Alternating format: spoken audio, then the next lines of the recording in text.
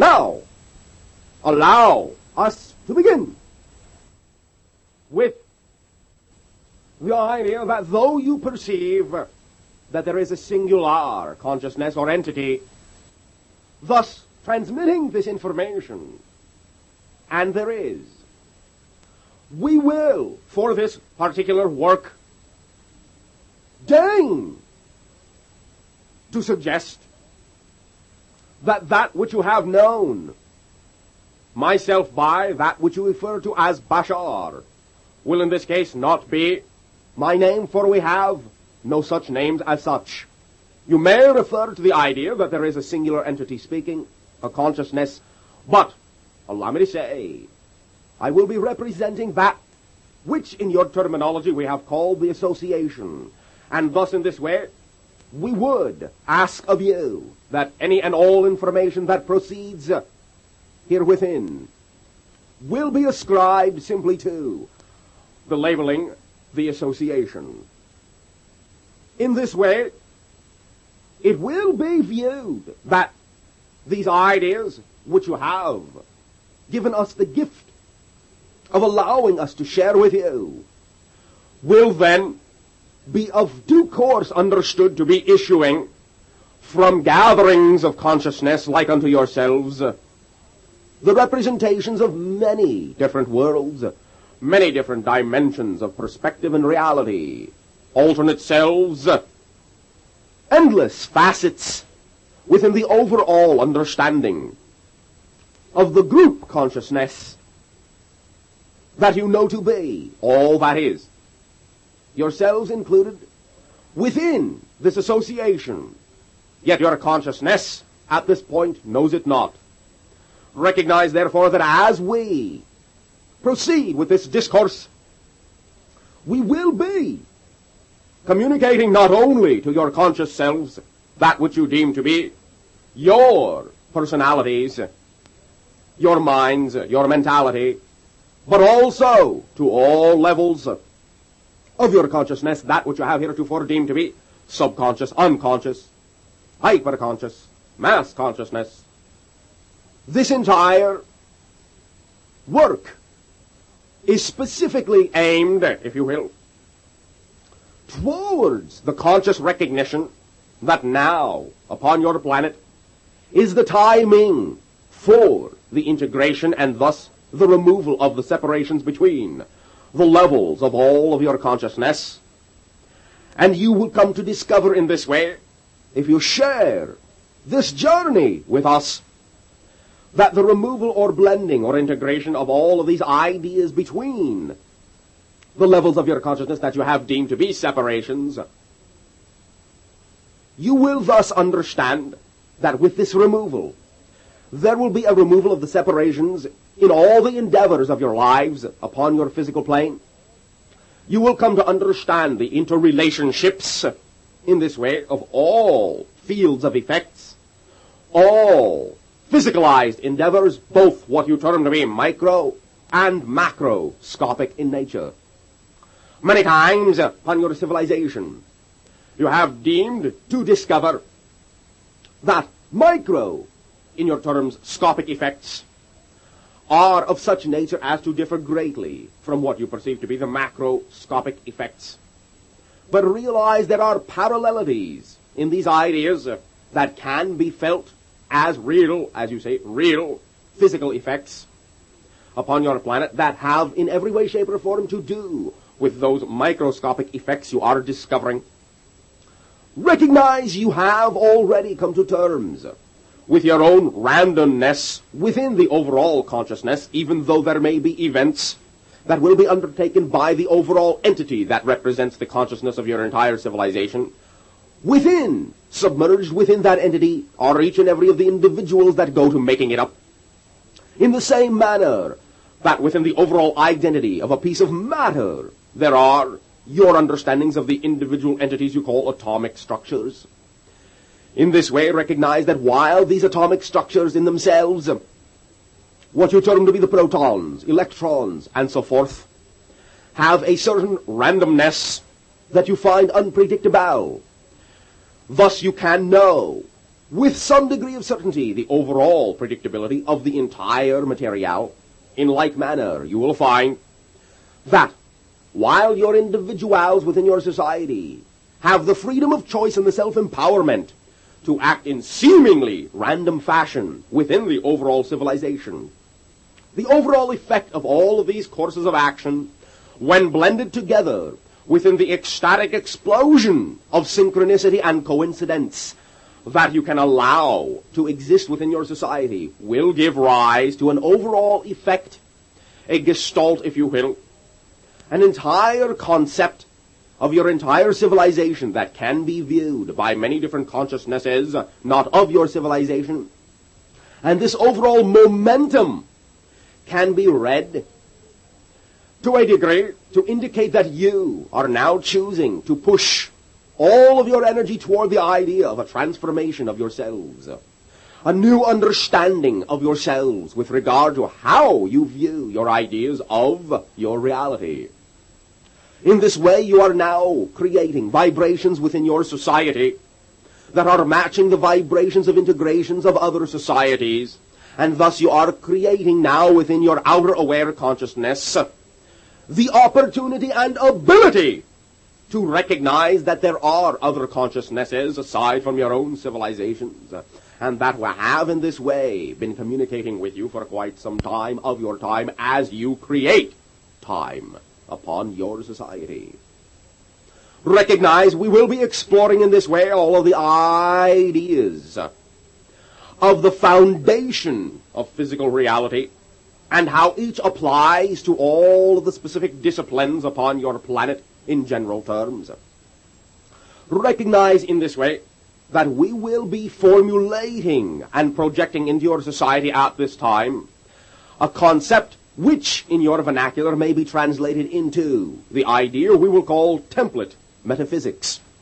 In this way you may find that this will form the basis and the foundation for the purposes that physical reality has been created to begin with.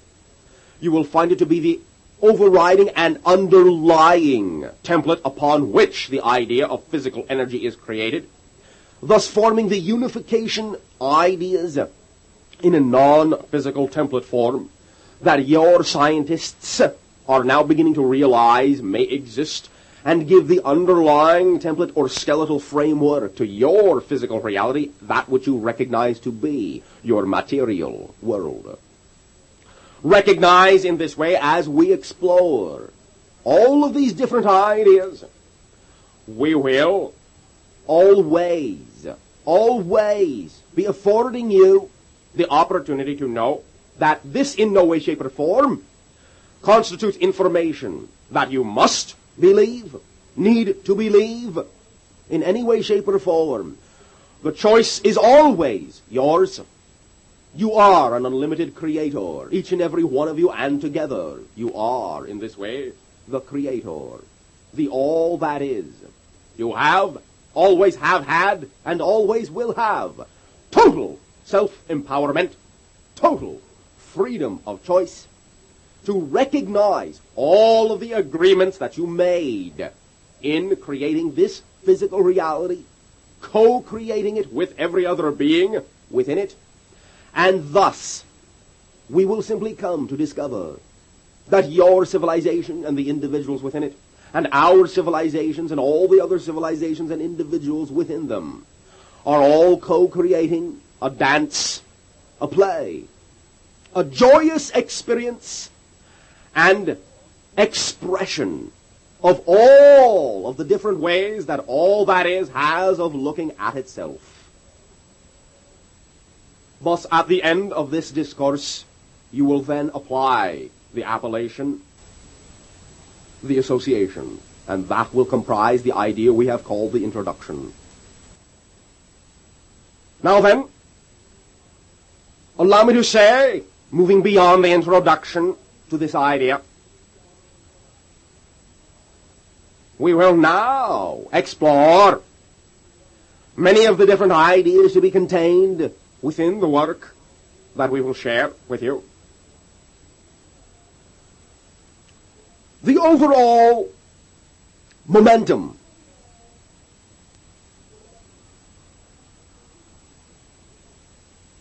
procedures and steps will be seen to cover. Not necessarily, as you say, in this order. Philosophy, religion, metaphysics, science,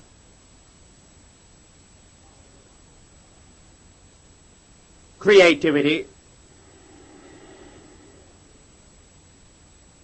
extraterrestrial civilization and consciousness,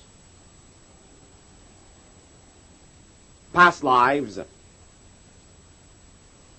future lives, alternate expressions of the dimensional self,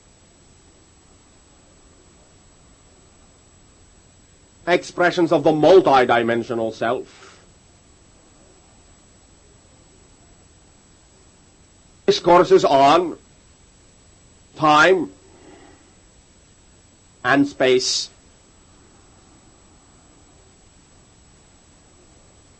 we will cover the idea expressly in its own chapter of the physics and metaphysics of template metaphysics.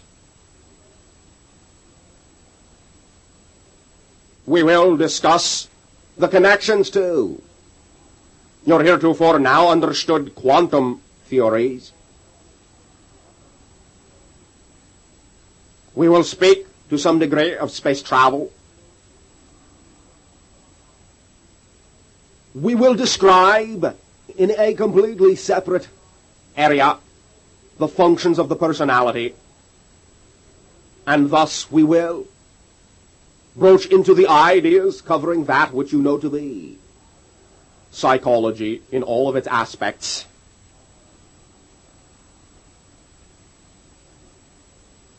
There will be opportunity within this discourse for the inclusion of questions, of dialogues, of answers. Within the discourse on the psychology and personality, we will also be covering all of the ideas you call channeling and mediumship, and cover a wide range of ideas of consciousness itself.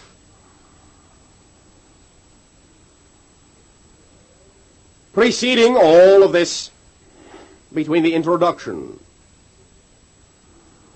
will be the creation of what you may call charts, two of which we have discussed with you, which will allow there to be a reference point for the individuals. One will be the 5 vibrational levels: existence, knowing, belief, emotion, and mentality. This will be listed as such in that order from highest to lowest. The other will be the chart we have previously given you with regard to positive and negative manifestation, winning, playing to win, playing to not win, playing to not lose, playing to lose and losing. The positive being above the line, negative expression being below, action above the line, reaction below, allowance, preference, integration above the line, judgments and separations below the line being between playing not to win and playing not to lose. These two charts shall appear in this way in the work, so as to give reference. There will be other diagrams, specifically in the area we call template metaphysics. Those will come later, when we have established a format. Now, allow me to begin with the idea you call philosophy. In this way, you will understand that that which you call philosophy is simply the idea in and of itself of different points of view, different paths, different ideas about the self, about reality. Thus, we will propose to describe the matrix which creates this idea that you call point of view. As we have said, there is existence to begin with, in your terms of beginning and ending, though there really isn't any beginning nor end. Understand that existence is in and of itself its own complete definition of what it is. That will always be its definition, no matter at what point in time, space, you choose to look at it from. Existence exists. Period. Now, to many individuals, this may seem to be an oversimplification, but realize that is where we are beginning with the simplification. We shall go through the differentiation of all the different ideas that stem from existence, all the different disciplines that are created out of it, and thus we will arrive, at the end of this work, back into the simplicity of the existence itself. That is, we will proceed from existence and end up at existence, and everything in between shall be seen to be the interaction taking place within existence. And the paths of all of that interaction begin at zero and end at zero, thus completing the entire circle and cycle of existence itself, and yet having no ending, as existence has always existed and always will. Now, allow me to say that in terms of differentiation or specialization, out of existence then comes knowing. Self-awareness, the self-awareness of all that is of itself. This is the first and primary differentiation out of existence. Now, recognize that this does not require, per se, a purpose. You may, in your vernacular of before and after, recognize that existence existed before the idea of purpose was created within it. Thus, that which has existed before the idea of purpose does not need a purpose to continue to exist. Recognize simply that existence diversified as one idea of existence simply because it could. That which existence can do, it will do. You have expressed it in this philosophy, in your own civilization. In other words, that which creation does not forbid, it demands. Therefore, recognize that any idea which can be viewed as consistent with the idea of existence will exist on some level of reality somewhere. And one, I'll say, parameter or yardstick, if you wish, by which you can know what does or does not exist is to simply recognize that you cannot imagine non-existence.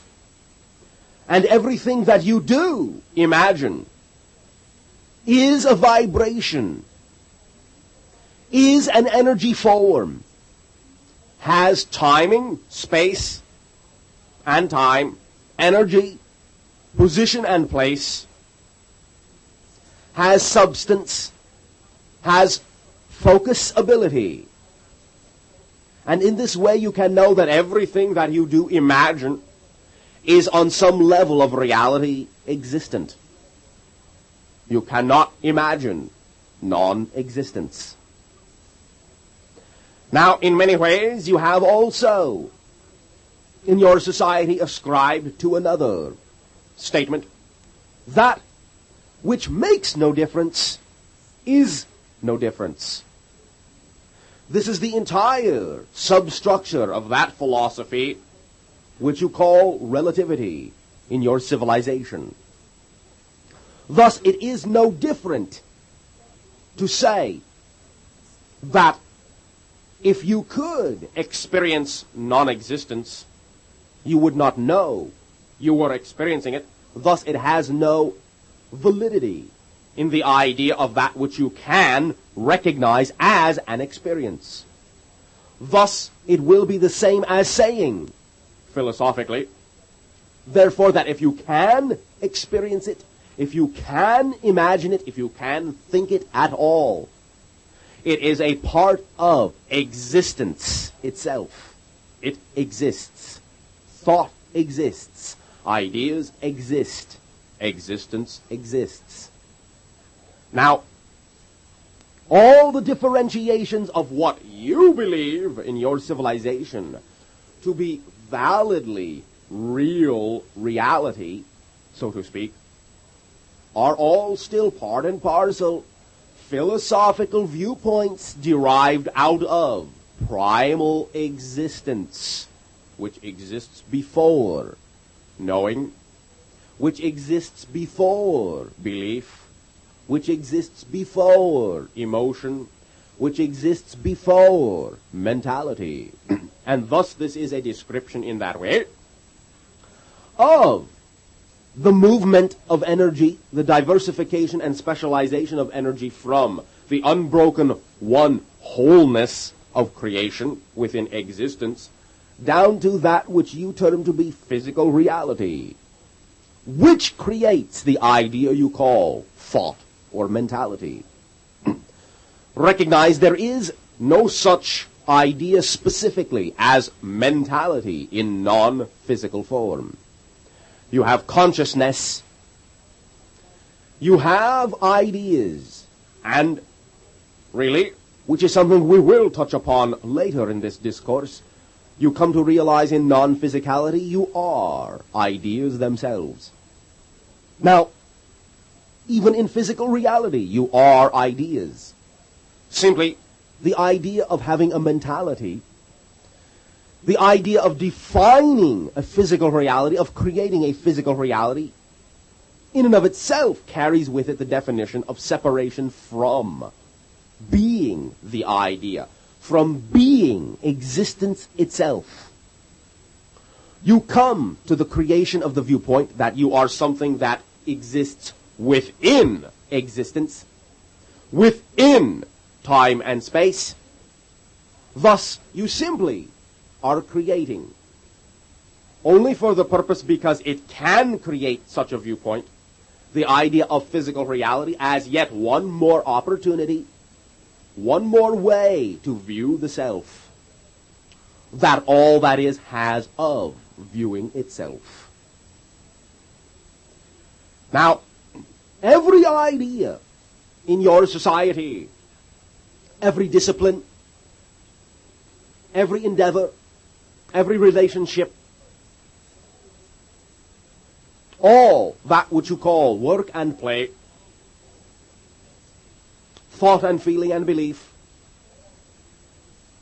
all are philosophies. Philosophy simply being points of view. Even your science is only a point of view, one way to look at the entire idea of what you believe your reality to be. And this is an important distinction. Now recognize that in many ways even your own scientists know this distinction, that they are never describing reality itself. They are defining what your mentality believes reality to be. Existence itself, in an overall sense, is above and beyond description. The definition of description always being a specialization or focal viewpoint, focusing of consciousness in such a way as to always be, to a great degree, less than the entire idea of the wholeness of existence. Thus, all definitions in this way, as has been ascribed to many of your philosophies, that which you call religion, have already come to realize that any definition you can have, no matter what discipline it is disguised as, will always be a philosophy, a viewpoint, a differentiation, a specialization of the entirety of the whole, and never a description of the whole itself. Now, the whole itself can be experienced, but in this way, many times you will find not described per se, though you will find many of your scientists feel that it can. Now, to some degree, what can be created is an entire symbolic representation of existence, and it can be understood mentally. But this, even though you may create an entire, complete, symbolic representation of existence, will never be the experience of existence itself. Therefore, understand that everything that you do within physical reality, and everything within physical reality itself, will only be a symbol of the experience, in the same manner that what you call a dream is a outer aware conscious collection of symbols, those symbols being chosen by your outer aware physicalized ego consciousness that best represent the experience you actually had in the dream state. What you remember as a dream is not literally in that way exactly what happened per se, though dreams can reflect actual occurrence in symbolic manner. But you will find that the dream idea itself, that which your memory creates as the dream, is only a series of symbolic interpretations that your conscious mind uses in order to make sense to your conscious mind, to give it a translation for the experience you had in that state of beingness, which is, again, a knowing state of experience, and does not, in this way, need belief, emotion, or mentality in order to be experienced. Although belief, emotion, and mentality will be the three areas that the symbols are chosen from to represent that which you thus create as the dream memory. But the dream reality itself takes place in the next level below existence, and that is the level of knowingness. This is above physical reality. It is non-physical. You can incorporate this idea into your physical reality, and we will be discussing this type of knowing manifestation again later in the discourse of the work. That knowing state wherein you choose all of the ideas you will be living out in physical reality prior to such existence. We will, from our viewpoint, in our civilizations, recognize that philosophy for us is or can be manifested as physical reality. Whereas many times in your civilization, that which you have deemed philosophy, you think to be separate from physical reality. You deem that philosophy can be a way to look at any physicalized discipline such as science, such as economics, such as religion.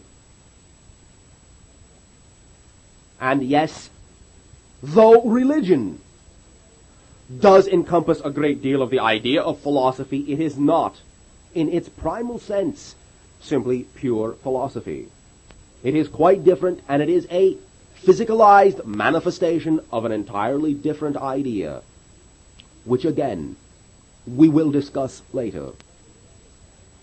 But simply understand that, from our point of view, that which you deem to be philosophy, which is unconnected to any of the disciplines in terms of having a quote-unquote real effect upon any of those disciplines, our viewpoint leads us to regard philosophy as something that is intrinsically connected, very much enfolded, and really not separable from any of those ideas. In this way, you can know that your disciplines of science and so forth will now, as they have begun to do, incorporate much of the idea of philosophy within the actual structure of the physics that they describe. In this way, you will come to realize that we will, in ending our discourse with metaphysics, physics, and then template metaphysics, this being the last of the chapters, it will come to be viewed how philosophy will wind its way through all the disciplines upon your planet, in your civilization, and thus it will be seen that the idea you call physics, in a sense, can turn out to be the ultimate philosophy and can contain all of the other ideas and disciplines within themselves without contradiction. Understand that your physics is a philosophical exploration of existence. And thus, in this way, you will find how philosophy that you deem to be insubstantial will actually be inseparable from that idea once you begin to recognize that the unification of all of the fields within physics that you deem to be physically real also contain within them the templates of their reality, and those templates arise within the non-physical universe, that which forms the foundation of existence itself and gives rise to the knowing state which you call the philosophical viewpoint.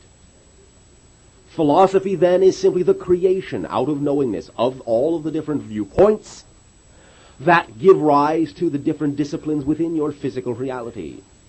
They are the driving energies and forces of consciousness with which you have created the tools of your artistry within each and every endeavor that you seek to undertake in that which you call physical reality. As the timing of this endeavor unfolds, each and every one of you involved within this endeavor, within this project, will also, by allowing yourselves the exposure to your own integrating of energy,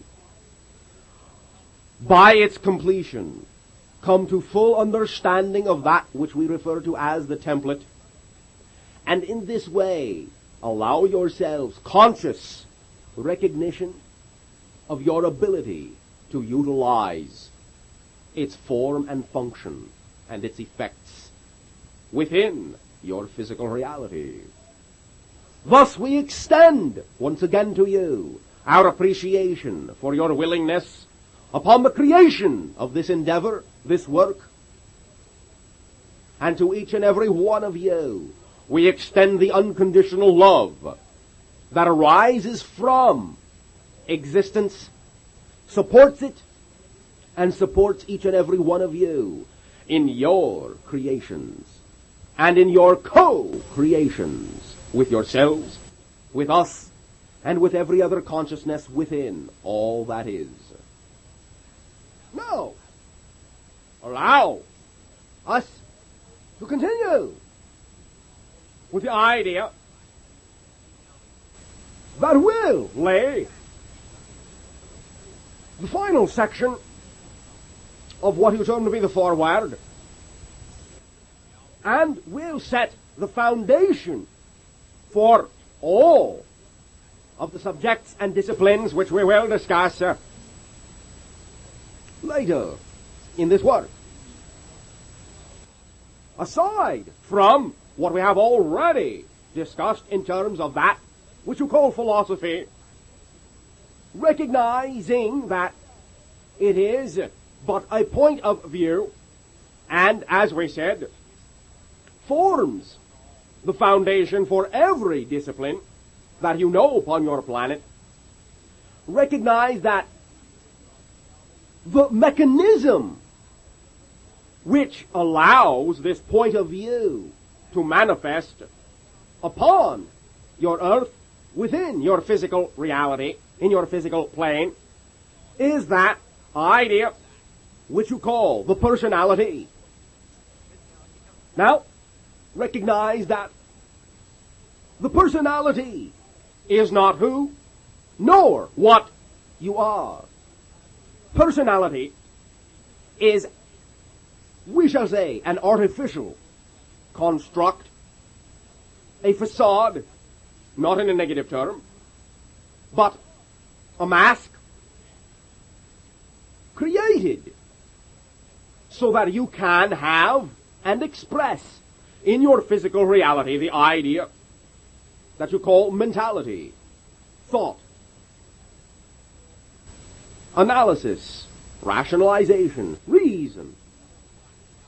With this tool of personality, you can then know that you have created a specific mechanism or channel for the consciousness's point of view or philosophy, and therefore that philosophy will be expressed in your own unique way, colored, if you will, by the unique personality or mentality that has been created to express it. Now, personality is created, in a sense, as a prism. Prism will focus white light through itself and break it down into what you know to be your visible spectrum. In the same way, personality will focus the entire, whole, unbroken consciousness through itself and break it down into the aspects of the personality which you use to sense and create your reality, your physical reality, the reflection of that which you call your day-to-day experience. The three corners of the personality prism will be belief, emotionality, and mentality or thought. Now understand that first in the fivefold system, which we will describe as representing the levels of vibration from existence to physical reality in an overall sensing way, the five senses will be, in this sense, existence itself, then knowingness, which is the first diversification from existence. When the homogeneous existence knows itself, it has made a separation. The first separation, the first differentiation is knowing. Knowingness is the product of non-physicality, of the whole consciousness, in a sense. Below, if you wish, knowingness, then comes belief, then emotionality, and then mentality or thought. Thus only the last three are utilized in the creation of the illusion of physical reality. Now, understand that, therefore, knowing comes before belief, belief comes before emotion, emotion comes before thought. And in this way, you can allow yourself to realize that your knowing self, your higher self, your non-physical self, will always be completely aware of all the different ideas that you are exploring within the physical personality, above and beyond any limitations you may impose upon yourself for whatever purposes in the physical personality. Your knowing higher self will always be, in your terms, above this limitation. Therefore, understand that all your philosophies which have been created upon your planet simply through the personality will always be, to some degree, limited. And in this way, you'll find that this work will endeavor to illustrate how the integration of your knowing self with the personality self, the removal of separation between knowingness, beliefs, emotions, and thoughts, will now be giving rise to a completely new perspective of each and every one of these disciplines upon your planet, and to the idea of yourself as a being. Recognize that your personality is a changeable thing, since it is an artificial construct. It changes all the time. Many times you do not realize it, because the change is so smooth, over a period of time, as you say. Sometimes personality will change radically, either in the terms you call revelation, or many times through self-introspection, meditation, even including the form you call depression, which is not in and of itself negative, but only when you judge it to be so. Depression is simply that form of meditation where you know the answers cannot be found to what you are seeking outside yourself, so you go within. When you do this, you know what you are doing. It only becomes negative depression when you judge that it is something that is somehow antisocial, when you accept the judgments of others around you, that you are not facing your problems, you are withdrawing. When you do so, you know what you are doing. You are going within. You are restructuring the personality, the beliefs, the emotions, the thoughts. And when you emerge, you are literally a new person, a new personality, a new perspective. Thus, your personality is malleable and can be created in any way, shape, or form, and changed in any way, shape, or form to suit whatever purposes in the moment your knowing self deems are the purposes you have chosen to be physical for. Thus, now, you will see that we have established the idea of point of view through philosophy, and the mechanism through which point of view is expressed in your physical reality, that being the personality. In this way, you shall be able to apply these formulas of blending to perceive how your disciplines upon your planet have been created, which will be the first half of each chapter, and the second half being devoted to how the blending of your entire personality and knowingness consciousness level will allow you to see how each and every one of the disciplines are connected, whereas heretofore you have thought they are not. We shall say, therefore, that this will be the ending of that section you call the foreword, and we will express our appreciation in the sharing that you are willing to have allowed us to share with you. And in this way, we will then, for this section, bid you good evening. Now, allow us to begin with the idea that you call upon your planet religion. We will begin with this idea, for in a sense, it is I'll say, an offshoot of the initial condition in which humanity upon your planet recognized itself as it became physical. The diversifications that occurred within the recognition of self as the creator will have been created within the idea of separation from the creatorhood, therefore giving rise to all of the ideas you recognize as religion per se. Now, approximately 25,000 of your years ago, in what you term to be Atlantis, or in their dialect, Atalanti, you will have found that the idea of separation of the self from the creatorhood began in earnest. Though it had appeared upon your planet before that, you will find now there was the choice within the mass consciousness of that area to determine for themselves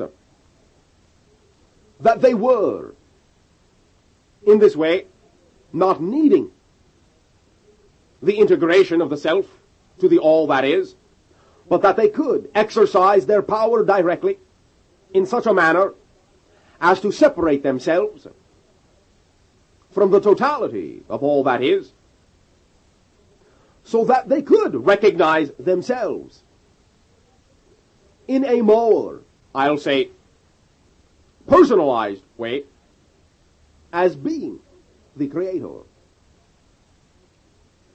This stemmed from the projection of spirit into material form. As it continued, as spirit continued to project into material form, it found that the idea of material form in and of itself was the definition of separation, limitation, to a certain degree. Thus, the more spirit experienced the idea of material form or physical reality, slowly, in a sense, but as you say, surely, they became used to the energy patterns. They began to sense ideas, feelings, emotionalities, thoughts, beliefs that they had heretofore not encountered within non-physicality.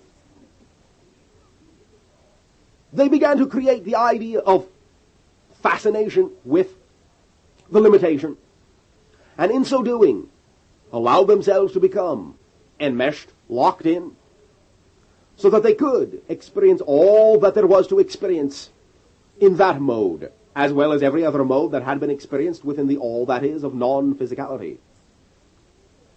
Thus, in this way, they became used to, or as you say, created the habit of expressing themselves in material ways. Again, emotionality and thought and belief, rather than knowingness. Once they had formed this habit to a certain degree, they found that the separation became somewhat complete, and they were, to some degree, locked off from their own knowingness, and therefore found that they created a physical cycle that you call reincarnation. They became embedded in the energy fields of the earth, in a sense. They became a part of its consciousness. It became a part of your consciousness, their consciousness. In this way, they found themselves now to be of the vibration of earth.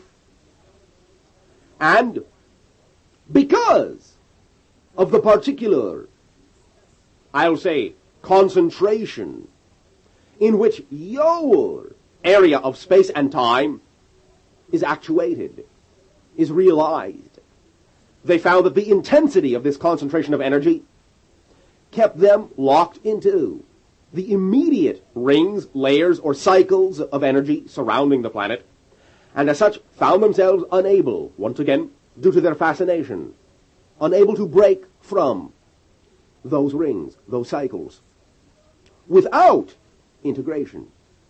Thus, they created for themselves, for yourselves, the idea of the reincarnational path. Now, the emergence into physical reality was begun much longer ago in your time than 25,000 of your years. But there was still, in the beginning, some realization of the connection to the knowing self, and thus many realities were created upon your planet, many manipulations of matter and energy, which to some degree still manifested the idea of, as you say, heaven or paradise on earth. Only when the repetition of cycles had gotten to a point when beings, having lost their sight of their inner selves, thus deemed that to gain it back, they must gain mastery and control over their environment and the other beings around them. Because they could no longer sense the connection between them, they felt that they were not already connected. And thus, in order to perpetuate a connection, they must create the idea of domination of those they saw around them and their environment in order to feel connected, because they could no longer sense the natural connection which existed. In this way, you have thus the beginning of the idea of the formation of information, the idea of being able to harbor ideas which are not a part of the whole, and pass them off, as you will, as things which are beneficial for individuals, but which only bring certain individuals under the control and domination of others, so that they can experience their own self-growth and aggrandizement in a way that allows them, since they now feel powerless, to feel powerful. But it is in that way still the illusion of physical reality. Now, both the idea of religion and to some degree government is created from this separation. From the idea that stories, ideas can be created and perpetuated that have not to do with the connection between things, but with those things that can be hidden, separated from, judged upon. And in this way, individuals thus found themselves creating the cycle of giving their power over to these individuals, who could in that way then protect them from the things they told them existed, which the other individuals had no way of knowing whether it was true or not. In this way, you will find this repetition has occurred again and again and again throughout this cycle of your 25,000 years in many different forms. Even when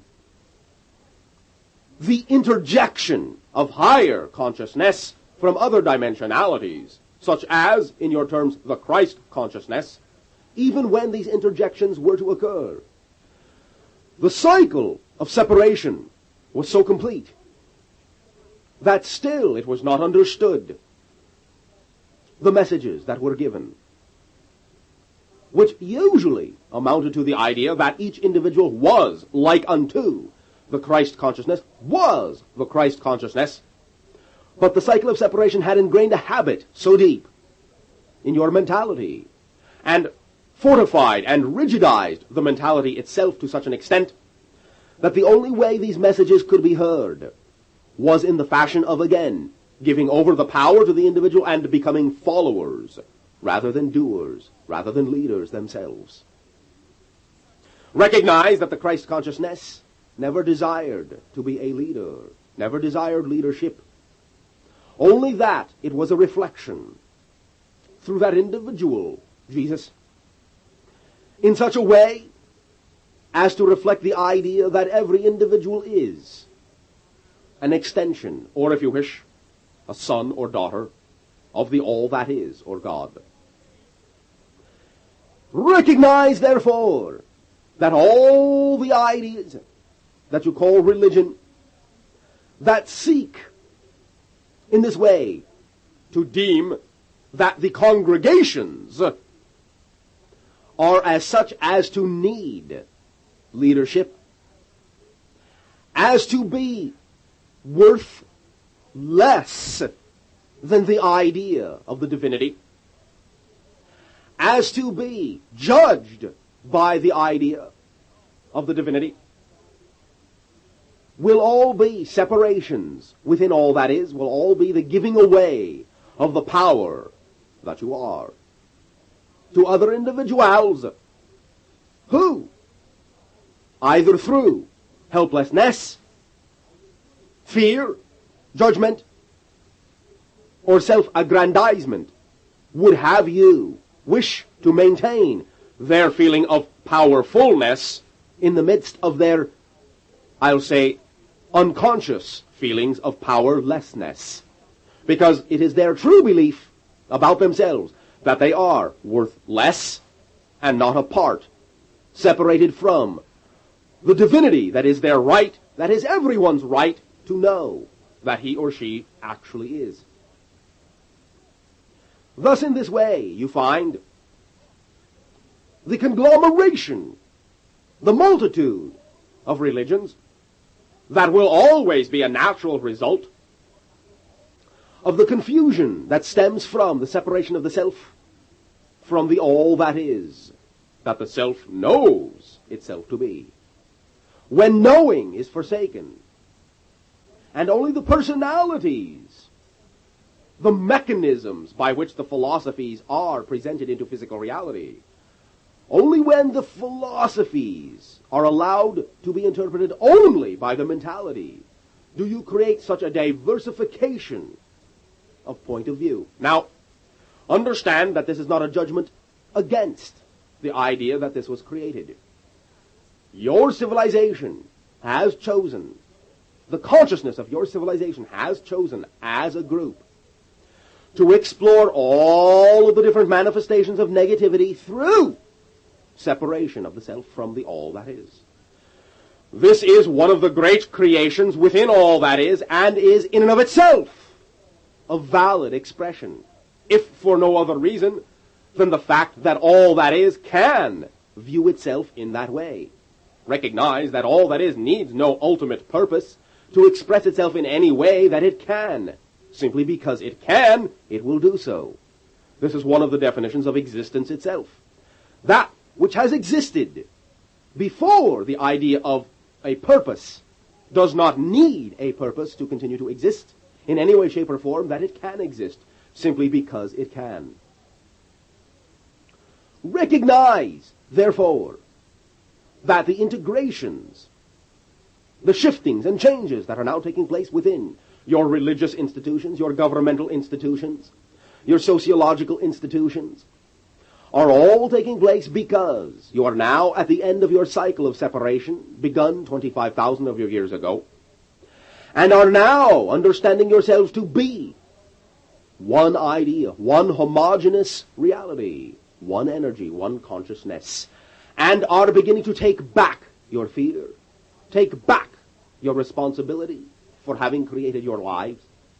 You are beginning to reawaken to that time when you projected yourselves into physical materiality and rendered yourselves unto the system of the reincarnational aspects of your planet.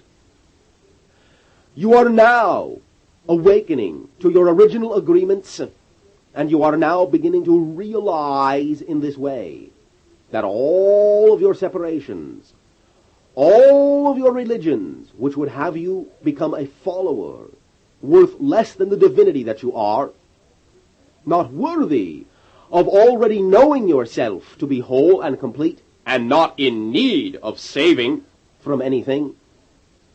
You are now beginning in this way to recognize yourselves, the true core self that you are, the true core self that all that is created you to be. Now, all of the ideas of saviors, whether Jesus, Buddha, Mohammed, or whatever other labels you wish to ascribe to these consciousnesses that have in this way manifested physically upon your planet, all of them. In their higher aspects are in accord. There are no discrepancies in the energy of the initial consciousness that is represented through all those ideas you call saviors. But recognize that the first thing a savior knows is they are not here to save anyone. There is no saving that needs to be done.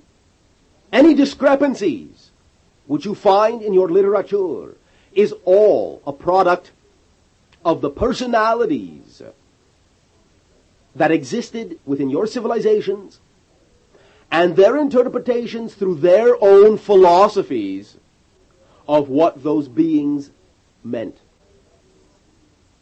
All your literature and any seeming discrepancies are the product of the philosophies being expressed through the personalities that existed at the time the information was delivered. In this way, again, it has served a purpose, for you now have a background against which to measure the totality of yourself in the expression of the negative separation of yourself from all that is. Recognize, therefore, that without judging any other religion or your own or yourself, you can allow each and every one of your beings to begin to live the ideas that your supposed saviors told you to live.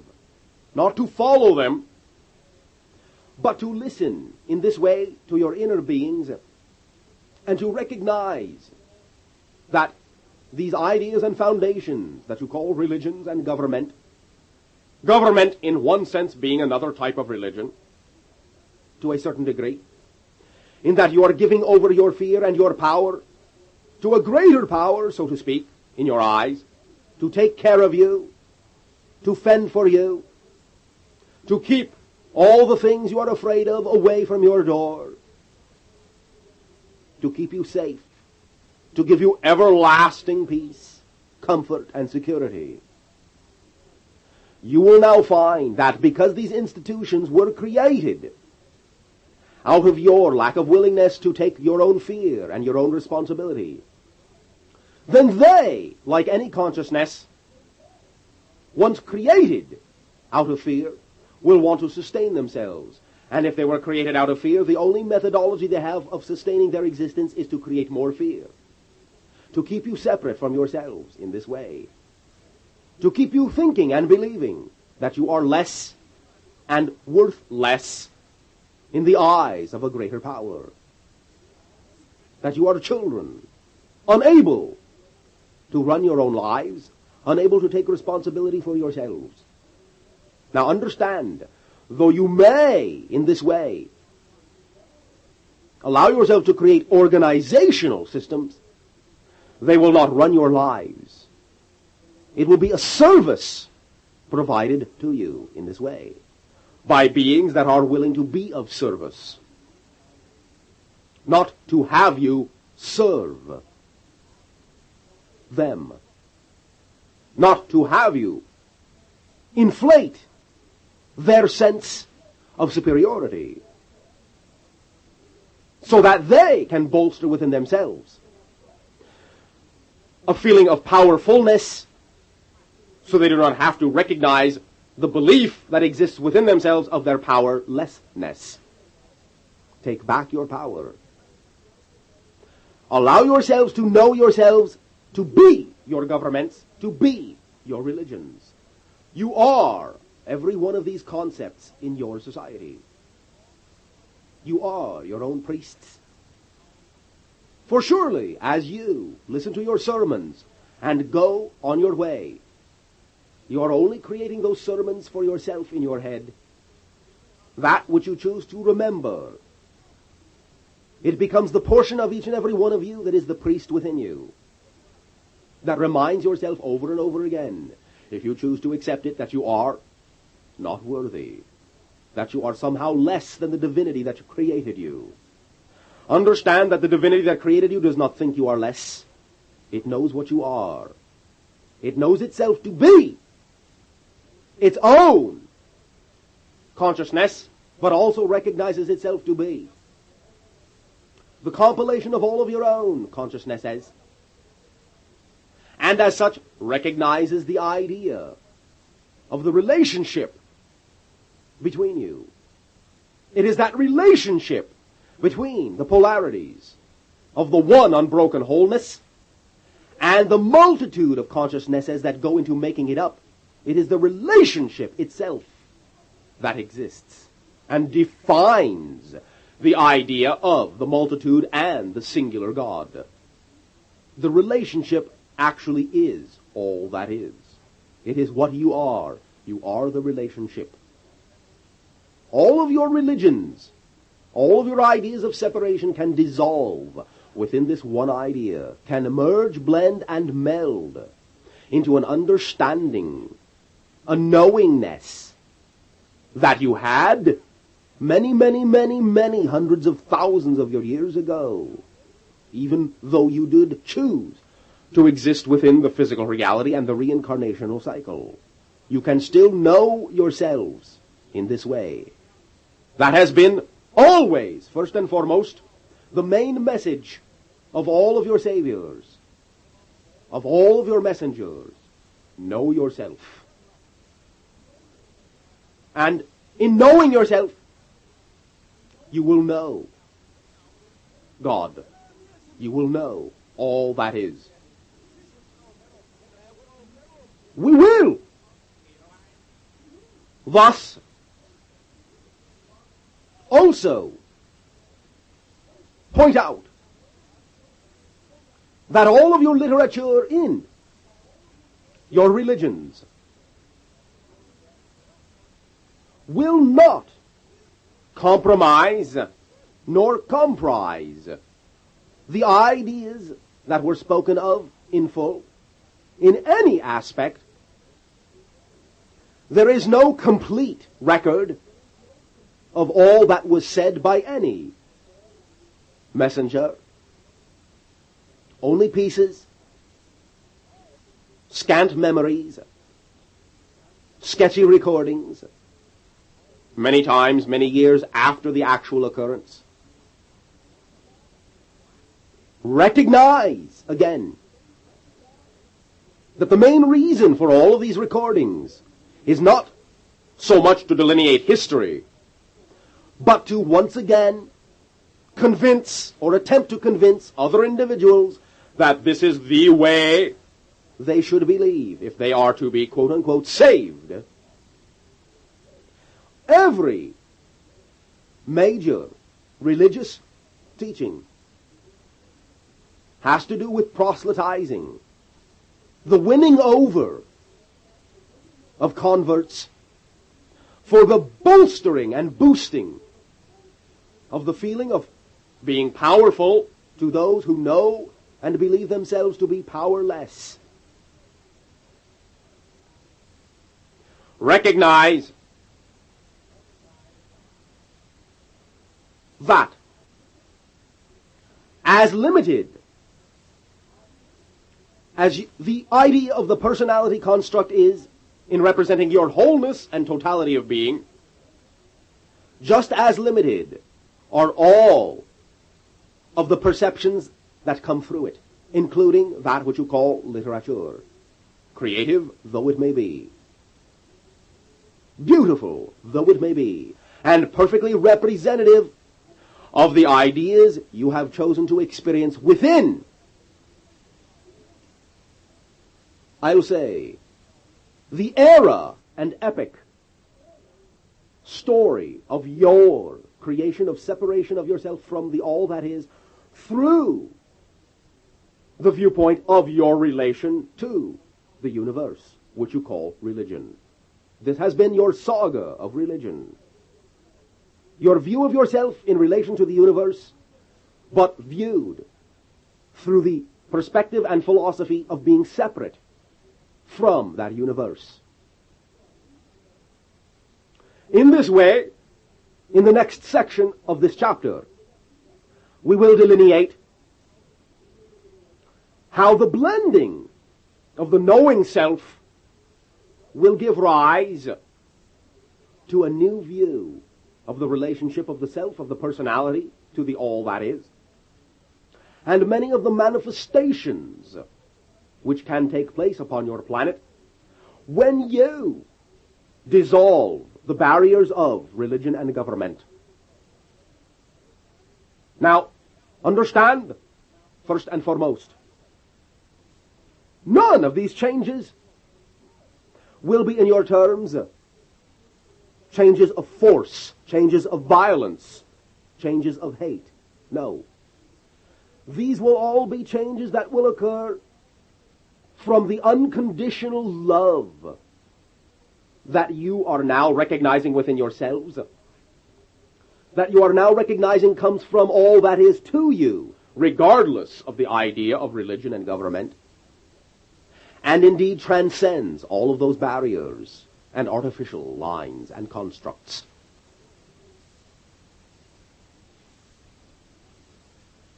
This blending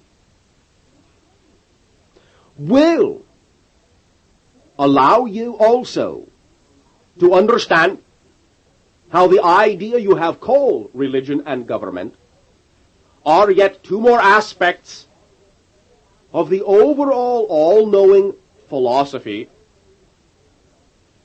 that you have filtered in so many ways through your personalities, and will allow you to realize that there is no one way per se. If there was only one way, there would only be one person. Each and every person upon your planet is all the different ways that all that has of looking at itself. Now, you have viewed yourselves through all the different facets that exist within the oneness. In the next section of this chapter, we will, in this way, as you say, attempt to enjoy the view of your entire society and all the individuals within it from the perspective of the unconditional wholeness and support of all that is. In this way, you will find that you will be being of service to all that is, and automatically, thus, being served by all that is, since you are a part of it. No more need for the separation, the need to feel that you require salvation. You already are salvation itself. You already are heaven. You already are paradise. This will be, in your terms, the conclusion of the first half. Idea of yourself as all that is. You will begin to recognize within your society that your own divinity can be expressed still through the personality which will exist as long as you are physical, but in ways that will create, as you say, heaven on earth. You will be able to see all of the symbols that have been created in your religions, how they actually manifest physically on your planet. You will understand the mechanism of symbology. You will be in touch with your own archetypal energies. You will feel it running through your consciousness like an underground stream. You will recognize it to be the energy in your subconsciousness that has been responsible for the formation of all of the illusions and symbols, out of which this energy thus was utilized to create all of these symbols to give you something to relate to. As long as you were not considering that that which you were relating to was you, in terms of the all that is of creation. When you have created this separation out of this archetypal conscious energy, you will always pull symbology that will give you something to reinforce the idea of separation. This you will first and foremost be able to begin to see. And it will, in this way, manifest through one of the philosophies you call psychology, as it has already begun to do so. And this is why the ideas of psychology have begun to replace that you call religion. In this way, therefore, you will recognize that there are these streams of consciousnesses that you have created in being an idea of a separated being. You have created separations within your consciousness into outer aware consciousness, unconsciousness, subconsciousness, hyperconsciousness, mass consciousness, and all the different aspects of your personality. Now, in times past, yet still within the time of the 25,000-year cycle, all of these personality aspects gave rise to the symbologies of your religious symbology, demons, angels, visions, and so forth. Now, not to say that there was not consciousness nor real energy behind those manifestations, but with your new integrated viewpoint, you will be able to understand how many of these ideas were extensions of your own higher consciousness, reflected back to you through the artificial personality construct, using the archetypal energy to create a symbol that you could understand within the separation you had created for yourself, to reinforce the fear you were desiring to create, because you had desired to create separation from the all that is, the knowing you, the oneness that you are. Therefore, you have begun to utilize this idea, this tool you call psychology, psychiatry, to understand that you have these streams of energy running within you, and that you project these ideas from yourself onto the interactions that you have with other consciousness or other aspects of your own consciousness. Now understand in this way, therefore, as an example,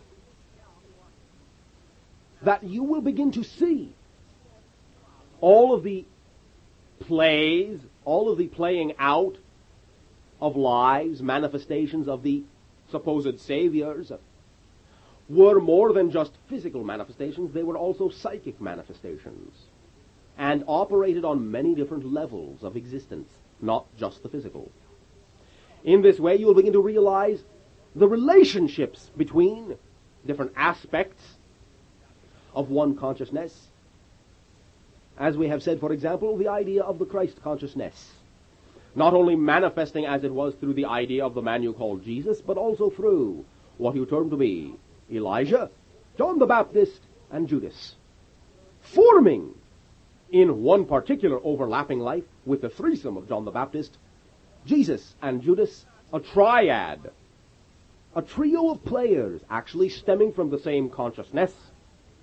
And in this way, Elijah, who came before, as you say, the town crier, prophesying it all, to pave the way for the play that would be acted out, to allow there to be a multitudinous, many-faceted mirror image crystal to reflect all the different aspects of the archetypal energies that the people of the time were creating for themselves in their play of separation from the all that is.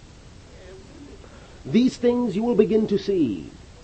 The relationships, the connections, the underlying patterns of synchronicity that have occurred throughout these cycles of separation, that always have been there, always have been the obvious links, but have not been seen, due to the separation of vision and the limitation placed thereon upon these personalities that you have created. You have, as you have said many times, been seeing through a glass darkly. Now, you are clearing yourselves. You are becoming clairvoyant in your own life, that is, clear seeing. And thus, while you have the idea of also psychology and psychiatry, now you have the idea of psychic also rising to the surface. Because in that way you are allowing yourself to know you are in constant communication with all aspects of yourself and all aspects of consciousness, no matter where or when they may be. This is the psychic side and creates the polarity of the same energy that gives rise to psychiatry. Psychicness, psychiatry, the same energy in a polarity viewpoint. You will always have polarity as long as you create yourself to be physical, and this will be the next aspect that you will understand. Polarity as one of the definitions of physical reality. Understand already how this simple integration of the viewpoint of the blending of yourselves, of the being of yourselves to be all that is, has already taken many, many magnitudes of steps away from the concept you call religion, and thus is already beginning to lay the foundations of exactly how this energy will blend into all the other disciplines upon your planet. As we will take them a chapter at a time, you will see how they all key in, and the foundations are formed right here in this particular aspect. The philosophy, which, in a sense, is now more purely represented by the idea of the blended religion, simply philosophy, and its expressions of the polarities that you will understand define the physical reality. Thus, the first polarity that you are experiencing as the offshoot of religion to be, again, as we have said, psychicness and psychiatry. In much the same way, you will find that as atomic structure gives rise to the diversification of particles out of a nebulous idea of an atom, as you and your society learns in this way to define the nature of reality with more and more awareness, more and more precision, in a sense. In the same manner, you will find that these ideas of the polarities of psychicness and psychiatry are like unto those more precise atomic components that rise out of the nebulousness of the idea of religion, in the same manner as the particles do out of the nebulousness of the overall idea of a simple atom. Now, though you may find at first that the seeming array of polarities or particles, to continue the analogy, may create more confusion rather than simplification, as you are now finding in your physics, you will also find in your methodologies of looking at yourself and your philosophies that you will approach a basic understanding within the idea of the energies, of the polarities themselves, of the idea of polarity itself, in the same manner that your physicists are approaching a basic point of view that they call unified field. In this way, there is a direct correlation in this analogy by noting that both psychicness and psychiatry will be components, polarized components, that do stem from a more unified field or philosophy. And it is this idea, this foundation perspective, which will be responsible for not only unifying and blending all of your sociological philosophies or aspects, but also those you call scientific, economic. Therefore, as we have said, you will find that in any discipline,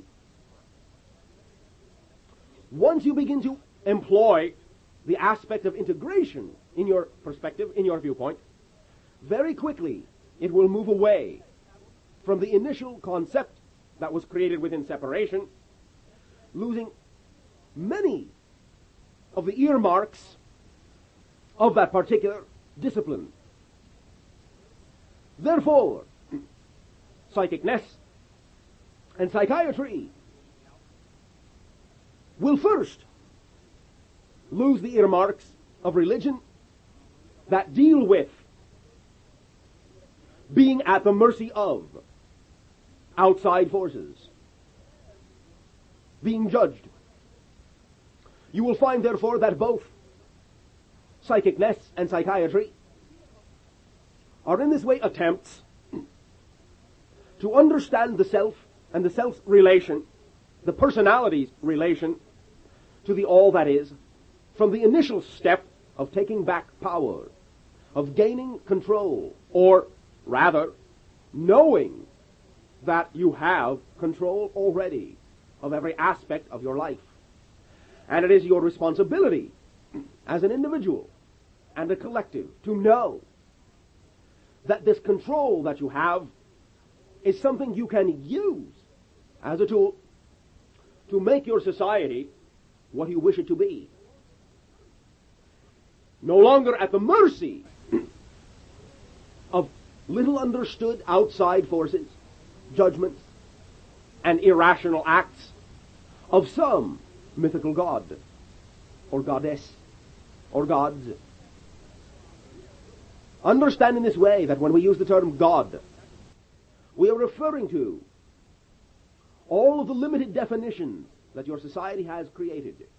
In our concept, we simply refer to the idea of creation as all that is, which covers everything, and is everything, and indicates that all that is knows it is all that is. Recognize many times that the previous definitions from the limited terminology out of which these terms God, goddess, gods have come, many times will still impose upon the idea of all that is some sort of limitation, in that it will give rise to contradictions such as God is omnipotent, yet somehow still God is not me, outside of me. I am outside of God. By definition, if God is everywhere, everything, then you are not outside God. God is not outside you. You are God.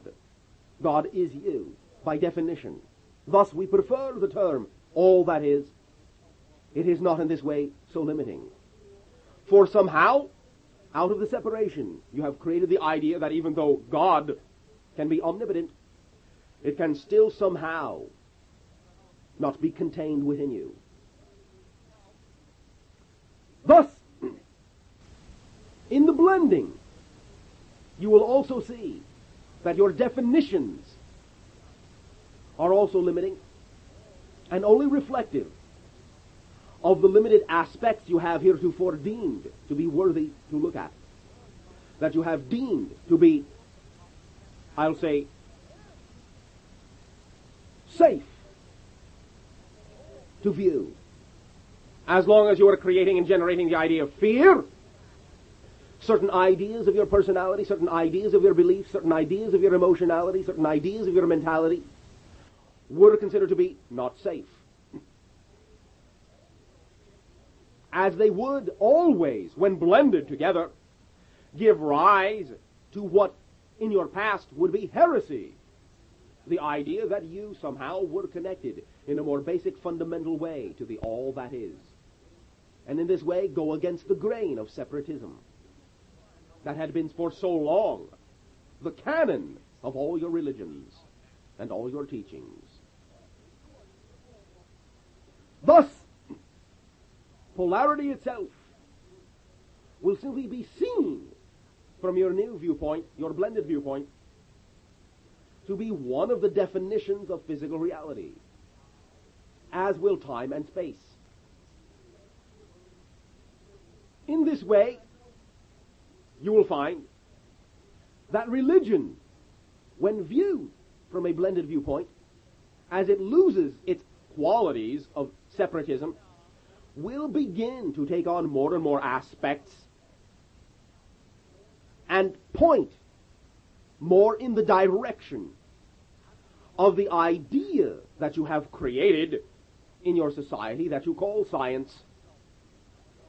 And this is why it will lead us directly into the idea of your next chapter, which will be, in this way, science.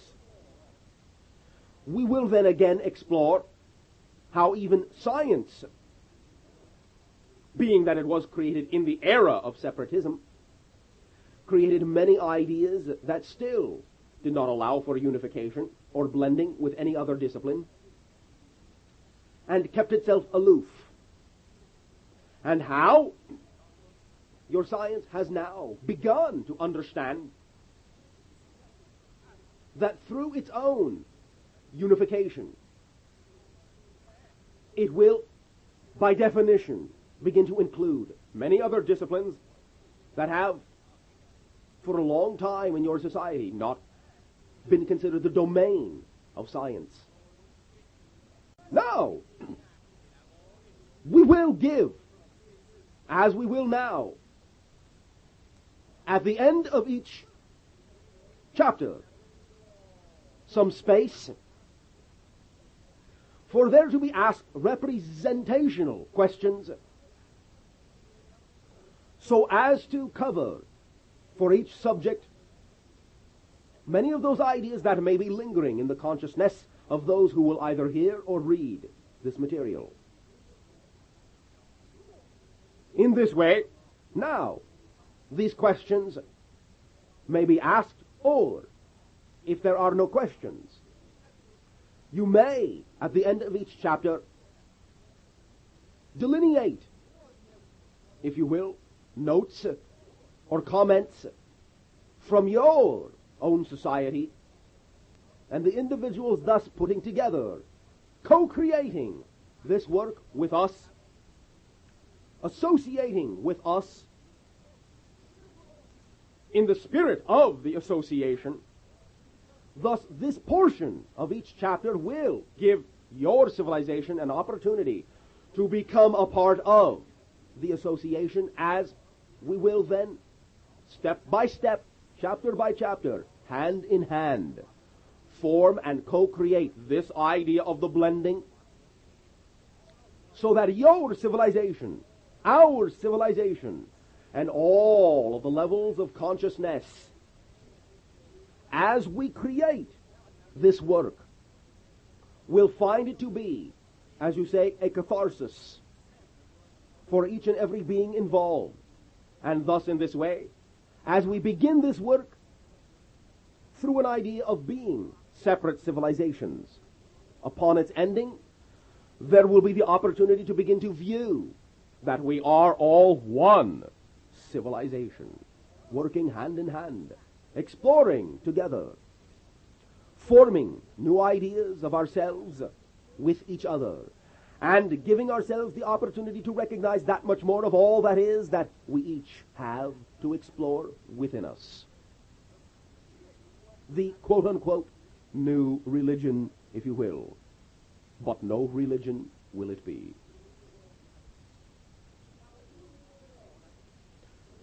We will now proceed with the sharing and the question and interactions pertaining to this subject. From your point of view, what is the common denominator and direction, if any, of all religions as related to each of us? To some degree, as we have discussed, the idea of the commonality is simply your exploration of what you are willing to believe yourselves to be. As long as you have created yourselves to be separate from the all that is that you are, this exploration has taken place outside yourselves, and so the creation of ritual to understand and reflect to yourselves all that you can contain in your reality. But in this way, now that you're becoming integrated, you will find that this exploration goes within, and that the ritualized tools are no longer necessary. Thus, each and every one of you, recognizing yourselves to be your own path, and hence your own religion, so to speak, will now recognize that the religion in that form, as you have created it, is no longer necessary to understand your relationship to yourself as all that is. Will this have answered your question? Yes, in part. And what is wanted to know, what would be the most universal saving ritual if there was a ritual to bridge this place where we no longer need ritual from a religious point of view, that we could engage in to experience increasing integration among ourselves? Simply the expression of unconditional love. Understand that the underlying supposed mode or principle behind all of what you experience upon your planet to be your separate religions is supposedly that. It is all based on the idea of the love of creation for its creations. Thus, you are the creator, you are those creations. Love yourselves, love each other. Life and love are the only so-called rituals you need to integrate. A person who has a question about the religious ritual that they see themselves using or connecting to others, what you're saying is that that ritual is unconditional love. You can simply recognize that if you are questioning the ritual that you have created in your habit, that you are now assuming or wondering whether or not you require any more, you can always recognize that all that you have been creating the ritual for is for the purpose of expressing the love of creation that you feel existed in the Creator to create you. Thus, you can simply render all the habitual rituals down to the expression of unconditional love. Thus, it becomes not so much, I'll say, hollow ritual, but true, active, sharing, and you will see your so-called religions actually acting themselves out upon the surface of your planet. Okay, I have a question about religious experience, which is a bit different from the idea of religion. Could you comment on the idea of the oneness of the religious experience and the differences in the cultural expression of that experience? Now, to some degree, we just have. The idea of the oneness is the recognition, the base idea recognition of the oneness that you all are. You are all exploring the same idea from different points of view. The different points of view are simply existent because there are different individuals.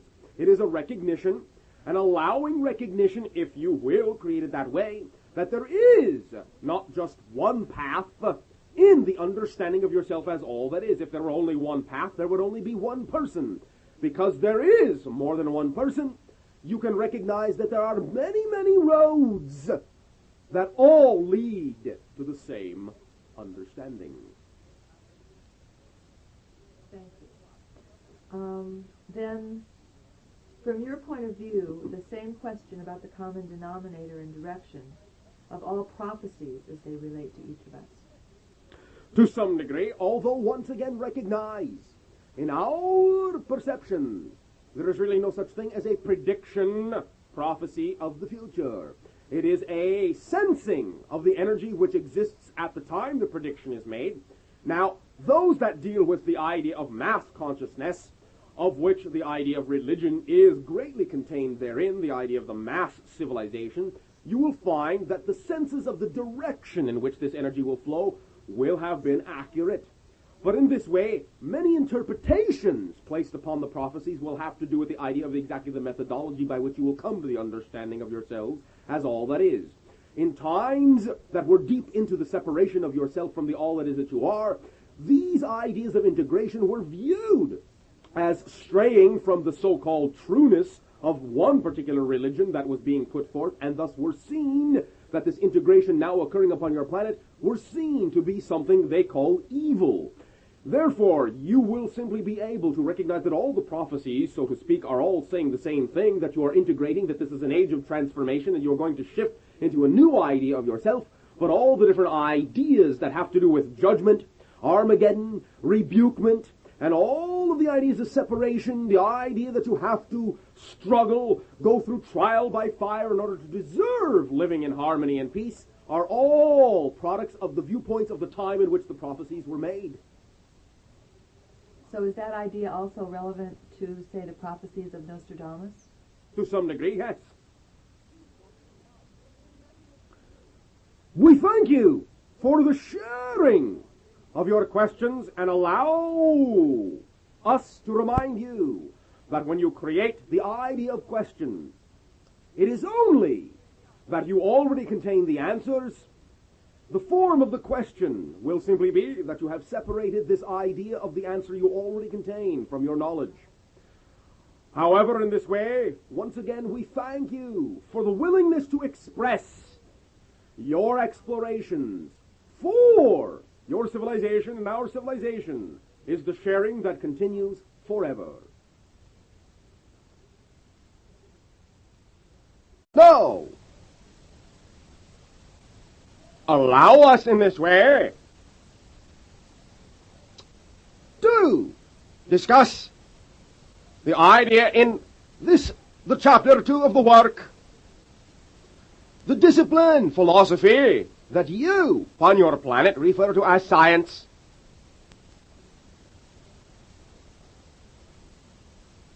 Recognize, as I have said, all endeavors, philosophy, upon your planet in this way, will be channeled through the perspective created within the personality, so that these perspectives can be applied in this way according to the purposes for which you have deigned to create these disciplines, these scenarios within your civilization at this time. Now, recognize that all that you know on your planet to be that which you call science has been created within the 25,000 year cycle of separation of yourself from the all that is that you are. Therefore, this background in and of itself is responsible for the creation of the viewpoint from which the majority of what has been your science proceeds.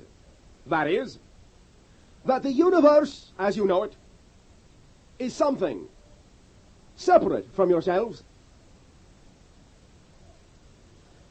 In this way, therefore, you endeavor to search, to make a connection between what you perceive to be your own existence and that which you perceive round and about you.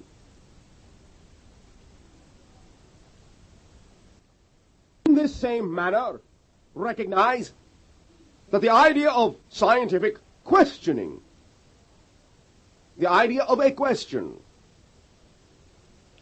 will be from this same foundational viewpoint that the universe is not what you are, but something separate.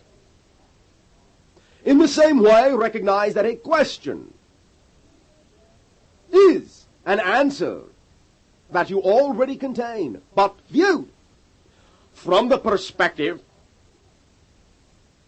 of being separate from the answer, and in this way reflecting back to yourselves a reminder in a separated viewpoint that you do contain the answer, but you choose to view it outside yourselves and so create the polarity that you call a question. Now understand in this way that if you can conceive of an idea, you are automatically at the point of conception, at the point of perception. The totality of the idea itself is what you are. You have, in creating your science within this period of separation, thus created for yourself a framework, a scenario, in which you feel you must struggle, strive, reach out, achieve these answers, since you believe them to be something that you do not already know.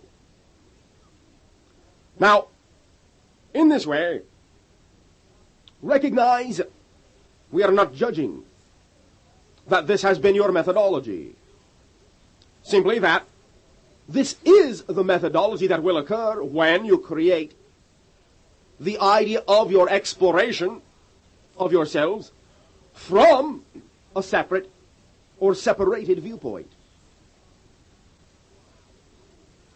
Now, we will, in what you term to be the second portion of this chapter, discuss how an integrated viewpoint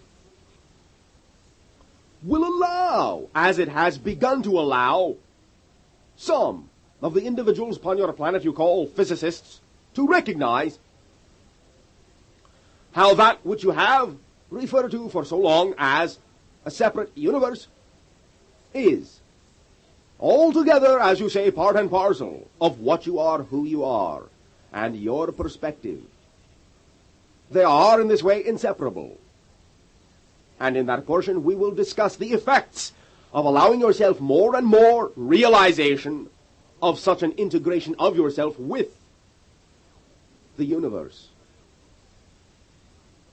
In this way, through the idea first of separation and what has been created in your science, allow us to address the idea you call evolution.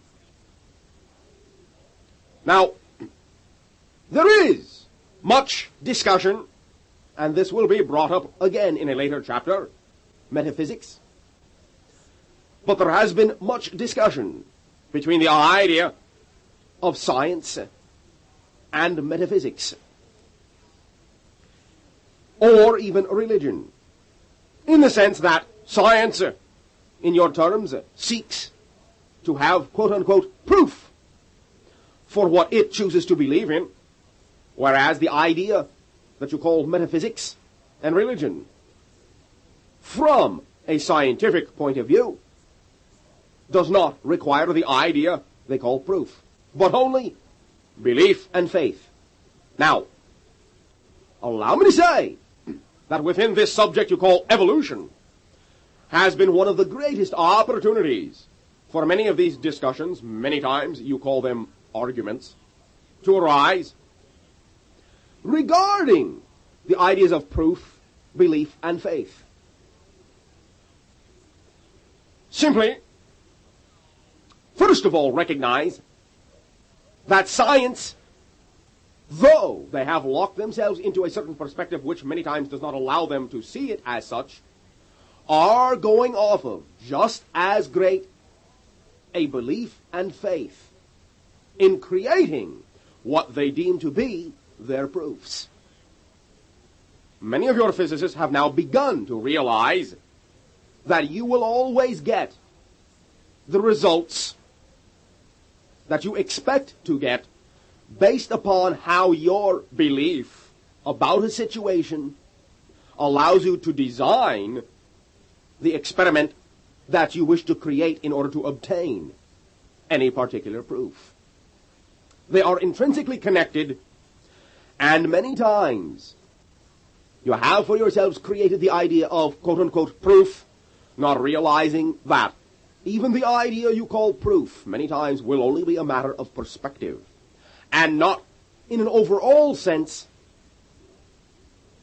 any immutable quote-unquote law of the universe. Now, there are agreements within the mass consciousness of this particular universe that you call your own that do seem to construct frameworks that you call laws of physics.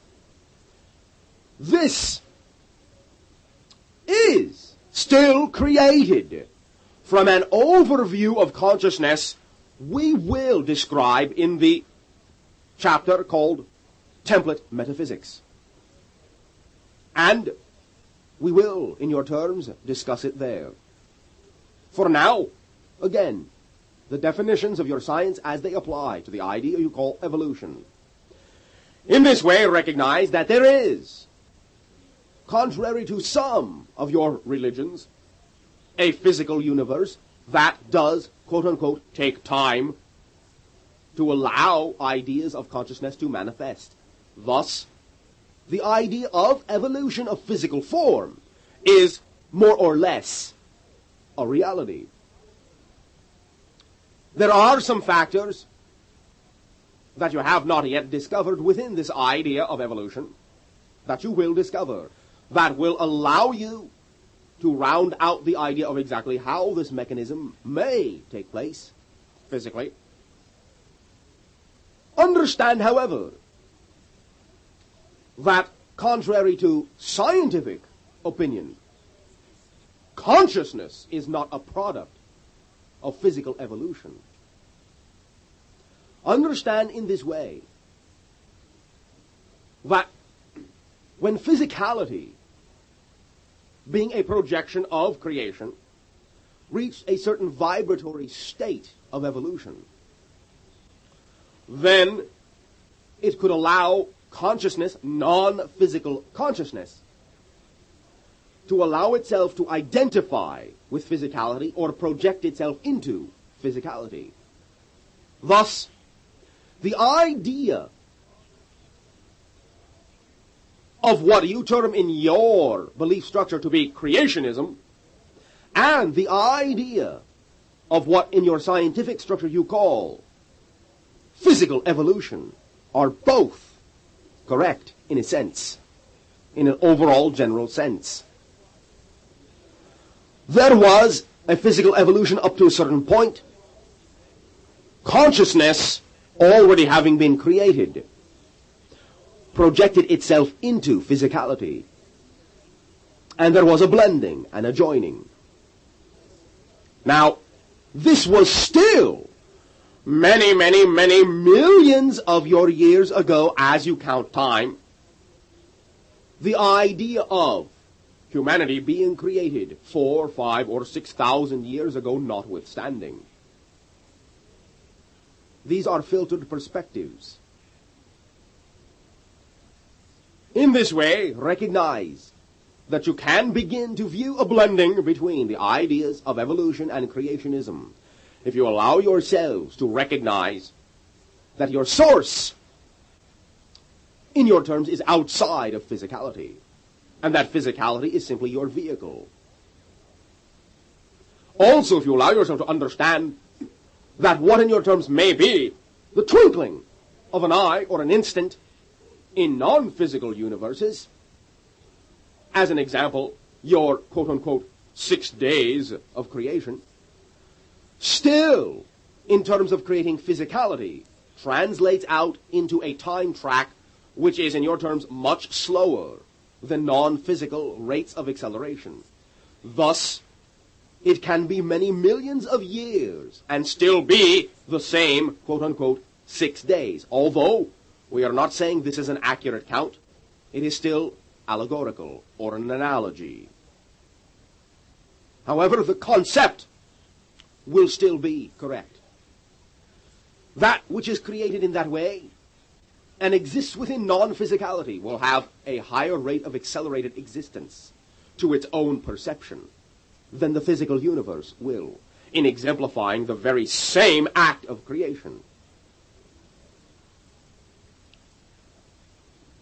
Now, we will also discuss more in the second half of this chapter the ideas that go into actually defining physical reality, which is time, space, and polarity.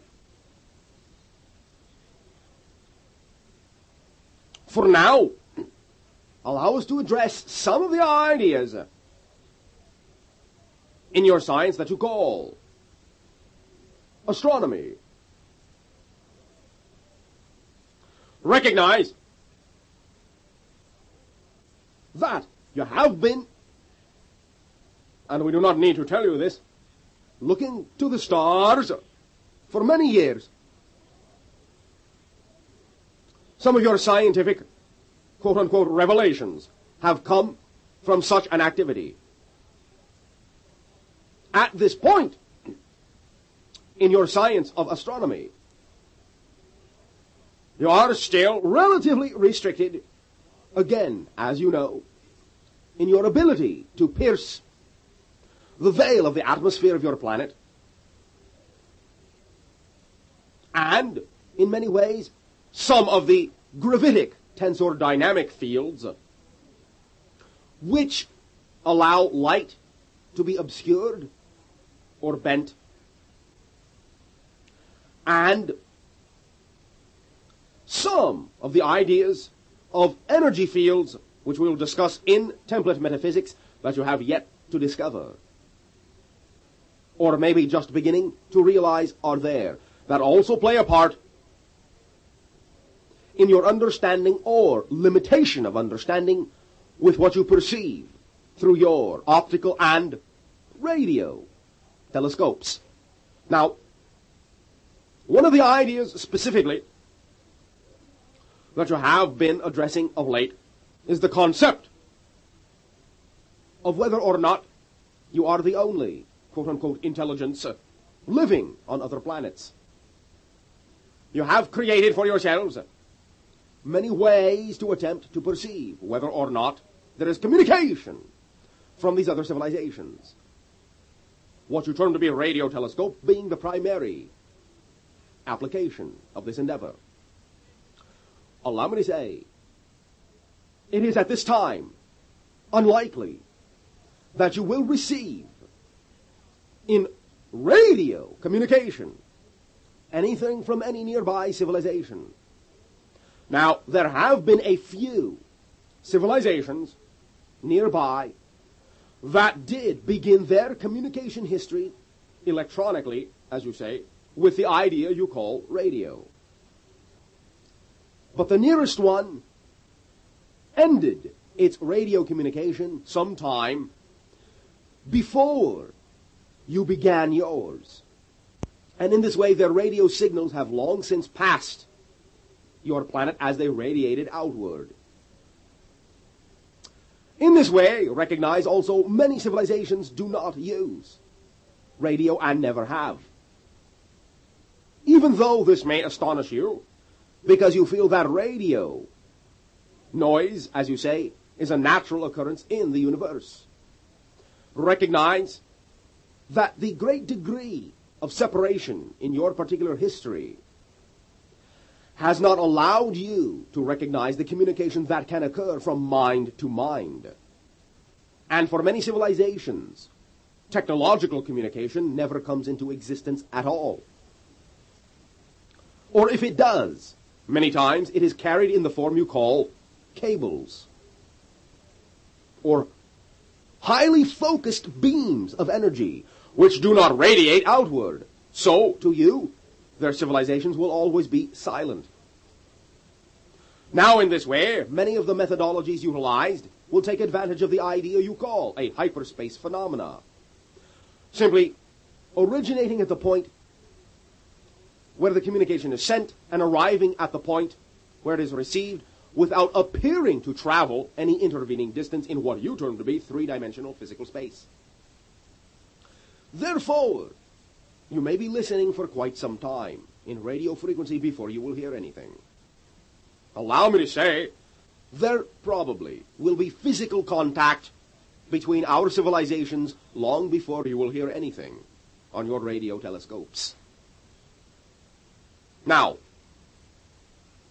science, in general, upon your planet, we will say, does represent, in a sense, the closest approach to the idea of integration, of understanding your relationship to the idea of yourself as all that is, and this is why your physics, particularly the branch you call quantum mechanics, has begun to allow you to perceive the connection of your consciousness to the universe. But still, many times, science feels it needs to create proofs that exclude the ideas of faith and belief. Now understand, in this way, with regard to metaphysics, this idea of requiring physiological proof will never, in those terms, be able to glean an acceptable proof from the area you call psychic phenomena until it is understood that your definitions of that discipline are being, in your terms, biased by what you think it should be. Recognize in this way that when you attempt to record the idea of psychic phenomena, many times it is done in such a highly sterile, unemotional condition that you do not realize that the emotionality itself, the spontaneity of life itself, is one of the things that gives rise to that phenomena. This is where science creates its own barrier to the exploration of its connections to many other fields of endeavor, which can be incorporated scientifically into the body of knowledge you understand, but not always by scientific methodology as you have created it within separation.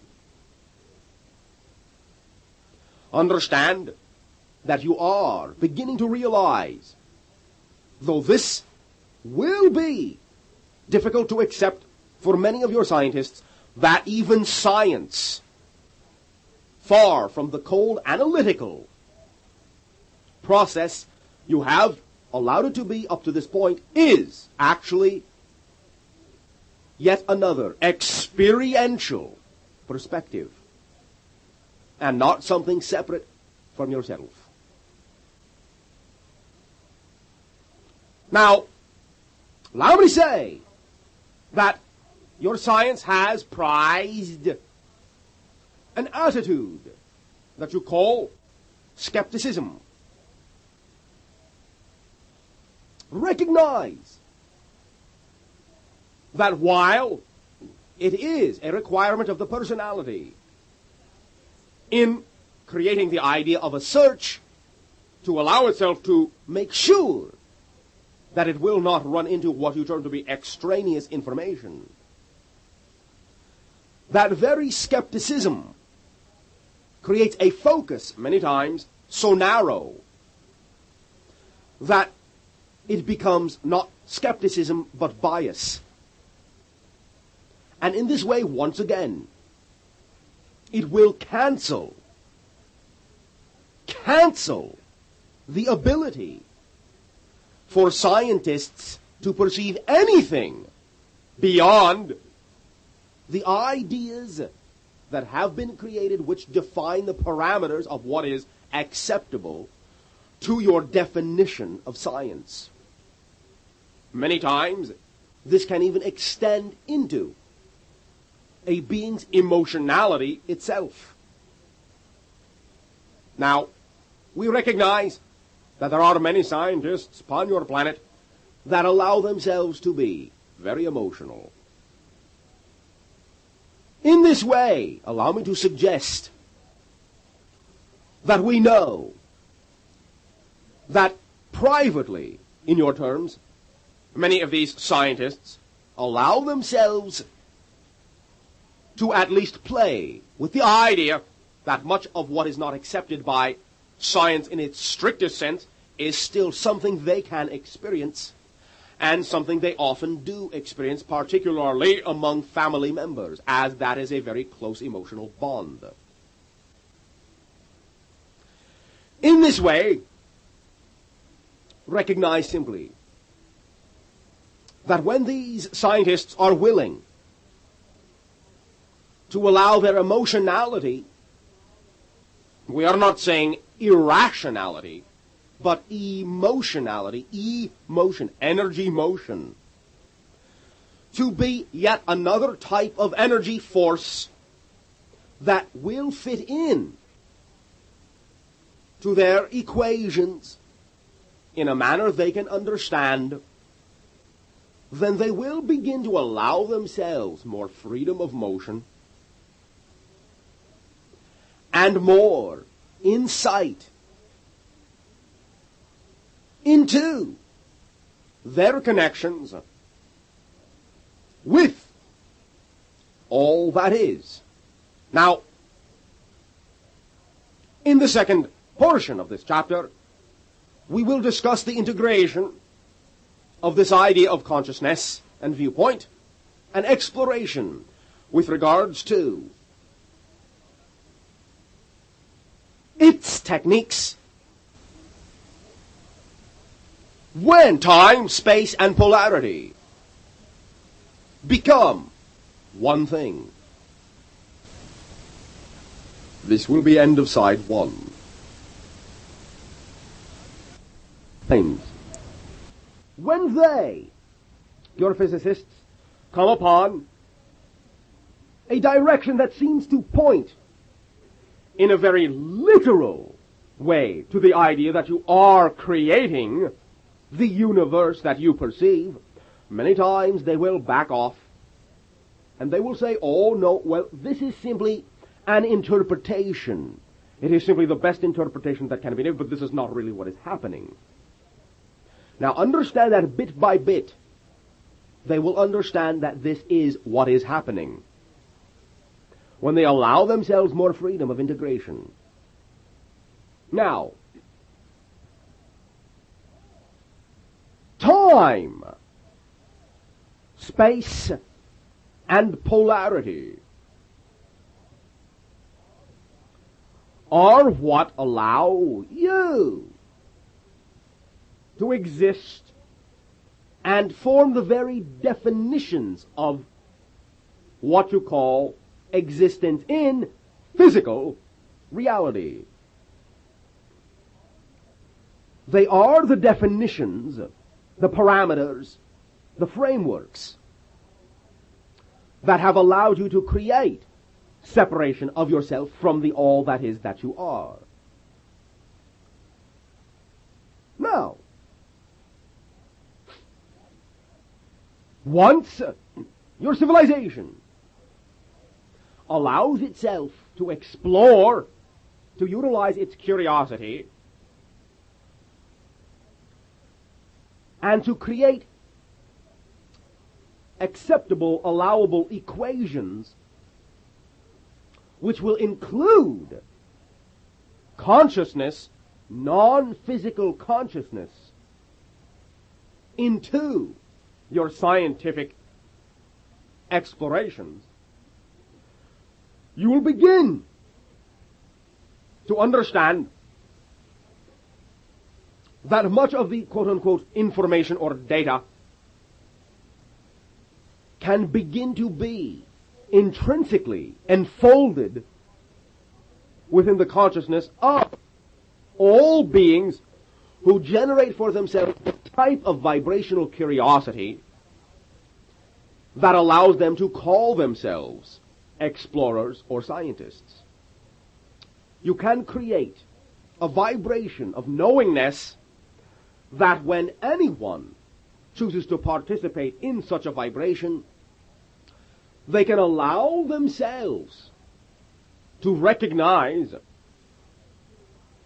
in your terms, the reality of all of the perspectives you are now discovering in your physics. You have exemplified to some degree this idea by what you term to be your unified field theories. Now understand that your consciousness is a field, and it will have to be one of the fields in the unification theory. Though you find that your unification theory, though it will account for the ideas you call weak, electroweak, as you have blended them, and strong, nuclear, and I'll say gravitational forces, will only be accounting for the physicalized manifestation of those fields. recognize that gravity will even be seen to have physical and non-physical counterparts within the template we will describe in Chapter 7 of the work. The consciousness field also will be a portion of this template field, which we will define later, as we have said.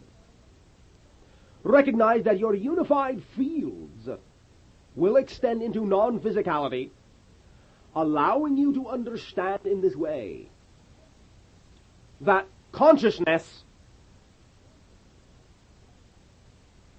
and the foundation template will form the last two that you will seek to integrate. Thus, there not being, as you have said, 4 energies to unify, but 6, which will be exemplified in some very obvious ways and symbols later.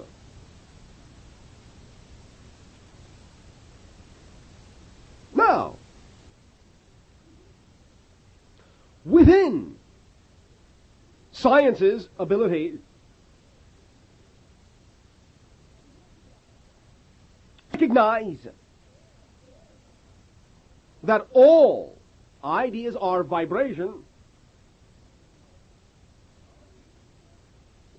will be able to create ideas of space travel that will allow them to understand how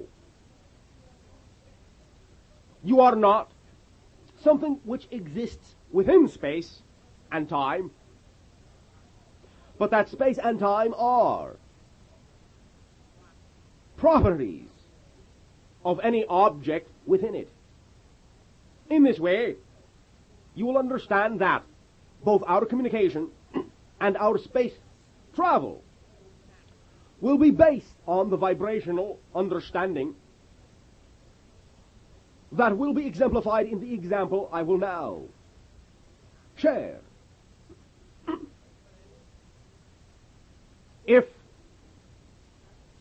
in this, as you say, thought experiment, you allow yourself to create 2 objects identical in every conceivable way physically, measure for measure, molecule for molecule, atom for atom, quark for quark, you will understand that they are still 2 different objects by definition of their locations in space. Now we view that locational vibration is a property of each object, one possessing location A, one possessing location B. In this way, you can recognize that with the utilization of consciousness and the template, you can create a field which can unlock the idea of vibration of an object from any particular physical reality it is experiencing, and you can remove or replace the idea identity of its locational vibration with another one. For example, take out location A, replace with location B. In this way, you will be able to understand that when you release this unlocking field and allow the object to re-materialize, re-physicalize, it will by definition need to take up residence at location B rather than A. It now will seem to have traversed, as you say, magically, the distance in between, while no real traveling has occurred at all. It has, in a sense, been recreated from one point to another. Now, understand that this is not so mysterious. This occurs all the time, because time is also something you are creating, and as you have already understood, space and time are discontinuous. It is not a smooth continuum in the sense that it flickers on and off, as you understand it, although not so much off, but simply shares moments with other dimensions of reality. in such a way as to flicker so rapidly that you do not experience these other dimensions until you synchronize with them. You synchronize with one at a time. All the other dimensions of experience, including the idea you call the past and the future, exist in between all the moments you call your reality. Thus recognize that while you seem to even walk down your street, you are actually a continuous broken series of recreated images that, because it vibrates so rapidly, you choose to perceive as a smooth continuum. In this way, recognize you can remove many of the interim steps between point A and B and simply be at A and then B without having to perceive the flow of movement in between. All of these ideas will be able to be projected into physical testability when you allow yourself to know that your consciousness is one of the vibrations within the unified fields. In this way, you can begin to understand how science is also simply a philosophy, and how it can blend with the ideas of faith. For in this way, you will understand that since you are the vibration of your reality physically, and thus create that reality to be reflected back to the idea of your personality, which contains the mentality that contains the senses, you will be able to understand through this integration that while science, as you have known it, has postulated that seeing is believing, it will now allow itself to experience the polarity of believing is seeing. And in this way, you will also recognize that the idea of polarity itself will be a vibration which created the ability to separate yourself from the universe. You will be able to measure its properties, in a sense, as you will be able to understand the ideas of space-time within one physical equation. You will also be able to understand how all of the ideas you have called religion, sociology, economics, politics, will all fit into science, mathematics. You will also be able to understand in your mathematics and your science how it is not so much that you are an observer with an observed phenomena, but that the actual event is the observation itself. In other words, your mathematics and your science will become more representative of the relationships of that which you call your physical universe, rather than the objects within it. Thus they will become wholly conceptual. They will be whole concepts. Your equations will and can be rendered more into the idea of the pictographs of language exhibited by some of your cultures upon your planet, where one symbol is not simply a phonetic component, but an entire concept in and of itself. Your mathematics can contain this idea, and that is why language and music do exhibit the idea of mathematics, because they also contain relationships in this way that are reflective of the vibrational interlocking patterns of energy that create all of the interactions and relationships and give rise to that which you perceive through your polarized personality to be all of the discrete and separated objects and particles that you think your physical reality is constructed from.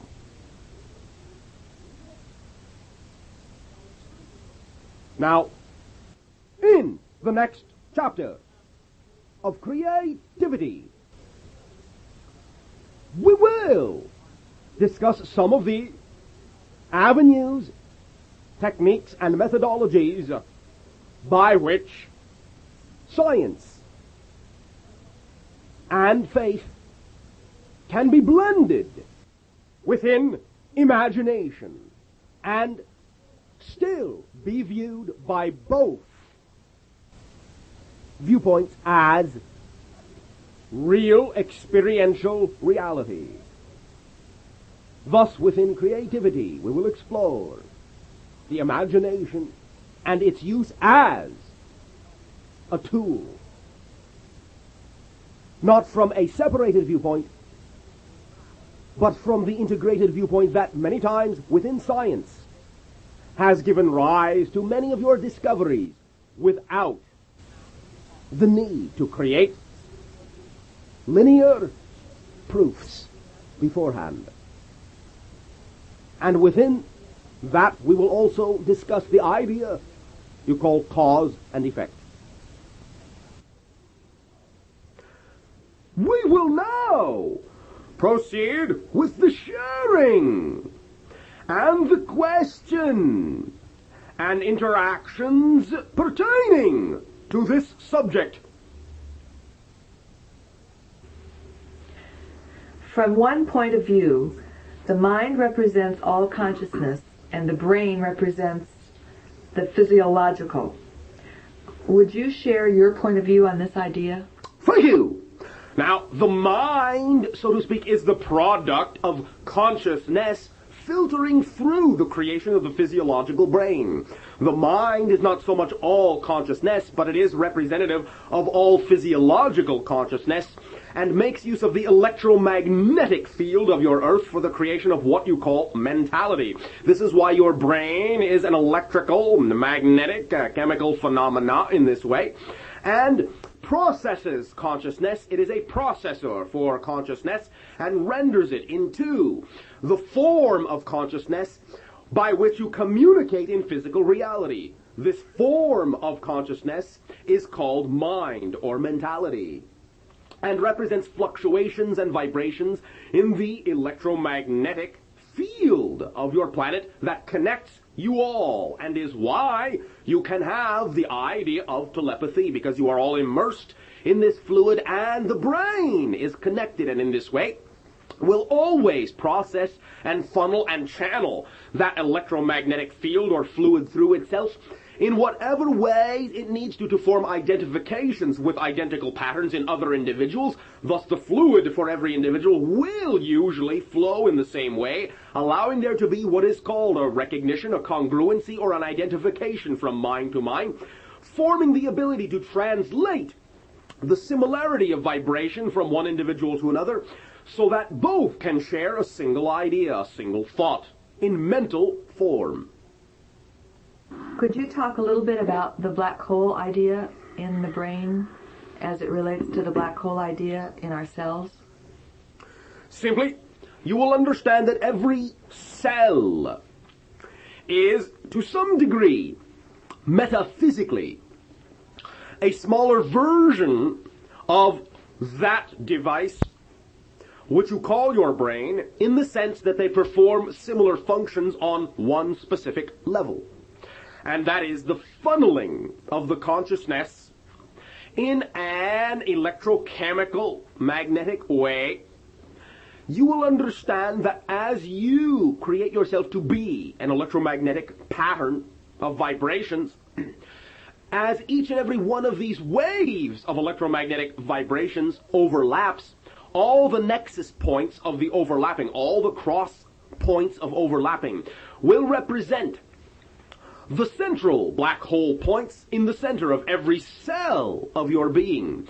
And since they are all funneling through the black hole, so to speak, the doorway, the gateway, actually, in a sense, the white hole of the center of your brain, then you will find there is black hole, white hole in the center of your brain, black hole, white hole in the center of every cell, as each nexus point both the main one in the center of your brain and the one in the center of every cell will represent the coming and going, positive and negative fluctuation of the energy of your consciousness in and out of physical reality as it flickers on and off, so to speak. Because your physical reality, as your physicists have already discovered, is discontinuous. That is, it exists in discrete, recreated moments of time, over and over and over and over and over and over again. Does the double helix represent any of the idea that you're discussing? Yes! To some degree, it will represent the flow of the energy, and this is recognized in your auric field, your energy pattern field, and why the idea of what you call your acupuncture can function, for it is, in that way, a redirecting or an interruption, so to speak, of that flow in various ways, because there is a direction to the flow. It will be outward and then inward, spiraling down and up simultaneously. Does that idea have any relationship to the time-space idea that you talked about before, which is even more a part of the blueprint than the quark that we've discovered? In a sense, you can understand that upon the template that the energy allows itself to exist, all will be performing the spiral motions, and simply it will be a matter of spirals within spirals within spirals. Thank you. Atomically speaking, will you correlate and define the relationship between physical laws and metaphysical laws?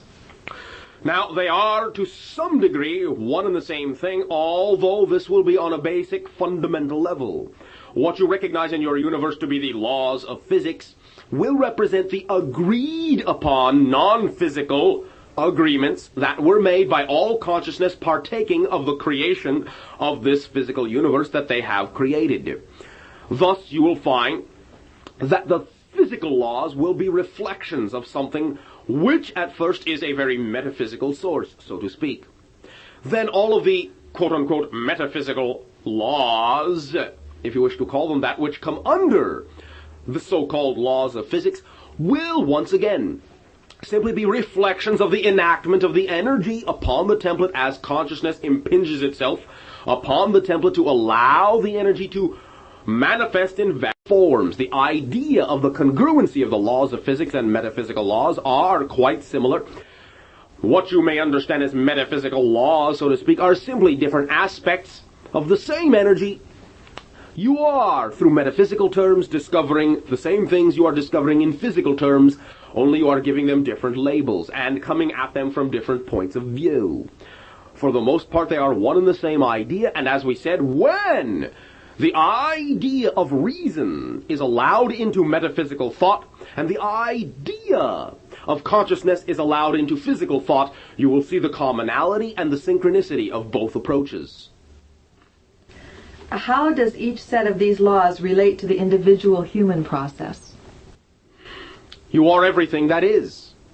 Because you have created the type of a reality in which you are experiencing the separateness of yourself, you will then experience the polarity of every situation.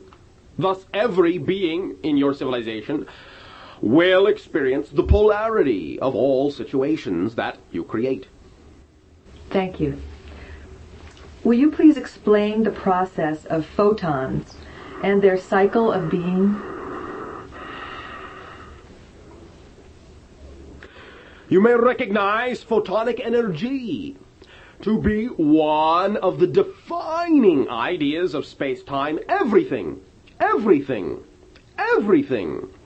that you perceive to be in your reality, space-time and all the matter and energy, are variations of the idea of the photon, in a sense. Whether it be in what you call physical or metaphysical terms, recognize simply that it is what proceeds forthwith from the center of the 0 point in the tetrahedral symbolic equational structure and gives form to the idea of the crystal of the double tetrahedron. In this way, it is what carries the idea of reality. Photon is what carries the idea of reality. It is a self-reflecting quanta. It is its own polarity. It is all and nothing. It reflects both sides, positive and negative. It carries within each quanta, each photon, the idea of the totality of all that can be. This is why you have discovered the idea of hologram through light. For light is, in and of itself, the totality of the holographic universe, and will give rise to the ability of anything to exist anywhere in the universe. It is the on and off switch that creates everything, everywhere, simultaneously, as it is an expression of nothing in particular, anywhere. What is it that makes one atom unit a common denominator of all dimensions? It is not a common denominator of all dimensions.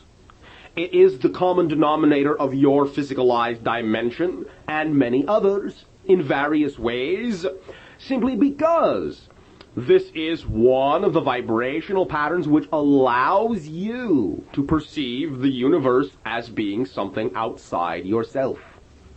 And also allows you, as you have done, to quote-unquote backtrack to the idea that all that you perceive to be complexity is derived from single, unified expression of energy and consciousness.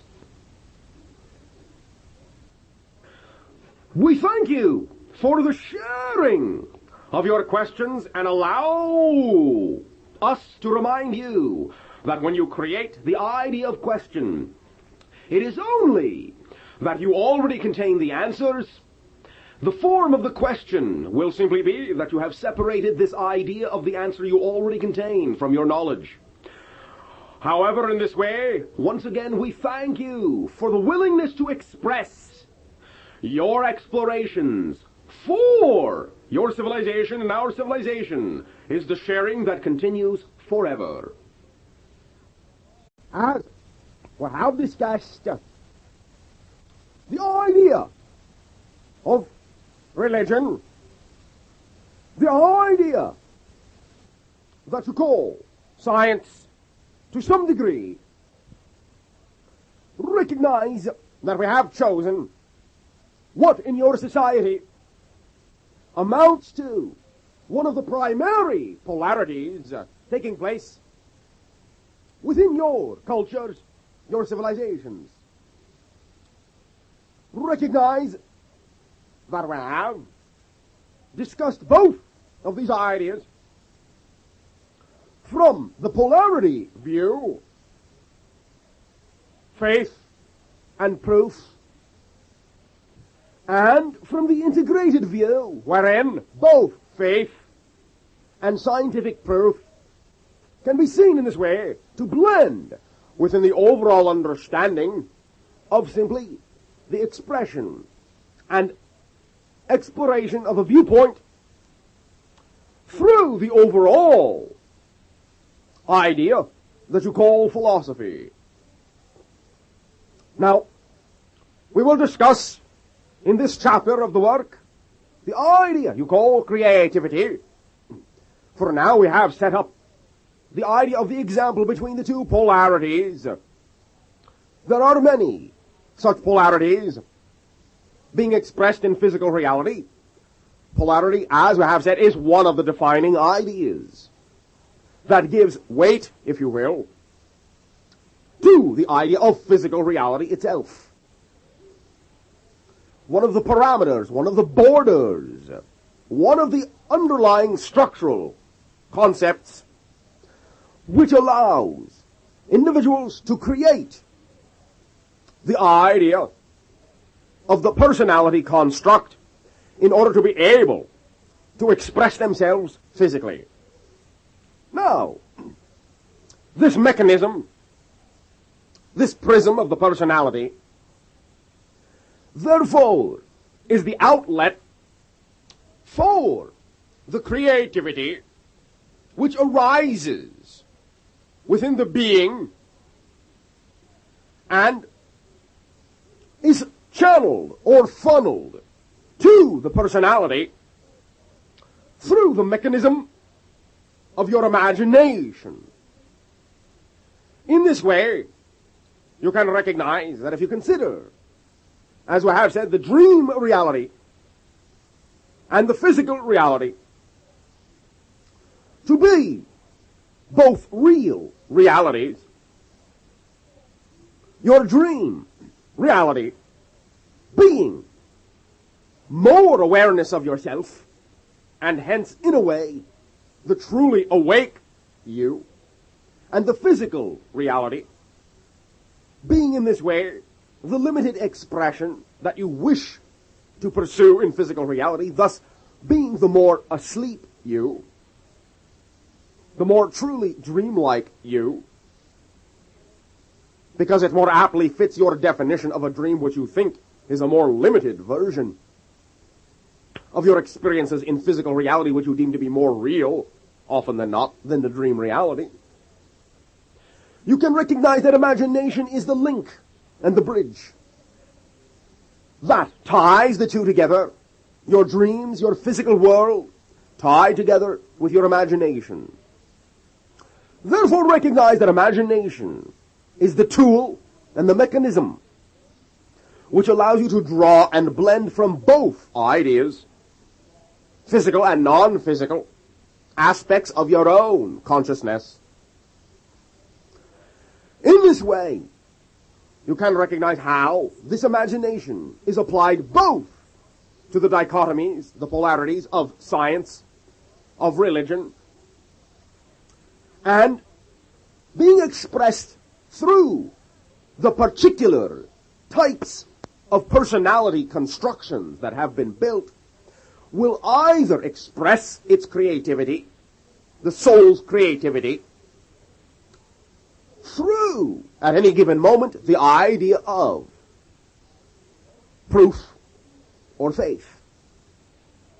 Now, in this way, you will find that the mechanism of imagination will allow individuals who see themselves predominantly exercising one point of view, scientific or religious, to also exercise both. As you well know, any religious individual can be of a scientific mind. Any scientific individual can be of a religious mind. And in this way you will find that many times the ideas of faith carry within themselves many analytical descriptions and definitions which involve a great deal of research into the origins of the faith. And in this way, many scientific endeavors carry within themselves the idea of the spark of imagination, of instantaneous revelation without analytical process that arises from the conglomerate self, the collected self.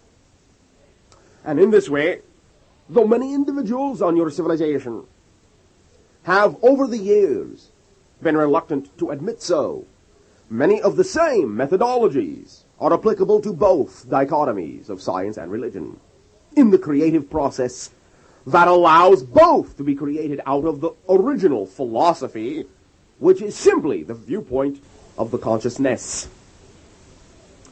Now, your imagination as the tool of expressing your creative consciousness is always perfectly tuned to the vibration of the being that you have chosen to express yourself as through the artificial personality construct in this particular life. In this way, you can recognize that what you allow yourself to perceive in your imagination will always represent the portion of your consciousness that you wish or need to explore at any given moment. Recognize many individuals are confused between the idea of reality and non-reality, so to speak, in their imagination. Allow me to use the terminology imagination and fantasy to delineate the ideas. Now, recognizing this way, we do not consider imagination to be reality and fantasy to be non-reality. We consider both imagination and fantasy to be reality. However, we are speaking here of what is creatively applicable to your physical life, to the specific personality construct you have created for yourself in order to express the specific purposes you wish to explore in this physical life. Therefore, the idea we call imagination will be the resonance vibration that represents the purposes that are, in your terms, achievable within a relative degree of physical reality, manifestable, because they do apply and resonate too within harmony the ideas you have chosen to be physical for. Fantasy will also be real, but simply not applicable to this particular physical life, though it may be applicable to other lives, whether in your vernacular, this dimension of reality, or alternate dimensions of reality, or density levels of consciousness. Now, as far as creativity in what you perceive to be your immediate universe or neighborhood of physical reality, in this way, allow me to point out that you are no strangers to creativity. You have always created. Whether you create positively or negatively, both ideas are creation. You do not ever, in an ultimate sense, quote-unquote, backslide. You are always creating. Even when you create negatively, you are not really, in any true sense of the word, losing ground. You are simply giving yourself the opportunity to exercise your preference, not your judgment, but your preference for what you feel more harmonically resonates to you, to that which you desire in your physical life.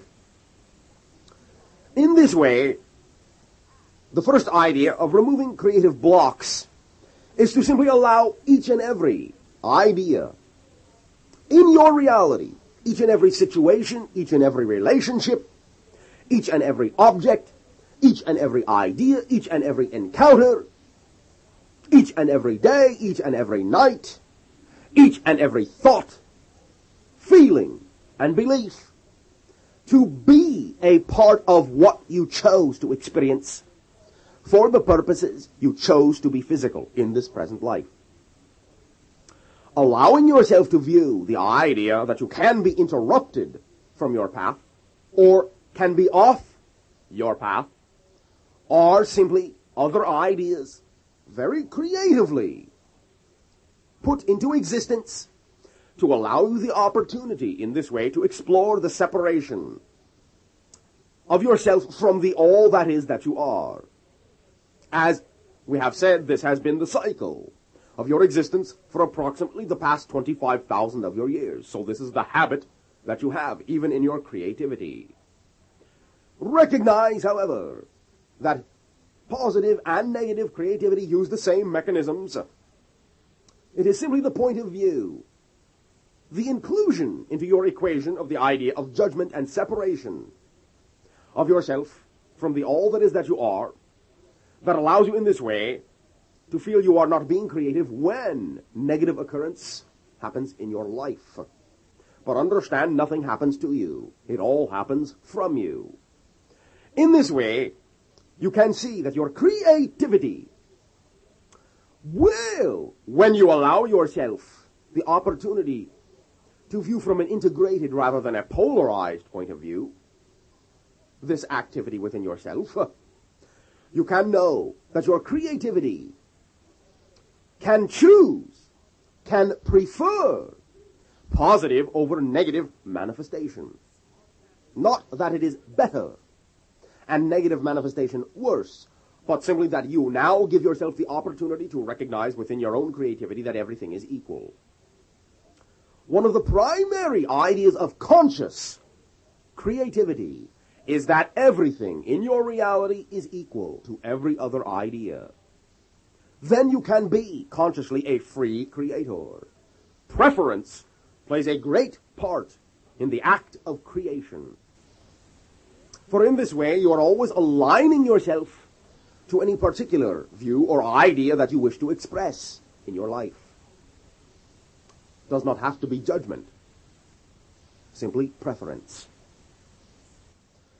In this way, and with the blending of all of the polarity disciplines in your society, you can know that giving this equality, preference, and free rein to your creativity will allow you, as some individuals in your society have from time to time allowed themselves, to partake in creativity in any discipline, any endeavor,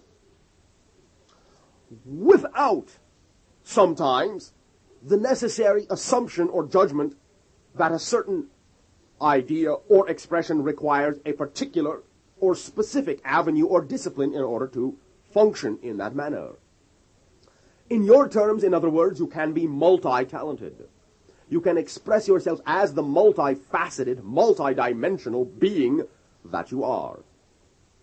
You can find that you can exercise both faith and scientific reasoning. You can become, in your terms, a philosopher, a scientist. You can become a doctor, a mathematician, an agriculturist, a teacher, a learner, an explorer. You can become an organizer.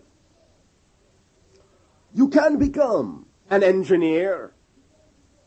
You can know yourself in your equality of creativity as anything that you desire to explore within yourself in this life.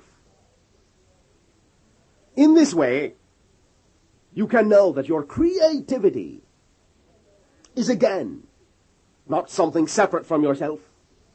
It is not, in all reality, merely a tool that you use, a talent that you have. It is exactly your very nature. You are the creator. You are creation itself. In all reality, you cannot really help yourself but create. Everything you do is a creation. Therefore, in this way, you can recognize that while the idea of creation is, in one sense, complete, in that it contains all possible ideas that can ever be created, you are still creating anew, because this idea is also one of the ideas in creation, that you can create anew. Creating anew is simply a matter of your perspective of the creation which already exists, of the creation which you already are, the totality of existence which you already are.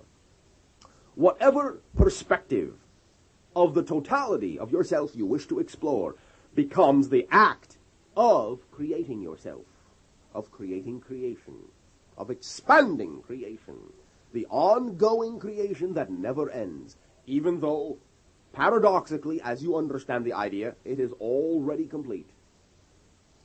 Recognize that allowance is the factor in this way that will allow creativity to fill you and the universe that you are. There is no need to make or force yourself to be creative. If you step back and look at it, even the idea of having to make or force yourself to do anything is in and of itself an artistically creative idea, an invention. The idea that you have to force yourself to do something is a creation in and of itself. Thus you are always creating.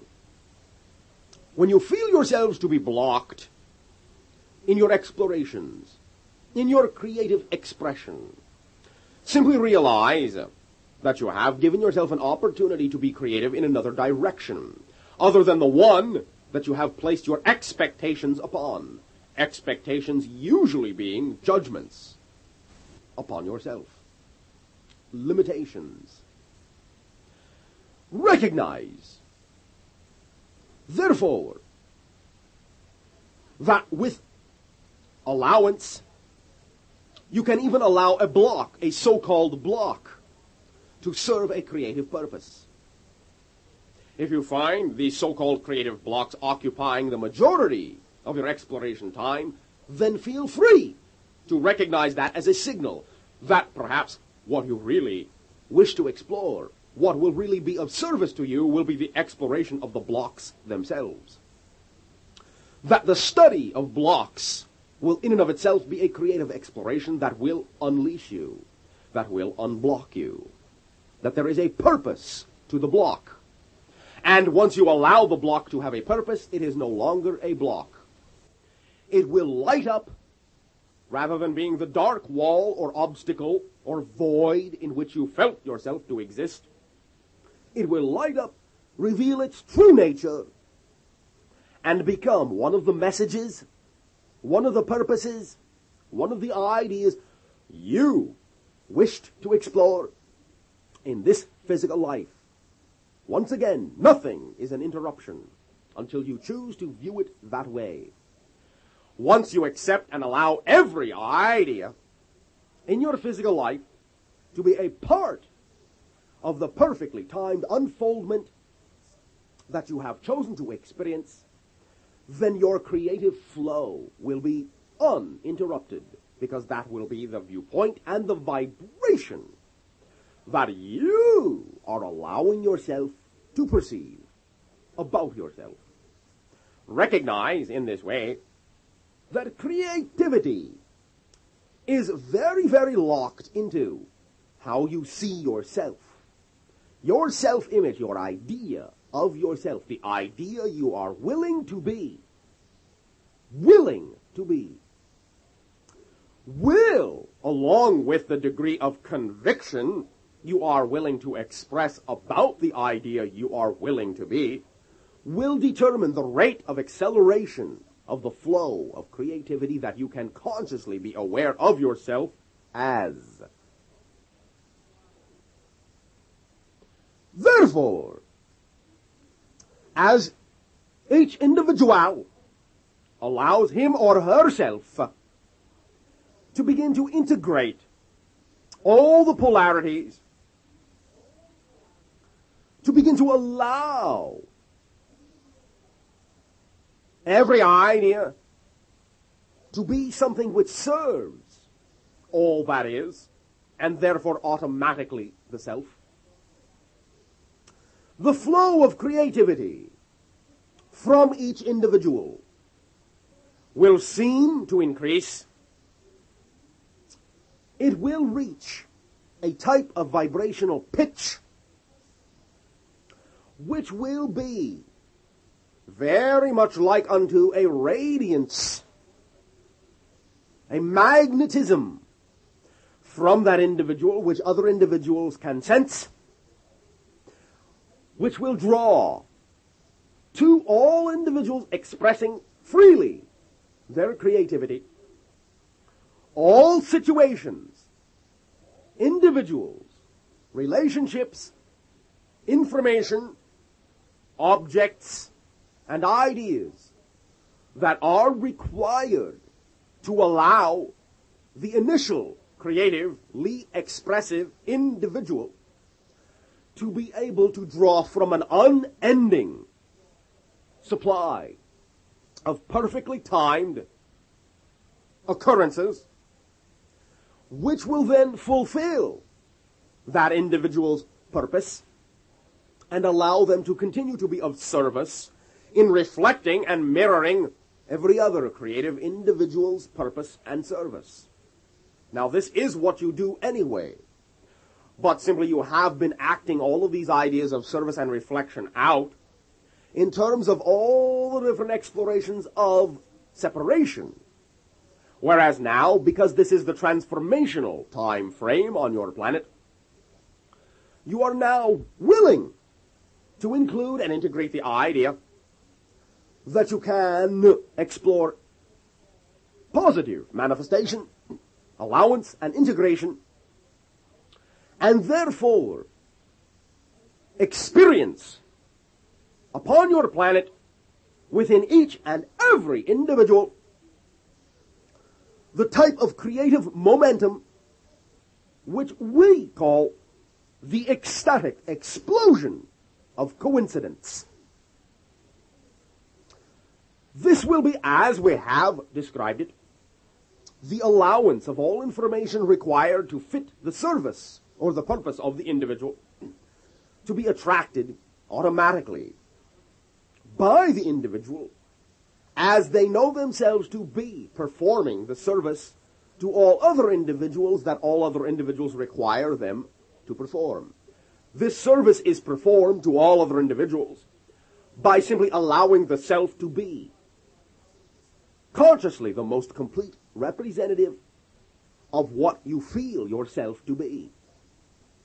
There is no judgment in this, no need for expectation.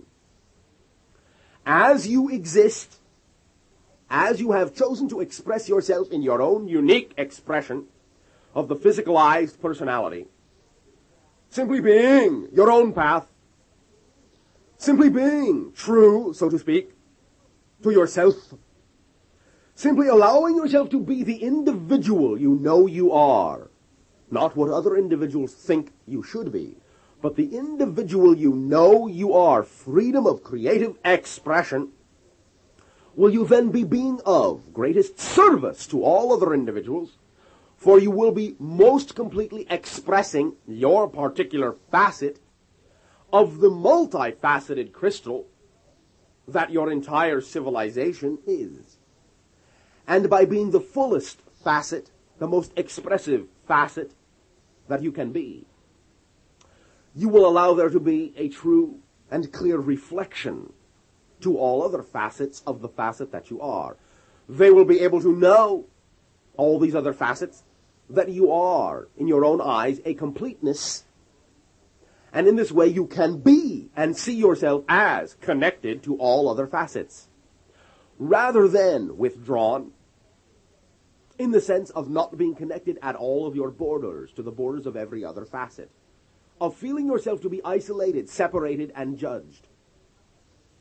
In this way, it would be as if a crystal had facets that never touched each other, that had gaps in between.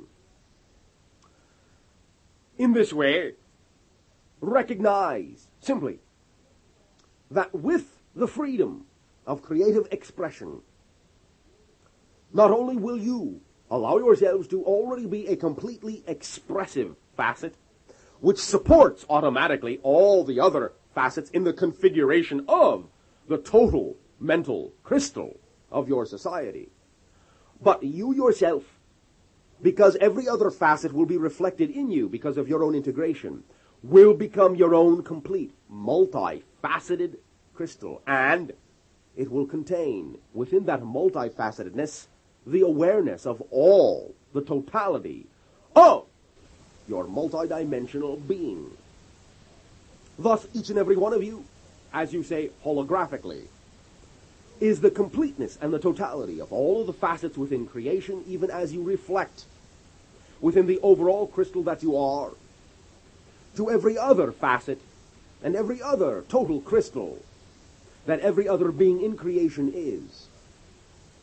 You can know that you can always draw from an unlimited source of reflections and ideas in all these different facets that you see around you and that you contain yourself, and that the idea of creativity and creation is an ongoing idea with no beginning and no end.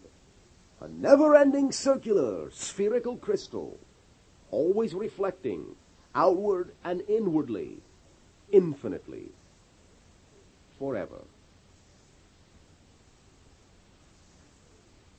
This will be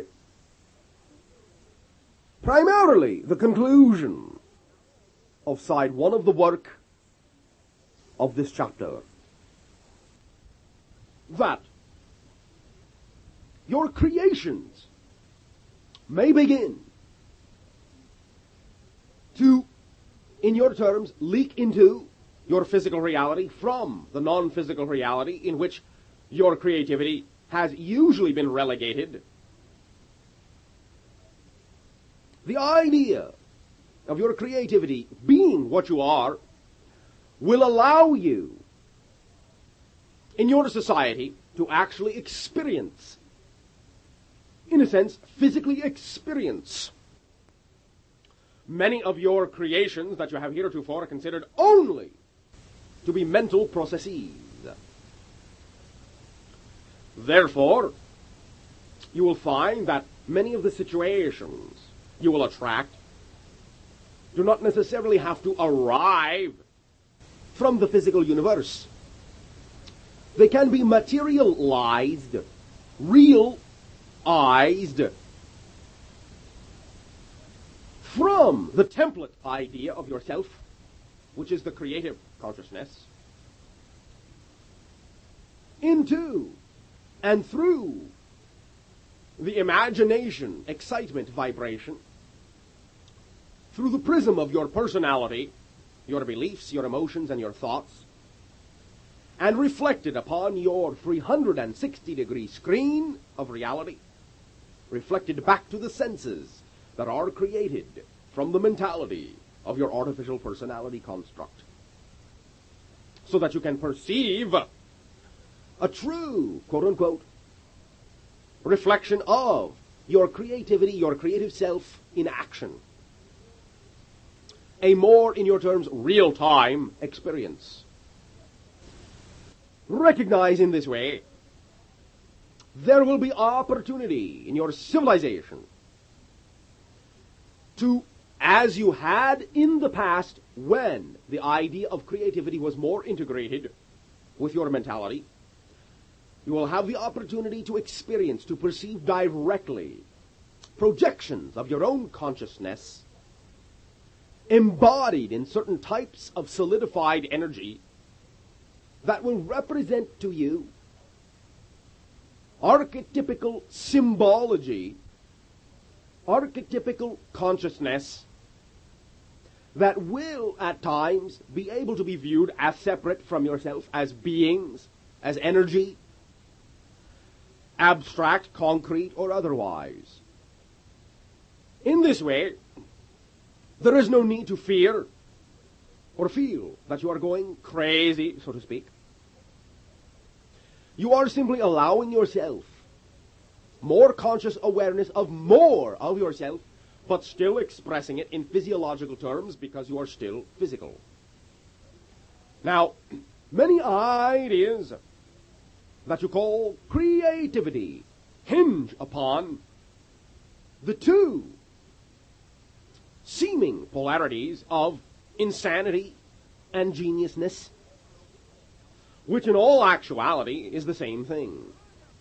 Now, many of you have recognized to some degree the idea of insanity or craziness and geniusness or fullness of expression or realization or enactment into physicality as being similar, but have not understood the mechanism that connects them. In this way, simply recognize that each and every individual is his or her own universe, literally, completely. What you share with another individual, what seems to be a common factor in your universe between the two of you, or more than one of you, is created by each and every one of you through nonverbal agreement, mental communication, or integrated communication on the soul level. You agree to share a similar experience. But in order to do so, you and all the other individuals, because you are your own universe, literally create and reflect on your own 360-degree screen your version of that idea. Now, some individuals will create, because of the purposes they have chosen, some ideas in their foreseen reality,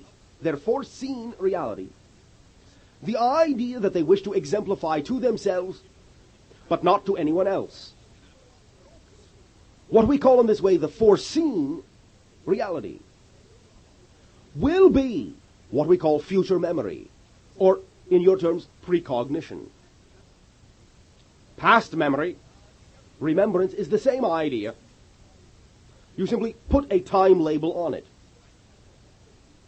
Thus, the idea of the foreseen reality will be simply that in your template universe, that which you know you have chosen to experience will, many times, come to you in ways that allow you to feel that you are having precognition.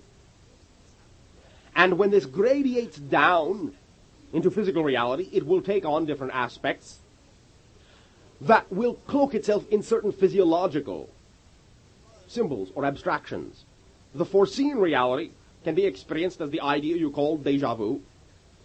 You can, from time to time, as you say, hear voices that reflect the ideas you know yourself to be exploring.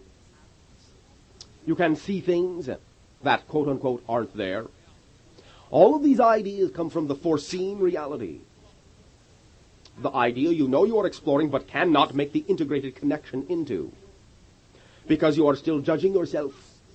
You are accepting the idea of judgments from others as you judge yourself, and separating yourself from the ability to communicate your foreseen reality, your future memory, into the present. It stays in the future. You keep the separation. Thus, in this way, those that you label insane are simply those that have not allowed themselves to activate the mechanism of communication that brings their foreseen reality into the present. They keep it to themselves, separated and distant, and they are perceiving something no less real than what you perceive as your normal reality. It is simply not the mass agreed upon reality. Genius, in your terminology, is simply someone who does not create for themselves the separation of their foreseen reality, their future memory, their precognition, their knowingness, into their present state of existence. They have the ability to communicate in that way. Now, many ideas, again, within your analyzation of your science and your requirement of proof, remain in the foreseen reality without being able to be experienced and integrated within the present.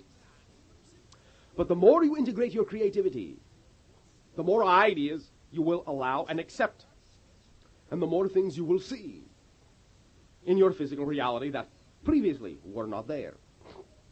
Now, many times, again, you have done this throughout all of creation, but you always manage to do it because of your separated ideas of yourself from the all that is that you are.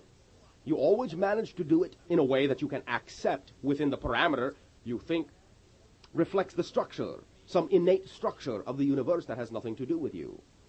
Thus, when you make your discoveries, you will find that it will come to you in a way that will be gradual, so that you can get used to the idea, but you are already that idea. It is already foreseen. You know it is there.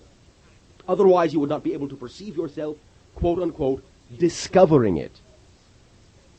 A discovery, in this way, is truly that idea. You are uncovering something which is already there. This is true for every idea you will ever find.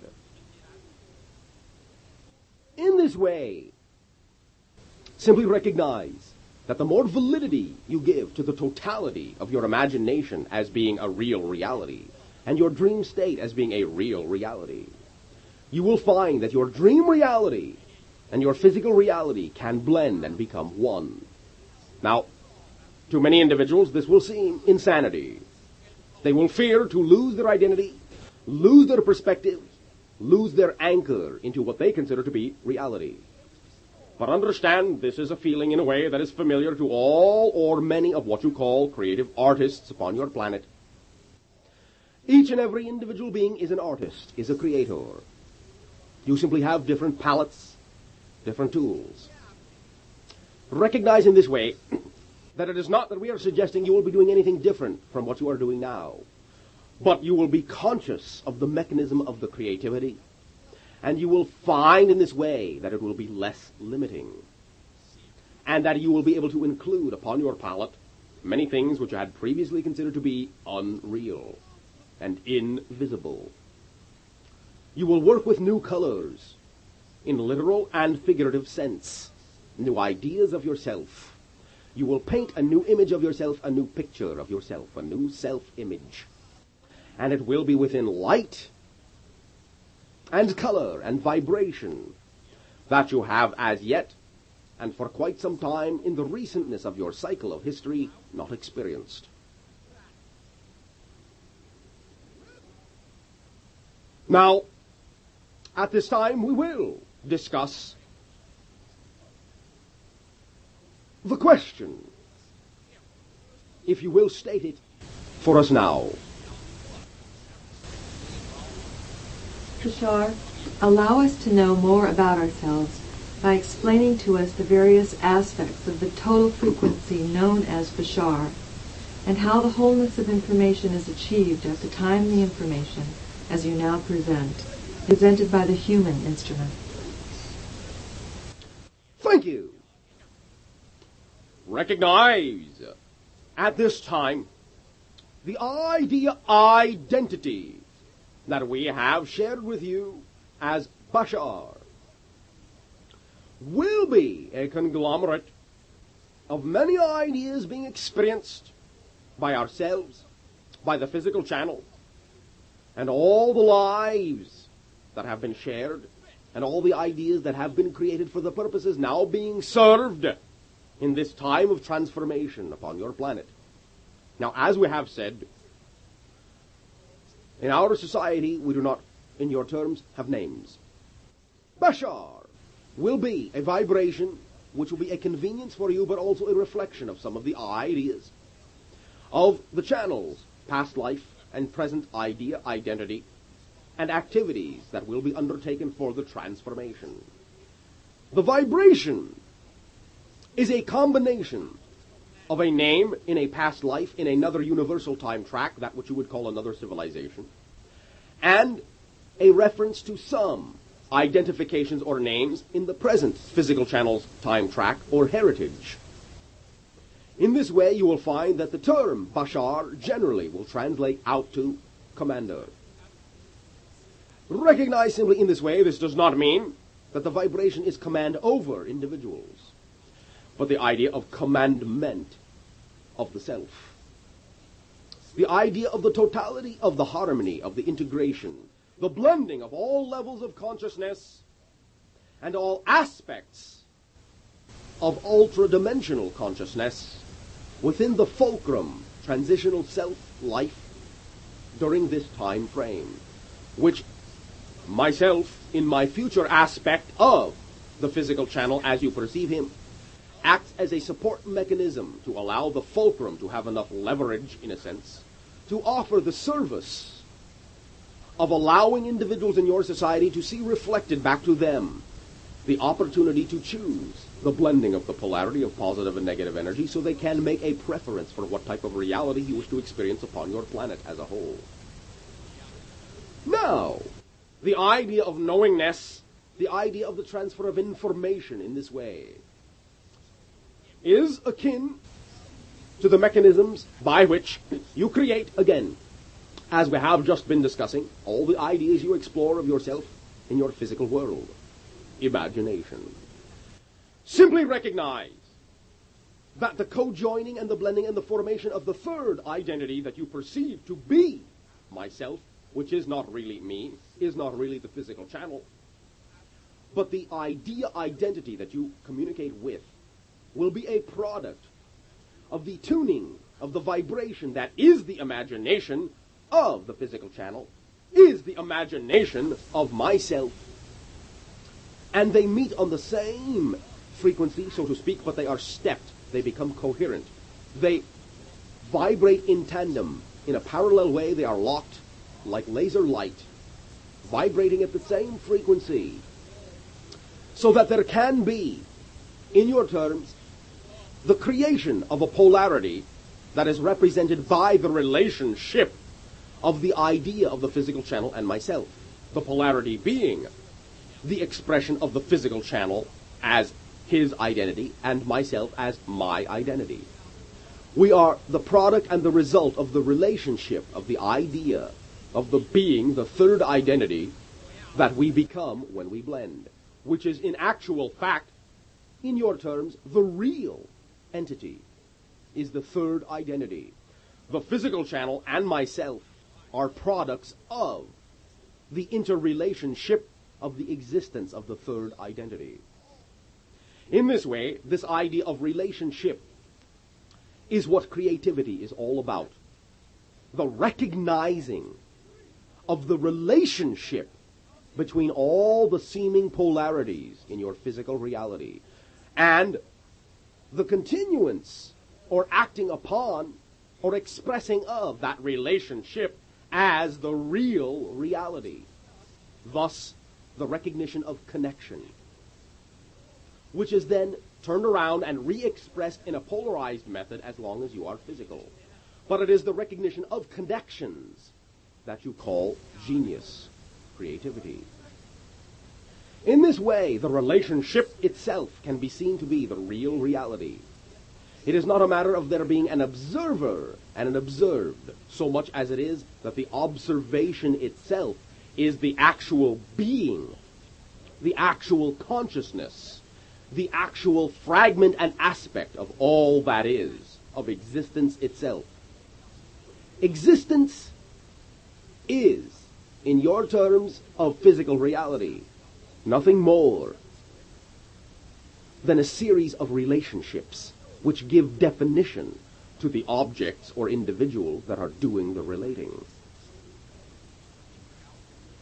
This, then, will be one of the ideas you will find to occur in every creative act that you call channeling, whether it be the blending of consciousness in a recognizably conscious way, or the expression through the self of any aspect, viewpoint, or idea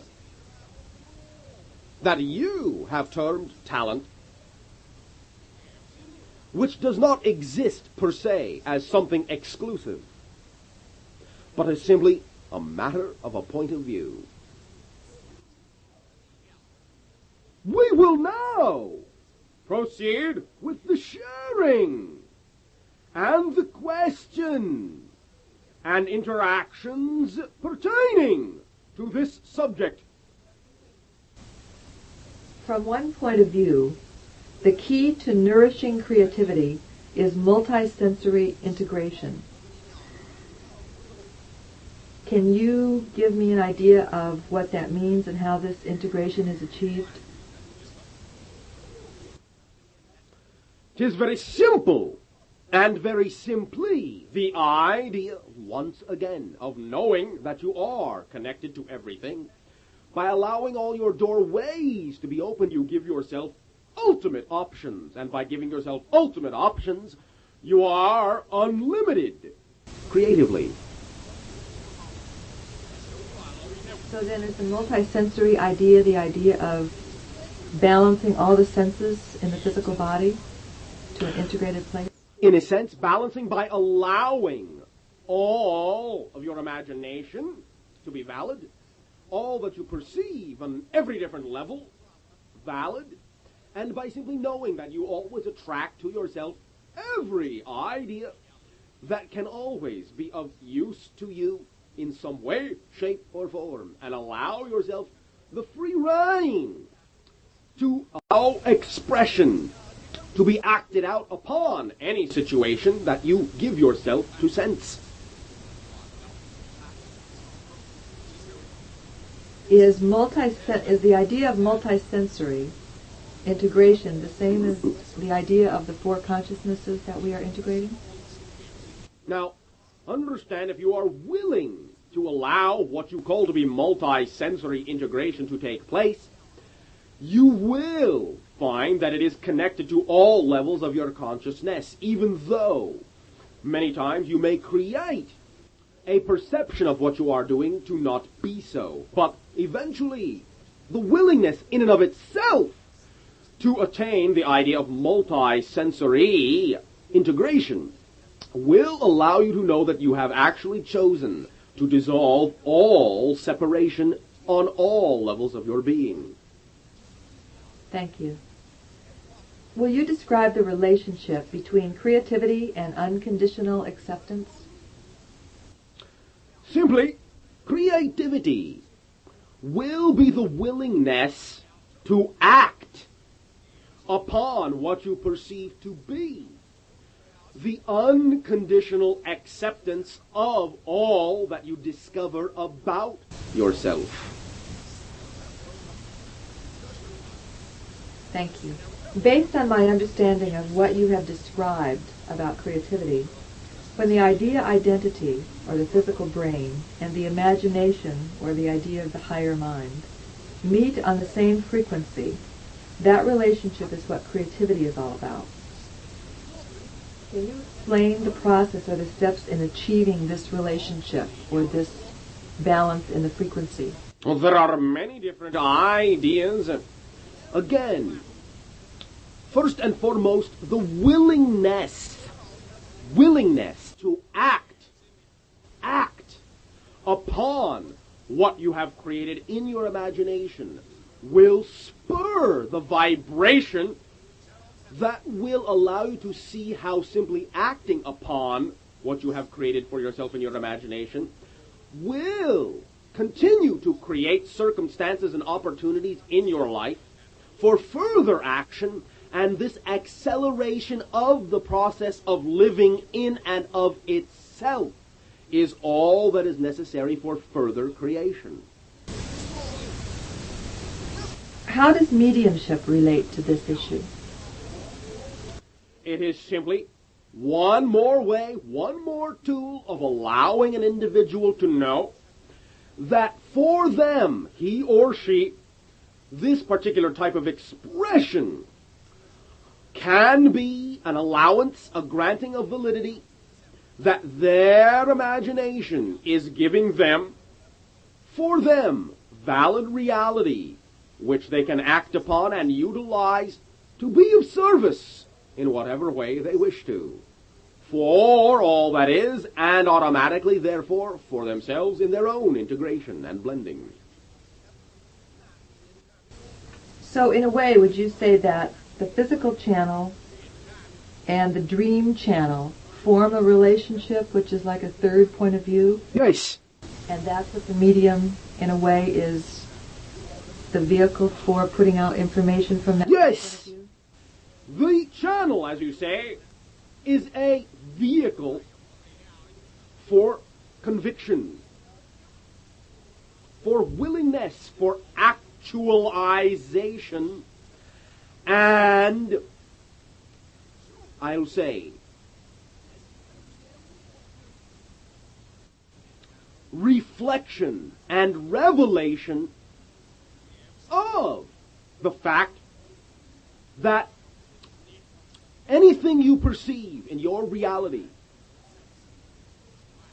as the product of two ideas, beings coming together to produce a particular relationship, and all that that relationship creates is an opportunity to reveal to yourselves that it is the relationship itself which is a reflection of the real being involved.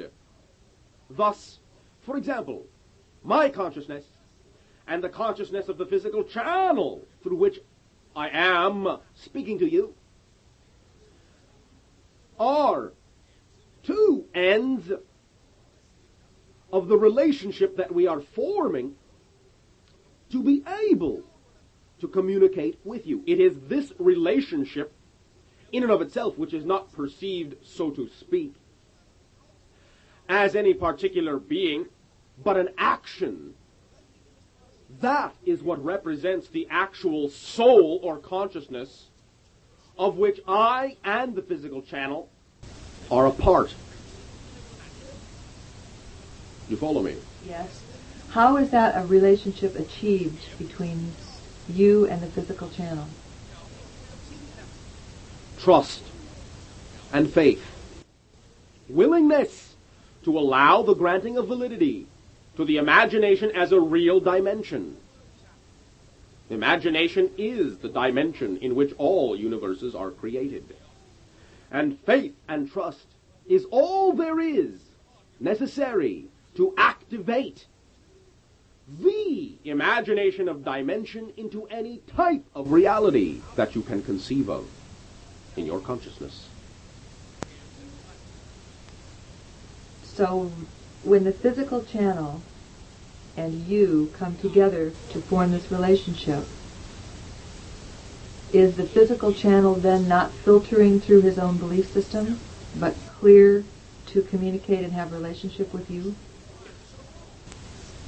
A physical channel can filter, but recognize in this way, as we are speaking of faith and trust, if clear trust, willingness in this way to support the idea of all within all that is and be of service to all within all that is present, then the blending will be as accurate a representation of the total being as can be expressed in your dimension.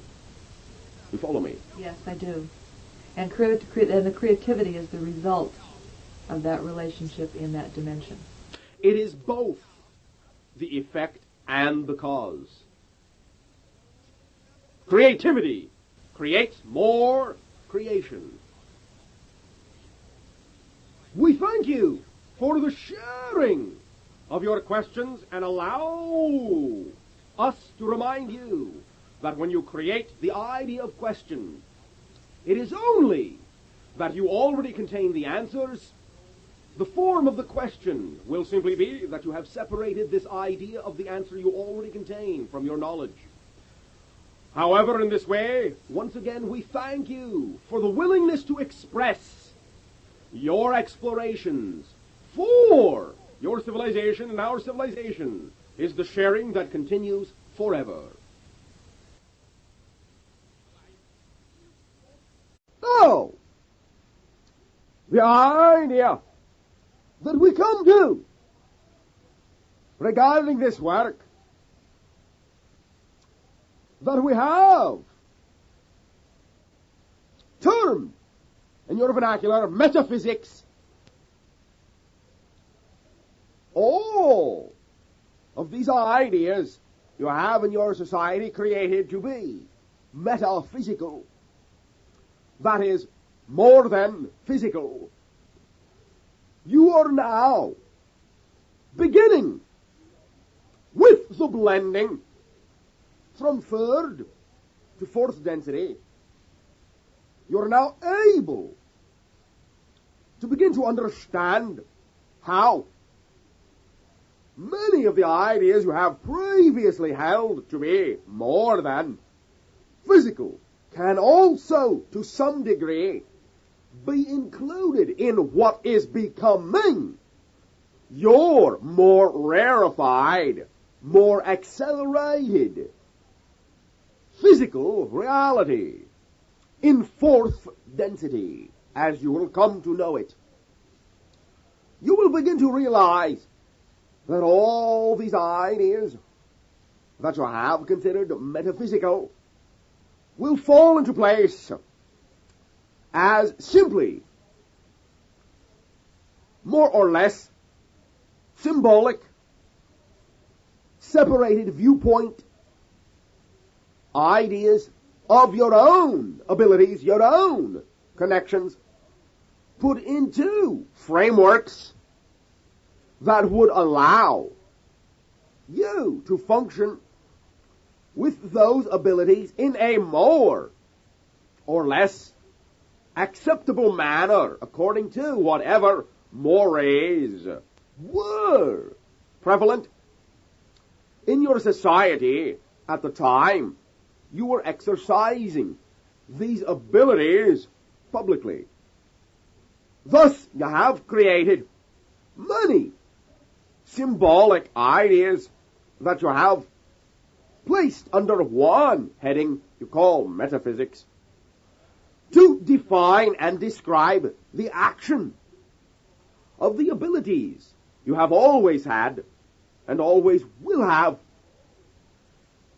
but in this way chose to make connections for these abilities into physical reality, creating symbols that would represent these powers that you found yourself in possession of without necessarily having to point a finger at anyone for doing something that was not allowed in the society at the time. Now, you'll find that in the very beginnings of these ideas, when you first created the idea of separation of yourself from all that is, then these abilities were then, when exhibited, assigned to the idea of the deities you believed and had created to believe existed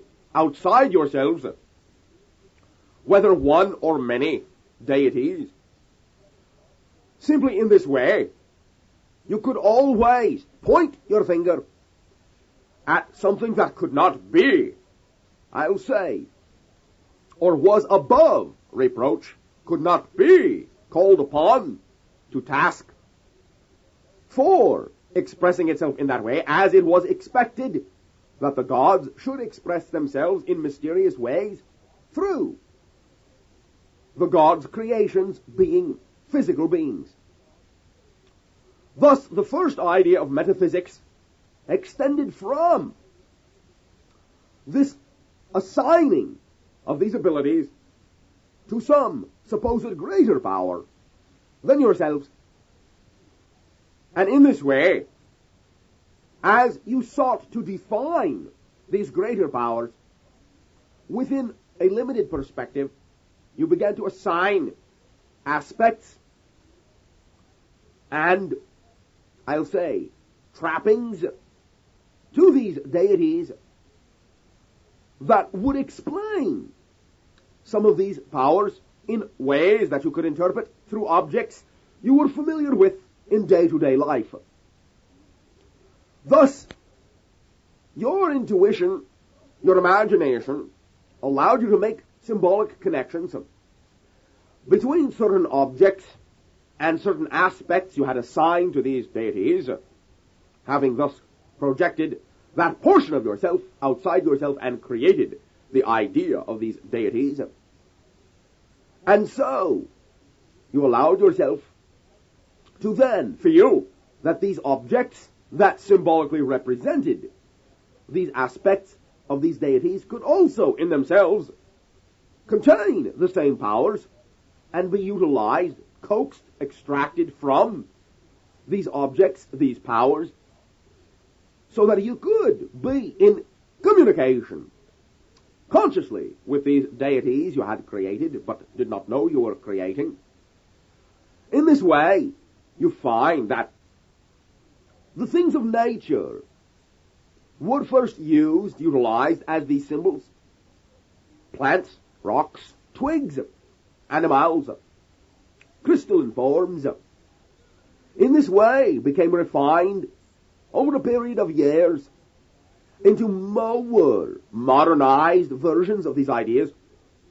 Twigs into wands, crystals into crystal balls, and markings, the idea of symbolic representation, into writings, runes, cards, and so forth.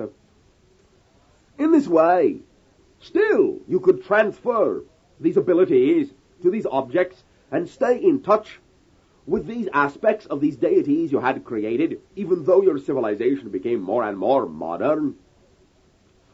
In this way, recognize that much in your society still holds to the belief that it is the objects themselves which contain the power.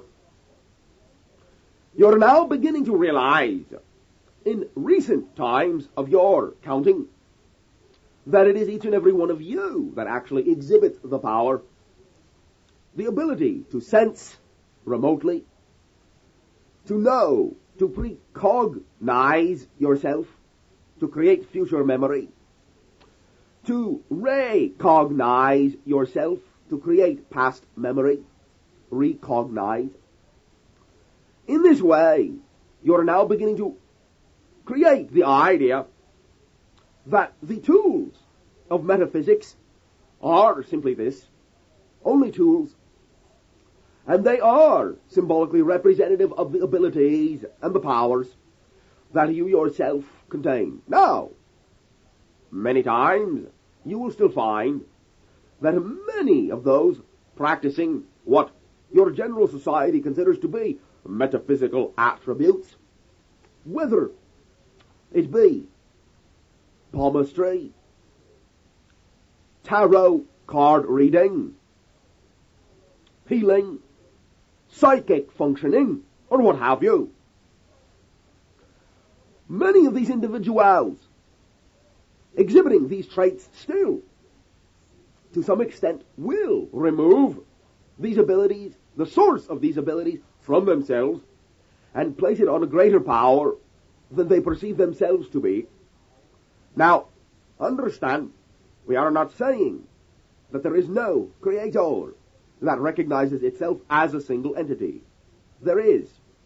But also, the creator recognizes itself not only as a single entity, but as the conglomeration of all entities that are created within it. And in a very holographic way, it recognizes that each entity it has created reflects the totality of the whole creator, and thus is in itself actually the whole creator, since to the creator that which it can think is real reality. Thus the concept becomes the actual dimension of experience in this way, and each and every being exhibiting these traits finds that it is its own source, his or her own source of these abilities, each individual thus being the creator. And in your society, since to some degree you are still choosing to create the idea of separation of the event of your life from yourself, rather than as yourself, then many times, even though you may recognize that you have these abilities yourself, many times you will still choose to create a symbolic tool to allow you to trigger these abilities within you, to recognize these abilities within you, to create past memory and precognize, to create future memory of these abilities and focus them in your present application through the mechanism that is called channeling. Now, many times in your metaphysical jargon, the idea you call channeling, or as you used to call mediumship, will represent something very specific to you. In this way, your colloquial vernacular will have it that the channeler or medium will be allowing the spirit of a deceased individual, deceased consciousness, non-physical consciousness in this way, to inhabit their physical form and speak through them, or to be able to sense the communication from the non-physical consciousness and speak for them in this way. Now, while this is, in a sense, a possibility, recognize that the idea, intrinsically, basically, foundationally, that you call channeling, is any function of creation from higher self to physical self. Thus, music is channeling, painting is channeling, any kind of creativity in any endeavor at all is channeling, in a sense. Thus recognize simply that first and foremost, the vernacular of metaphysics on your planet as it exists now, many times, will find that all of the practitioners, the conscious practitioners, that is, subscribe to specific schools of thought and recognize, even though they are the conscious practitioners themselves, still a differentiation and a separation between what they are doing and what any other practitioner is doing. There is in this way no unification, and there are just as many, I'll say, theories for why the practitioners are doing what they are doing as there are practitioners. In this way, simply recognize that every practitioner is a channeler, even the unconscious ones. You are always channeling the energy of your higher consciousness into your physical reality for whatever purpose you wish to express it. The symbols that you have created in metaphysics have allowed you to become consciously aware of your own channeling abilities, consciously aware of the fact that you create your own reality. And this is the common bond for all practitioners, conscious and unconscious, that you are creating your reality. Now, recognize that many of your directions of sensing will be representative of that which you innately know.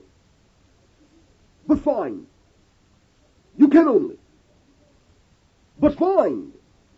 only ascribe to certain methodologies of perspective. And so in this way, you have created the different disciplines to allow for all the different aspects that you have created in physical reality out of the consciousness and the mentality between which you function to create this idea, this illusion of physical reality. Therefore, you have the ideas you call astrology to determine the aspects of your predetermination and freedom of choice, which you call fates and destinies.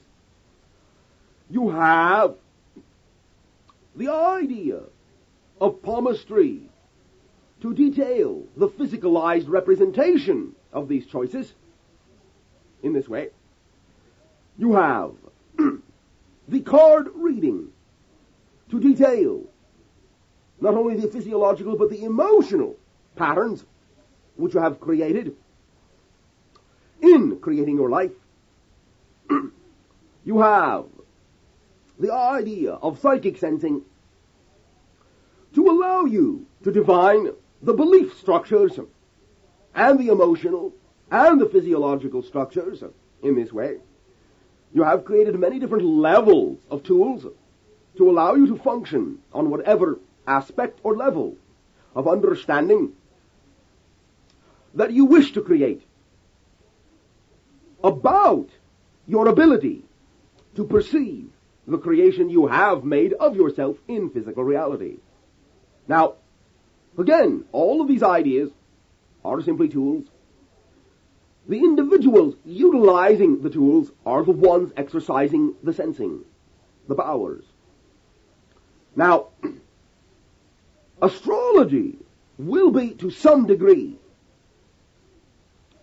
an exception in that not only is it a subjective tool, but it does, to some degree, represent vibrational patterns of agreement within the overall mass consciousness choices that have been made.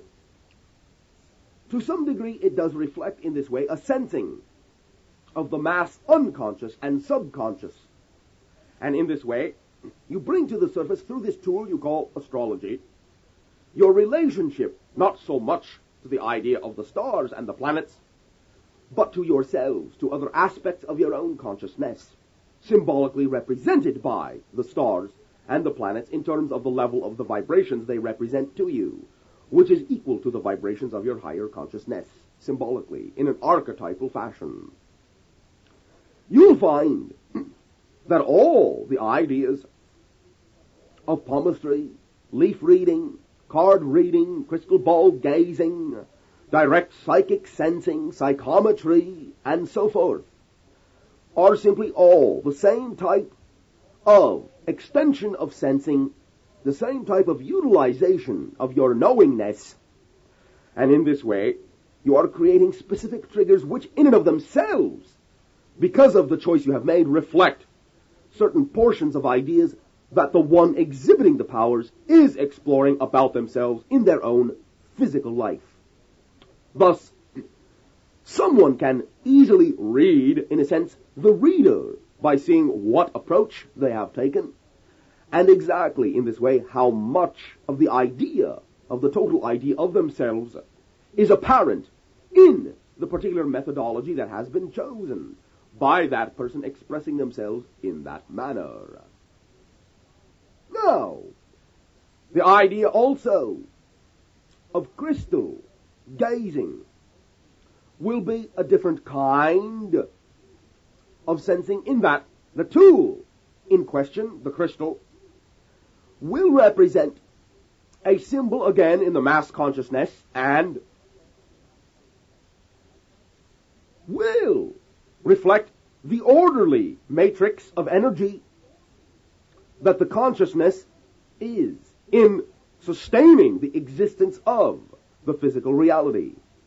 Thus it becomes a high vibratory tool, very, very, in a sense, naked reflection of the mentality that has been ordered into existence and put into orderly existence by the consciousness itself. Thus, an affinity for crystal in this way will exhibit high degree of compatibility between the mentality and the non-physical consciousness. Affinity to astrology will exhibit high degree of compatibility between the mentality and the emotional vibrational level of consciousness. The idea of the majority of the other forms of sensing in terms of tool using, leaf reading, palmistry, card reading, rune reading, anything that describes the idea of a line, a configuration, or a shape specifically, will be a reflection of compatibility and affinity for the mentality to itself, in a sense, a reflection of the orderliness of the mentality itself. The idea of translation and a direct link into the imagination mechanism. Thus, in this way, you'll find that there is represented within these ideas the shape or configuration reading, the mental thought process, physicality, and imagination in this way. The astrological type of sensing or vibrational pattern sensing, the connection to the emotionality pattern of the personality, the understanding of vibration and movement, emotion, energy motion, and the crystal gazing, direct psychic sensing, knowingness, and what you call channeling, specifically, reflective of the idea of an affinity and a representational symbol of the belief structure of the personality. As we have defined this, the thought, emotion, and belief structure to be the three facets of the personality prism, the artificial construct, and thus these categories will represent, to some degree, the idea of the approach, the overall methodology of the being that is exploring itself in this physical life. You will find that as you begin to understand all of these ideas, all of these metaphysical ideas, as something that is now becoming blended within the knowingness of yourself and the transformation from third to fourth density, they will take on different aspects. And in this way, in this second half of this particular chapter, we will discuss the effects of this blending, as we have done in the previous chapters for each respective subject. This will be the termination of side 1 of the work.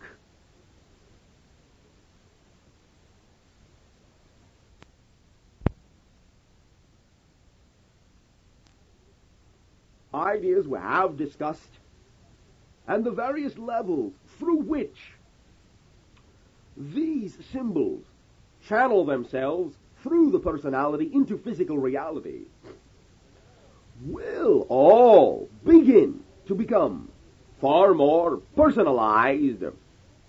As we have said, everyone is channeling in a sense.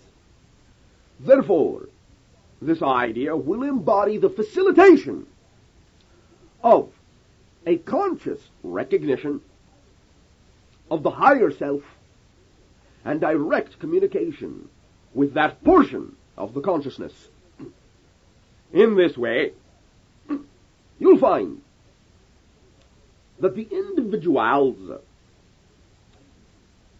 can begin upon your planet to, in a sense, actually see themselves as the symbols they have previously held to be outside themselves, to represent the abilities they were expressing. Now, this does not mean that you will become a deck of cards, a cup of tea leaves. No.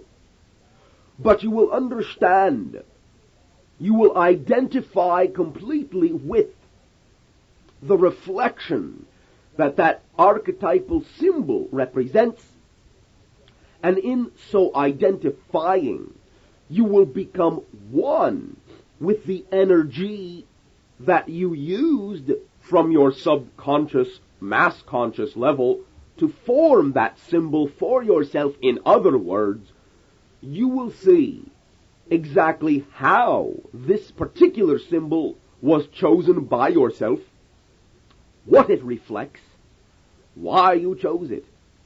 And in this sensing, in this direct sensing, you can allow yourself to remove the need for that specific tool and simply function within a constantly knowing state that can always be in touch with its own reasons, its own extensions of thought, its own extensions of feeling, and its own shared beliefs within the overall mass consciousness as it is transforming.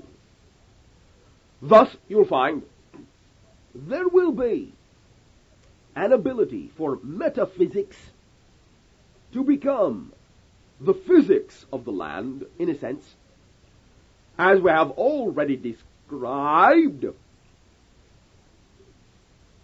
Physicists will, on your planet, begin to discover that consciousness is a factor they will begin to, and have begun to some extent, to include into their equations.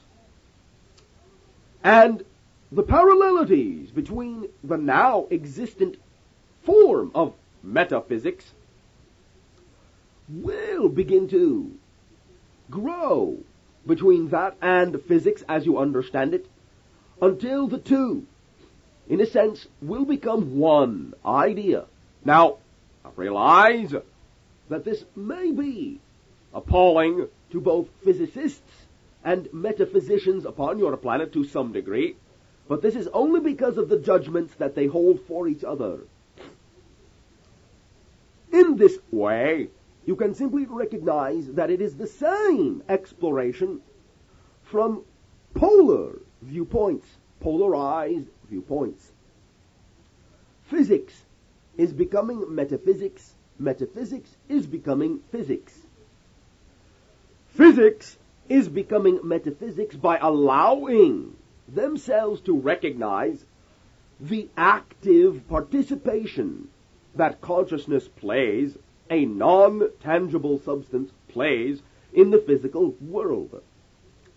Metaphysicians are becoming physicists by allowing themselves to recognize that what they have previously held to be sacrosanct, beyond the idea of what they judge to be mere physicality, is in fact blending into an, I'll say, ecstatic explosion of an enjoyment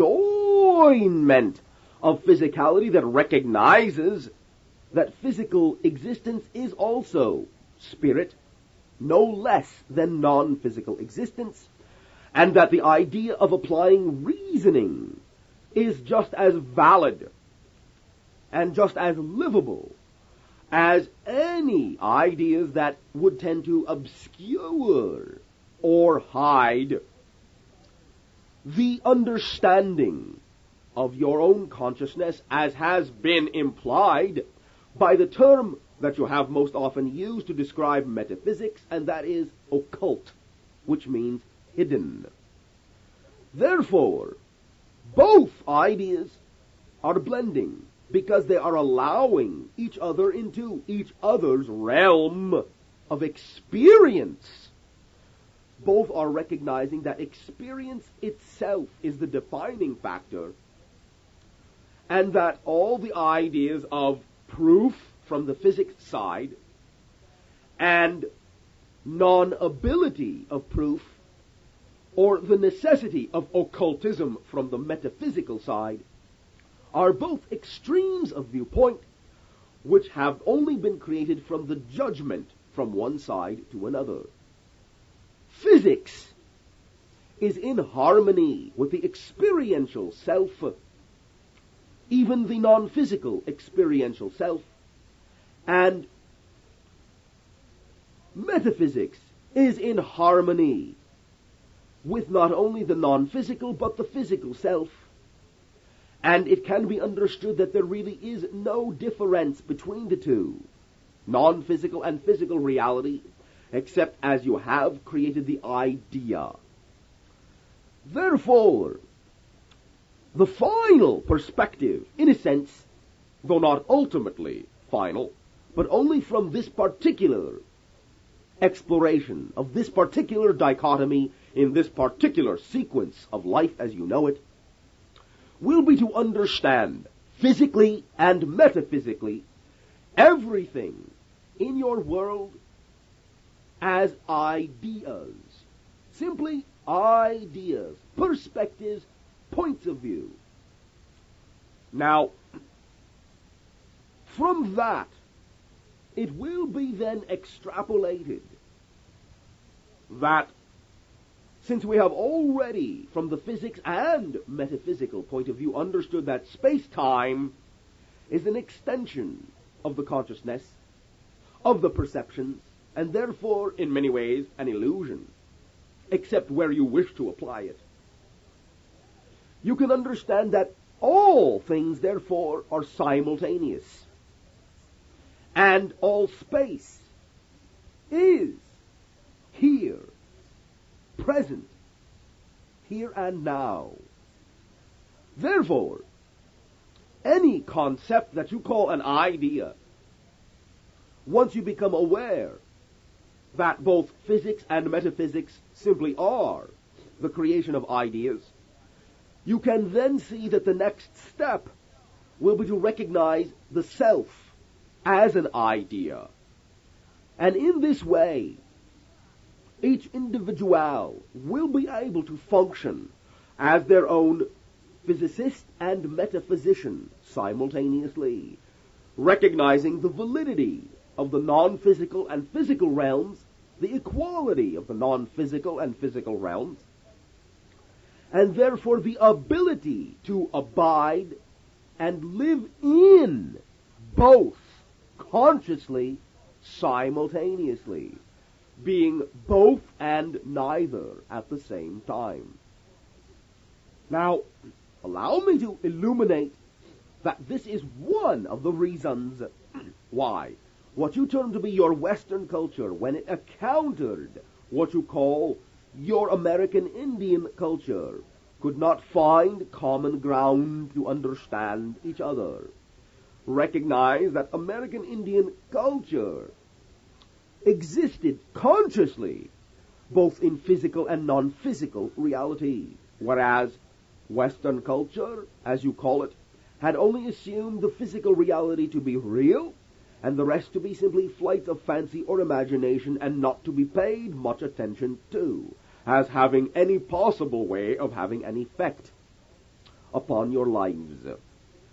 This will have been and still is the idea of the dichotomy between those two cultures, and the reason why they met at that time that they did, in the timing that they created, that they co-created, was for the beginning of the blendings that you are now beginning to explore within yourselves, and the merging of the two realities, physical and non-physical, outer awareness and dream consciousness, through the link and the bridge we have defined as the imagination, so that your world can become a product of your own conviction, your own directiveness, your own self-empowerment, your own freedom of choice. These always exist, regardless of what any physicists or metaphysicians may wish to tell you through self-ego gratification. There is no one way to do anything. There is no one path. If there were, there would only be one person. Recognize there are as many paths as there are individuals. In fact, each individual is a path. And in this way, you will know that the idea of the need for specified physics and specified metaphysics will blend simply into the ongoing process of experience itself. Experience itself. The experiencing of the all that is, that each and every one of you individually and collectively are. Questions? So I'd like to ask you a question about two psychological terms that we use about energy: transference of energy and counter-transference of energy. How is the transference of energy happening within the channel from your point of view, and what is the counter-transference of that energy as it affects the channel? Thank you! In a basic foundational sense, the answer to both of your questions is the same. And it is something which is still little understood in your society, and this is, however, something which you think you recognize as being with you all the time. And the one word that defines and describes the mechanism which gives rise to both the transference and counter-transference is what you call imagination. Understand in this way, imagination is a dimension unto itself.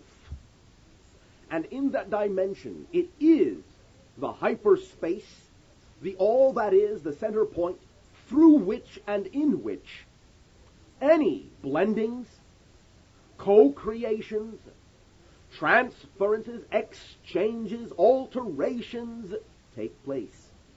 Therefore, within the dimension of imagination, I blend with the physical consciousness of the physical channel, and in this way form the third personality which you are perceiving, which is the combination of my imagination consciousness and the channels.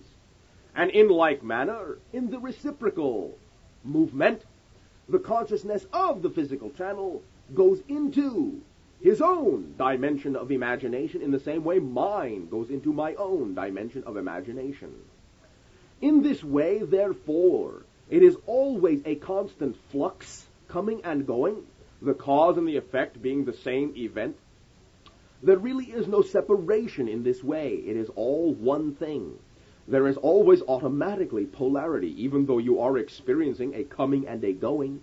It is simply a merging and becoming the dimension of imagination itself, in which any seemingly perceptual exchanges can take place. Is this clarifying the idea to some degree for you? Yes.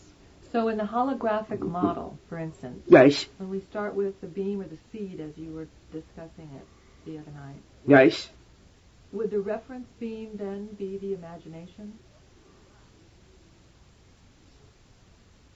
In a sense, understand that the interference pattern caused by the original beam of your higher consciousness and the reference beam of your physical personality, the interference pattern, in this way is actually the dimension which bridges the two, which links the two.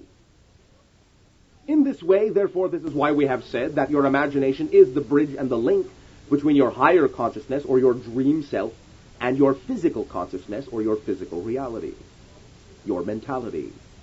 The interference pattern created by the original beam and the reference beam is the interaction of the two beams. And as we have always said, you are neither the original beam nor actually the reference beam, but the interaction of the two polarities. Thus, imagination and the dimension of imagination is actually what you are. Thus, in this way, any transference and counter-transference is simply the activation and co-blending of both individuals involved in the process, both consciousnesses involved in the interaction, becoming the interaction itself. Thus, where I come from and where the physical channel's consciousness goes is into the center of being the interaction itself. Now, we have defined it many times for an analogy as if the physical consciousness of the channel becomes lost in a daydream. This is one physicalized analogy for being in the dimension of imagination. But simply recognize all that is happening are the expressions of polarities from both consciousnesses being the interaction itself, being the dimensional reality, the universe of the interaction itself, being at the center, at the source, together, and recognizing it. You follow me? Yes, absolutely. Thank you. My next question about that was, is there a place within the physical being that we can actually visually see where the imagination is presented from? You may understand in this way that it can, to some degree, be viewed as being the center point of a trinary, three-sided pyramidal structure, the base points of which are centered in the pineal gland, the pituitary gland,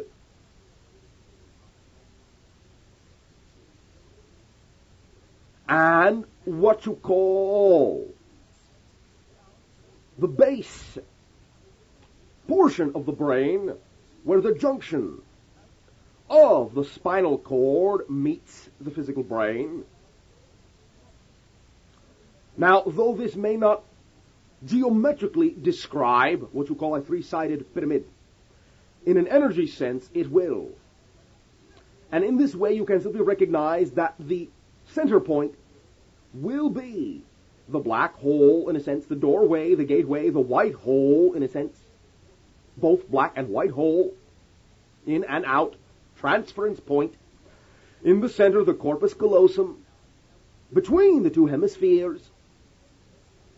You will come to recognize there is a small group of cells in the center of the brain touching either side of the corpus callosum, which will be responsible for the regulation or the translation of the black-white hole energy into your physical brain. And from these two core seeds, the brain will grow. You follow? Yes. So is part of the countertransference of that energy happening through that center or corpus callosum in the brain? All of it. And all of the transference of energy also? All of it.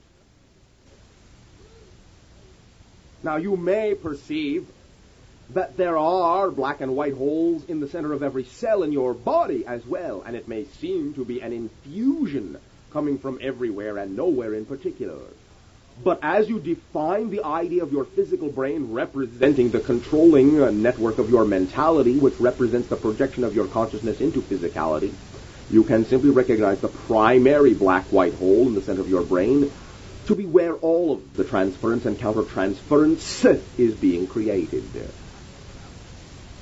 So would there be any way that that countertransference and transference could be negative? Yes. How?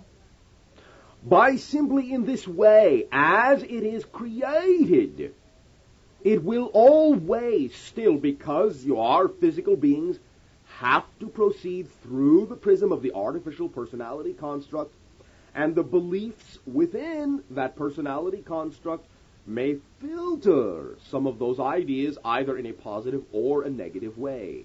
The initial point of transference is neither or both positive and negative. But the feedback can be set up to some degree. A resonance, positive or negative harmonic resonance, can be set up by reflecting through the prism where the belief, emotions, and thoughts then become connected to the occurrence that is happening with the transference. You follow me? Yes. So in order for there to be positive transference and countertransference, there must be allowance in the personality of the medium or the being who is... Yes. Allowance and trust. This is the opening of the clarifying of the personality prism, which allows there to be positive harmony in expression between the physical personality and the initial transference point, the higher consciousness, a blending. So there's no way that the system could bypass the personality construct of the medium? There can be varying degrees of what seems to be a bypass. But in this way, some portion of the original consciousness must always be there, except in the case of what you call a complete and total walk-in. You follow me? Yes, and then it would no longer be channeling. It would be an exchange of energy. Yes. So is there something that you would suggest for those mediums who are integrating their personality construct so as not to filter the information as much and to have more of a positive transference and countertransference? Simply, first of all, that they are offering their channeling out of service, out of unconditional love, not needing to take anyone's power away, not needing to make or force anyone to do anything, but allowing them their free will, and in so trusting their higher consciousness, allowing whatever will come through in this way to be a part of the unfoldment, no matter whether their physicalized personality thinks it likes it or not. You follow me? Yes, I do. Thank you.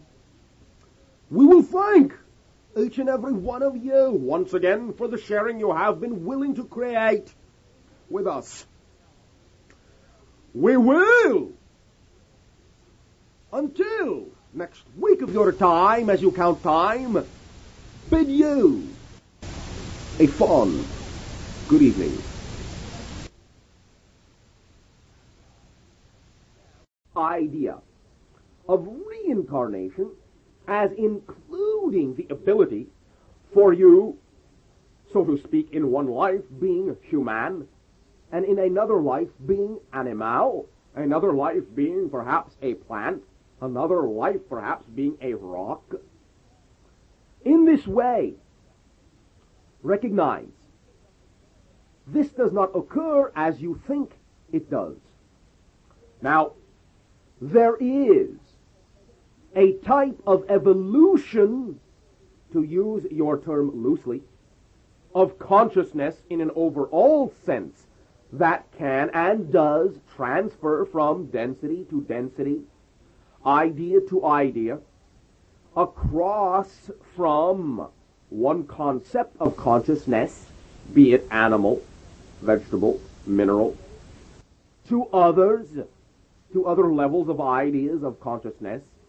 There are gradations and graduations in an evolutionary sense of types of consciousness, because intrinsically all consciousness is homogeneous and can actually become anything. But as you create what you call a reincarnational cycle, then understand that a reincarnational cycle is a product of the time frame. And because everything is simultaneous, what you recognize yourself to be now is what you always are, because the present is all there is. Human is human is human is human. Always was, always will be. Animal is animal is animal is animal. Cat is always cat. Dog is always dog. Plant is always plant.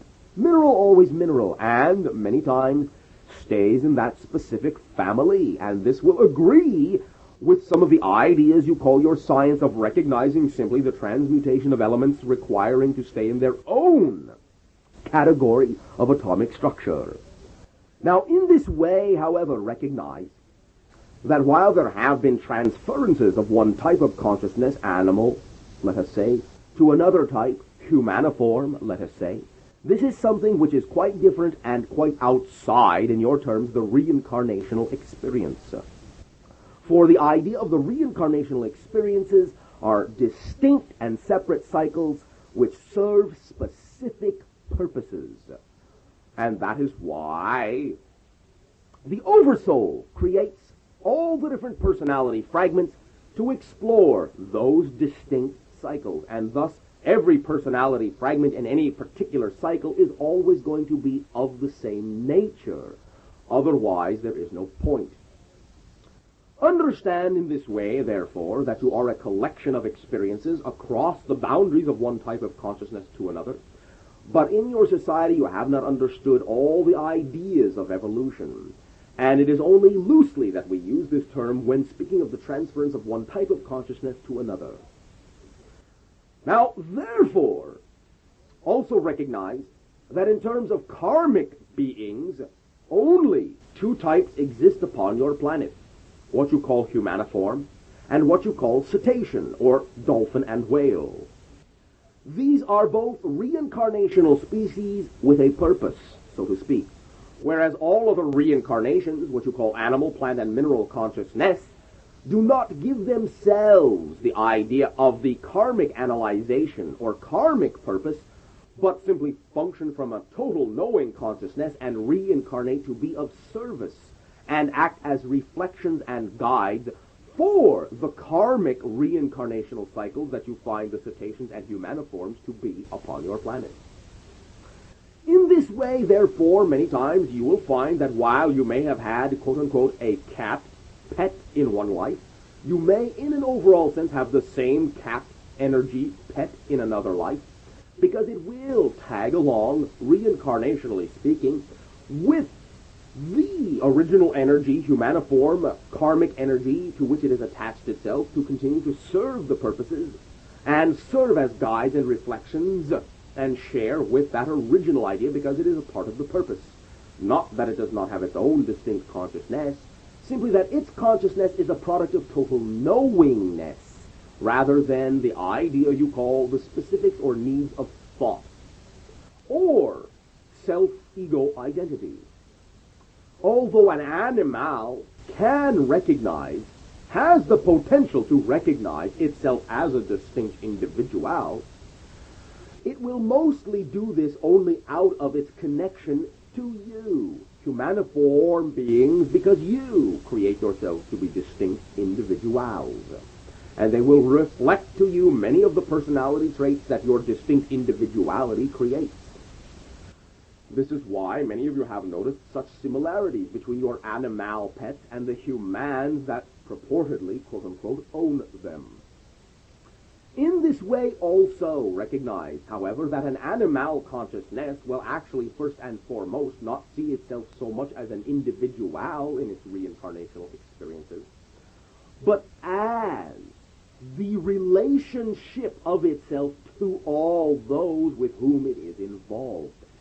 It sees itself in its knowing consciousness as a series of interactions, as a relationship. Now, this is something that you, as a humaniform being, are beginning to also experience. When you remove the need for such separation in all levels of your consciousness, you can begin to see yourself as the series of interactions and relationships that you create.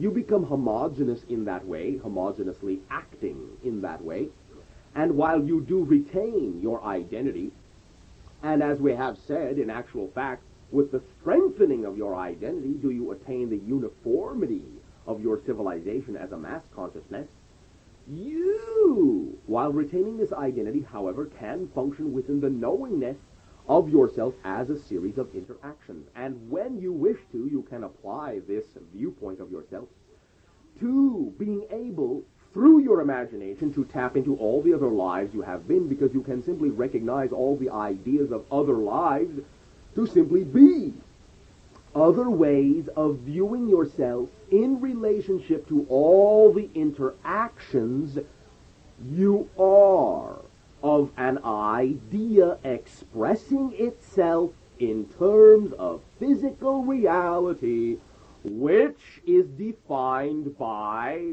time and space, experience, and the expression of that which you call polarity. Therefore, also recognize that because you are creating the past and the future from the present, because the present is the only time in which you exist, it is not so much the idea that your past and future lives control what you are doing in the present, even though you may sense connections and utilize symbology from past or future lives to represent some of the ideas you are exploring in the present. It does not mean that you are a slave to your past. Only because you have supposed that karma is a judgment upon you, have you deemed that you are a slave to past actions. Now understand, in this way, you are simply balancing and making connections and creating those connections from the present. As you choose to view any particular portion of your personality that you wish to integrate, you will always form connections in the present to any particular past lives which have manifested similar ideas, so that you can pull together the totality of yourself that has experienced that symbol you are now exploring. However, because you are looking at it in a linear time track, you usually assume, because of your separate limited viewpoint, that the past life somehow controls the present life, and that what you have in the present is a direct result of what happened in the past. Now, in a linear sense, this is true, but from a simultaneous sense, the cause and the effect are going on at the same time. You are one event. The present life, the present experience, and the past life that contained a similar experience are the same event being experienced by the multifaceted you in different ways at the same time. If you understand this, you can begin to understand yourself as a cumulative effect, an overall, over-soul idea, an over-consciousness expression. In the same manner that you have a hand with fingers, even though your fingers are separated, they exist simultaneously and all connect back to the central hand, which recognizes that all the different ideas of being a different type of finger are being experienced simultaneously as you are exploring that idea. In the same manner, all your lives are fingers of the oversoul hand, and in this way, when you make connections to any particular event going on from a past life, it is simply that you are exploring those ideas in the present and pulling together all the experiences that you had, have, or will have regarding that particular event that your oversoul has now ordained that your physicalized personalities will now begin to explore. Therefore, recognize this. You are, in the present, a multi-dimensional being.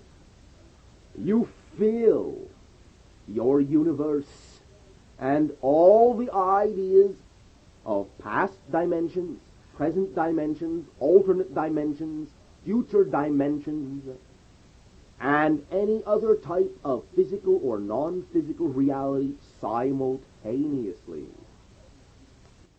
You are one being, even in the diversity that you are.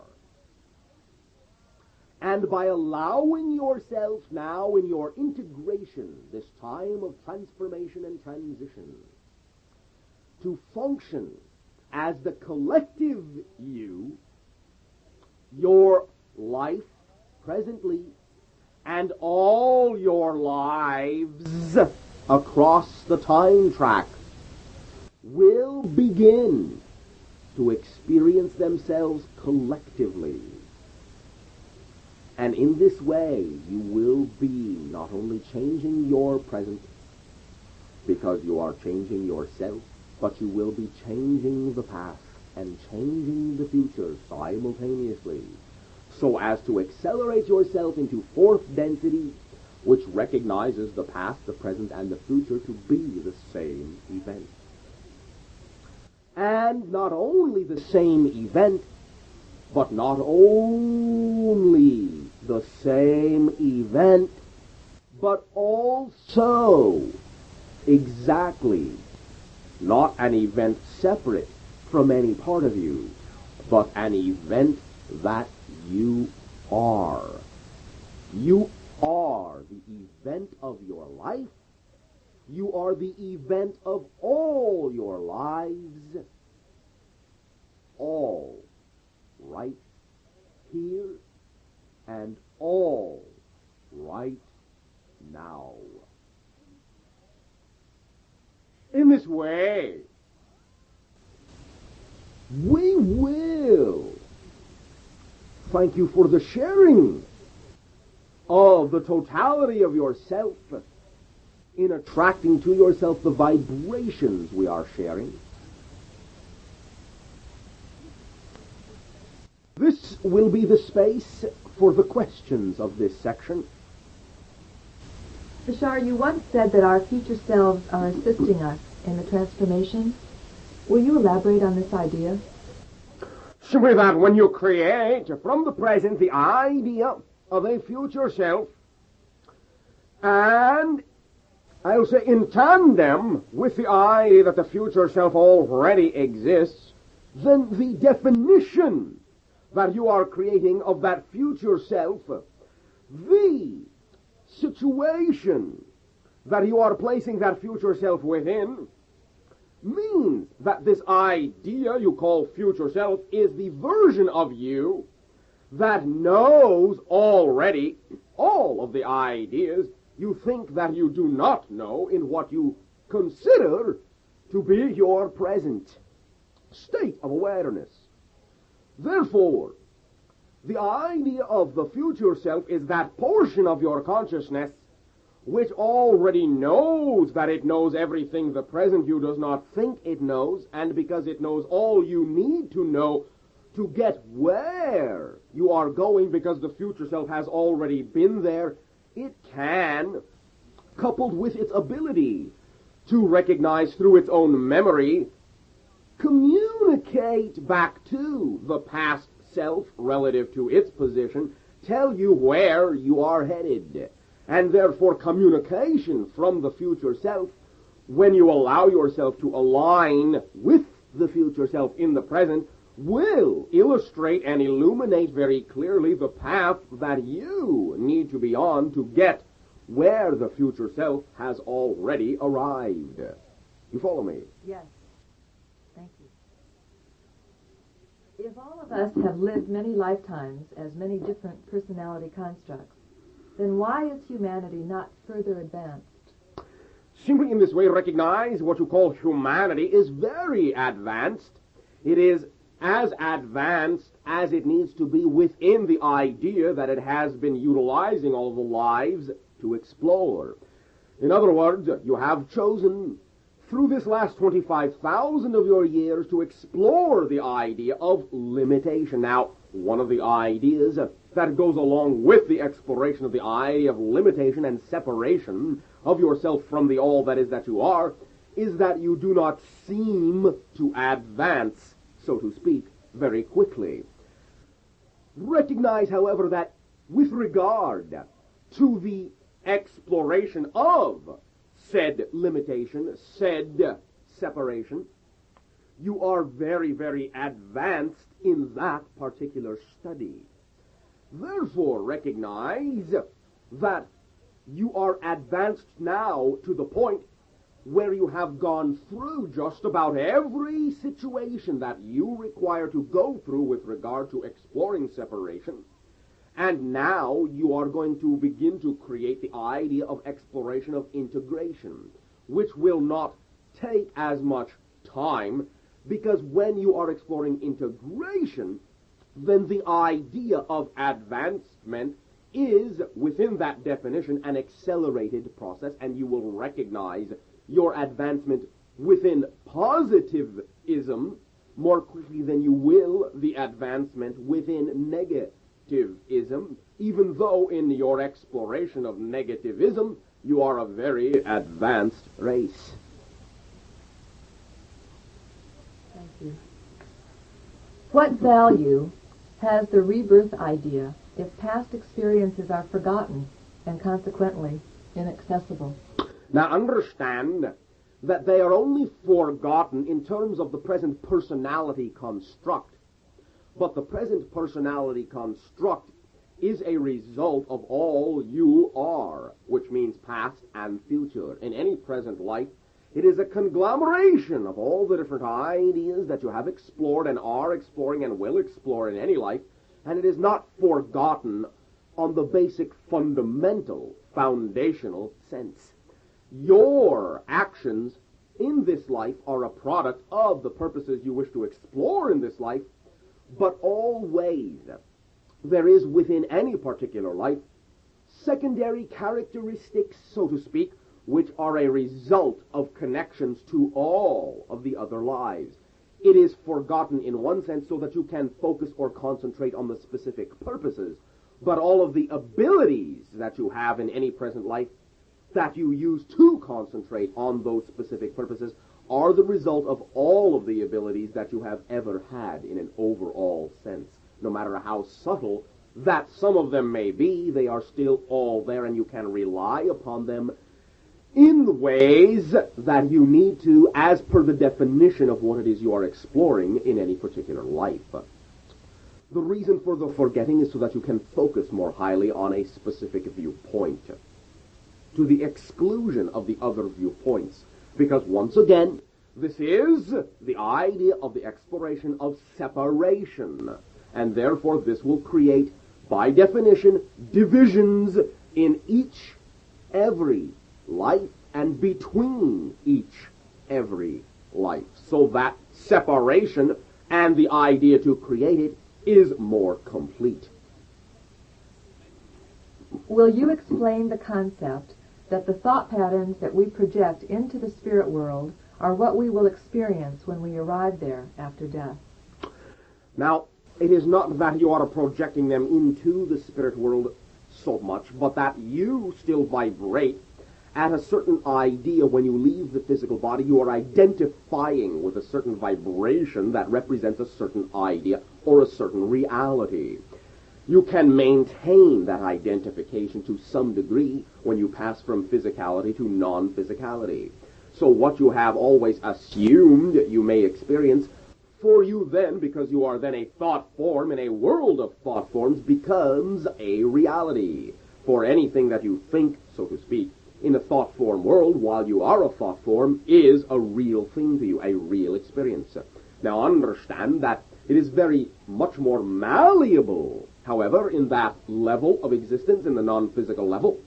And when you create a reality out of the product of what you believe that reality that you are going to experience is going to be, you will find that while that reality may create itself, any discrepancy in terms of your ability to relate to it will allow there to be a cessation or fluctuation in that reality, because it is only reacting instantaneously to how you perceive yourself. And if you change the idea of yourself, then your reality will instantaneously change in a non-physical reality, giving you the opportunity to recognize that what you thought was a solid representation of the only reality that existed after physical death now becomes something very malleable, very nebulous, and that you can soon learn. You can change that reality to anything you imagine, and then recognize that, therefore, all realities are a product of the dimension of your imagination. It is only more obviously so when you are non-physical. What does the phrase, "you can only go beyond something by going through it," mean? In the way that we have described before, that is simply the willingness to live what you create for yourself, to live through an experience and not reject it. By rejecting it, you are always pushing yourself backwards, so to speak. By living through it, by allowing yourself to absorb and experience fully everything you create for yourself, can you then create the idea of forward momentum and get on to the next step.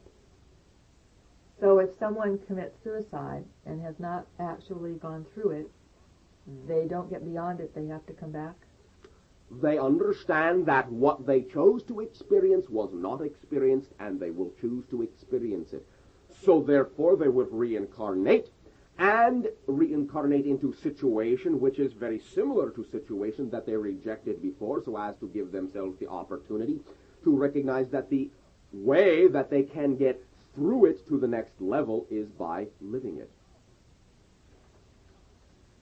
From one point of view, the more we concentrate our energy, the faster it oscillates, and the more of the all that is we express. How do we concentrate our energy to facilitate this acceleration? Allowance is all that is necessary. The more of your life you allow yourself to live, the more energy will be there, because the more life you allow yourself to live represents the more of you that you accept into your life. This will increase your acceleration and your momentum automatically. Is it true that we cannot go beyond the earth plane until we accept and demonstrate that acceptance of the idea that we create the events in our lives?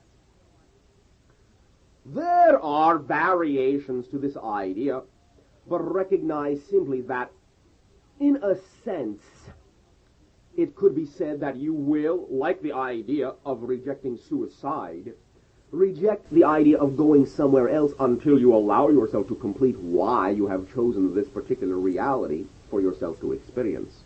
Therefore, in a sense, yes, you will not proceed until you allow yourself the realization that represents your ability to proceed to something else. However, this is not to say that this realization cannot come at any time and that a choice cannot be made in the non-physical state to incorporate that realization within you, no matter what, with few exceptions, the last physical life was all about. You follow me? Yes, thank you. Bashar, what does our Bible say about reincarnation? Now, there are a few passages that remain in your Bible literature that refer to the idea of reincarnation, but many of them have been removed during times when the idea of reincarnation was not considered popular enough to gain converts. Therefore, some of that material no longer physically exists. Much of the material with regard to reincarnation that exists within the main body of the work that could have been incorporated into your biblical literature was never incorporated to begin with. So the majority of information that refers to reincarnation that was, I'll say, spoken about by many of the individuals that are referred to in the biblical literature, including the Christ consciousness as well, much of that information was never included to begin with. However, there are a few references, some of which we have already referred to, and are distorted in ways or misinterpreted in ways to mean something else, but are reincarnational references.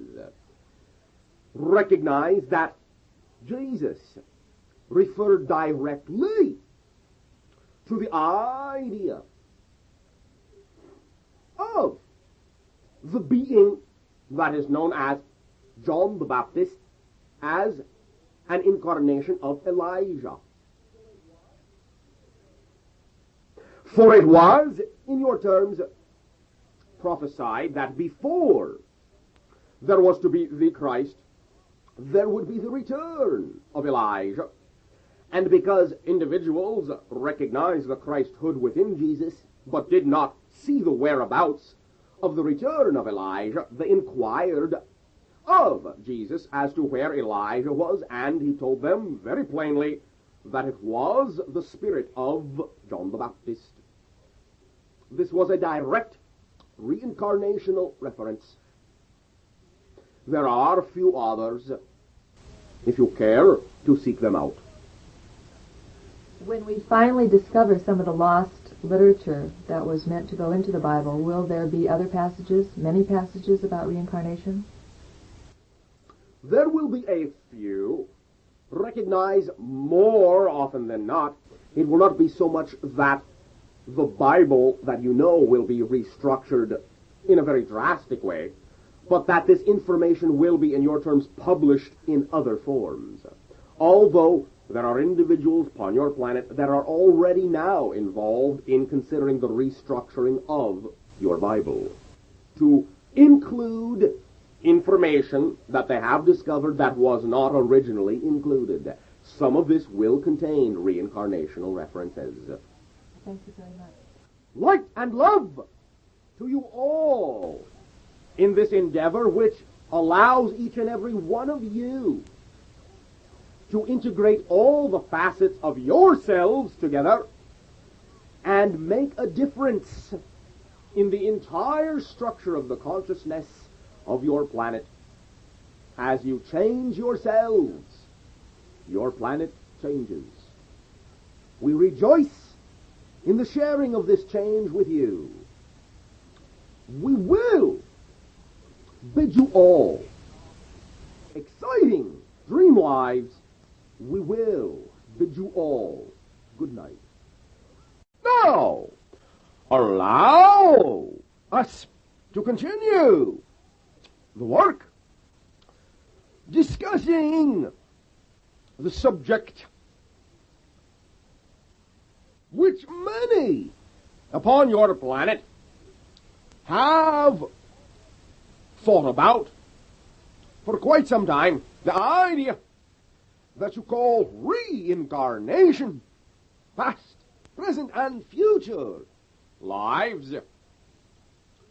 Now, recognize that we are dealing with this particular subject aside from the chapter in which we discussed your idea of religion, even though some of what you call your religions upon your planet profess a belief in reincarnation, it will be still something which in a sense is outside the belief structure which usually goes into creating any particular belief religious system. In this way, simply understand that the idea of reincarnation is not subject to the personality construct beliefs. It is something which exists, in your terms, before, outside of physical reality. In this way, it can simply be said that you will and have reincarnated many times, whether in your physical life you believe in the idea or not. It is something which is a property and a knowingness of your higher non-physical consciousness, and is a part of its awareness of the way in which The system of physical reality has been structured with regard to the non-physical system. Now, however, allow me to point out that the idea of reincarnation as you view it from your physical time track, because you are in a physical time track that recognizes a beginning, a middle, and an ending of things, will take on a linear approach to the idea of reincarnation. Even the very word that you use in your language to describe it will exemplify and reflect that linear approach. Reincarnation. Suggesting that you have been incarnate before and are incarnate now and can become incarnate again.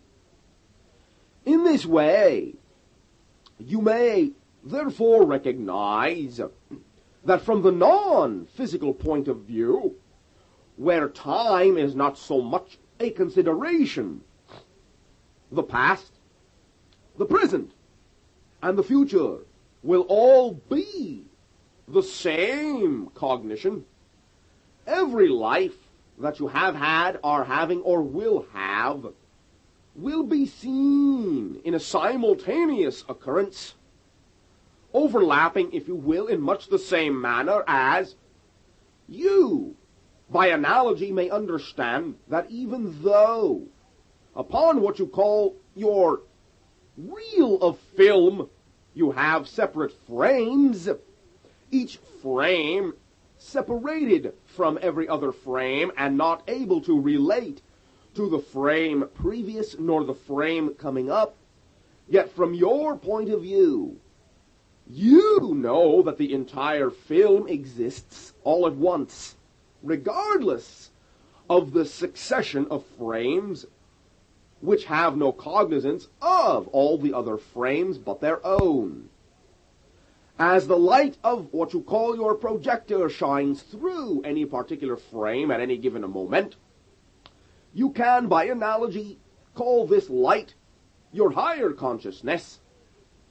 It chooses to focus through any particular frame at any given moment, and in this way you can call each individual life a frame of the entire film of all your lives.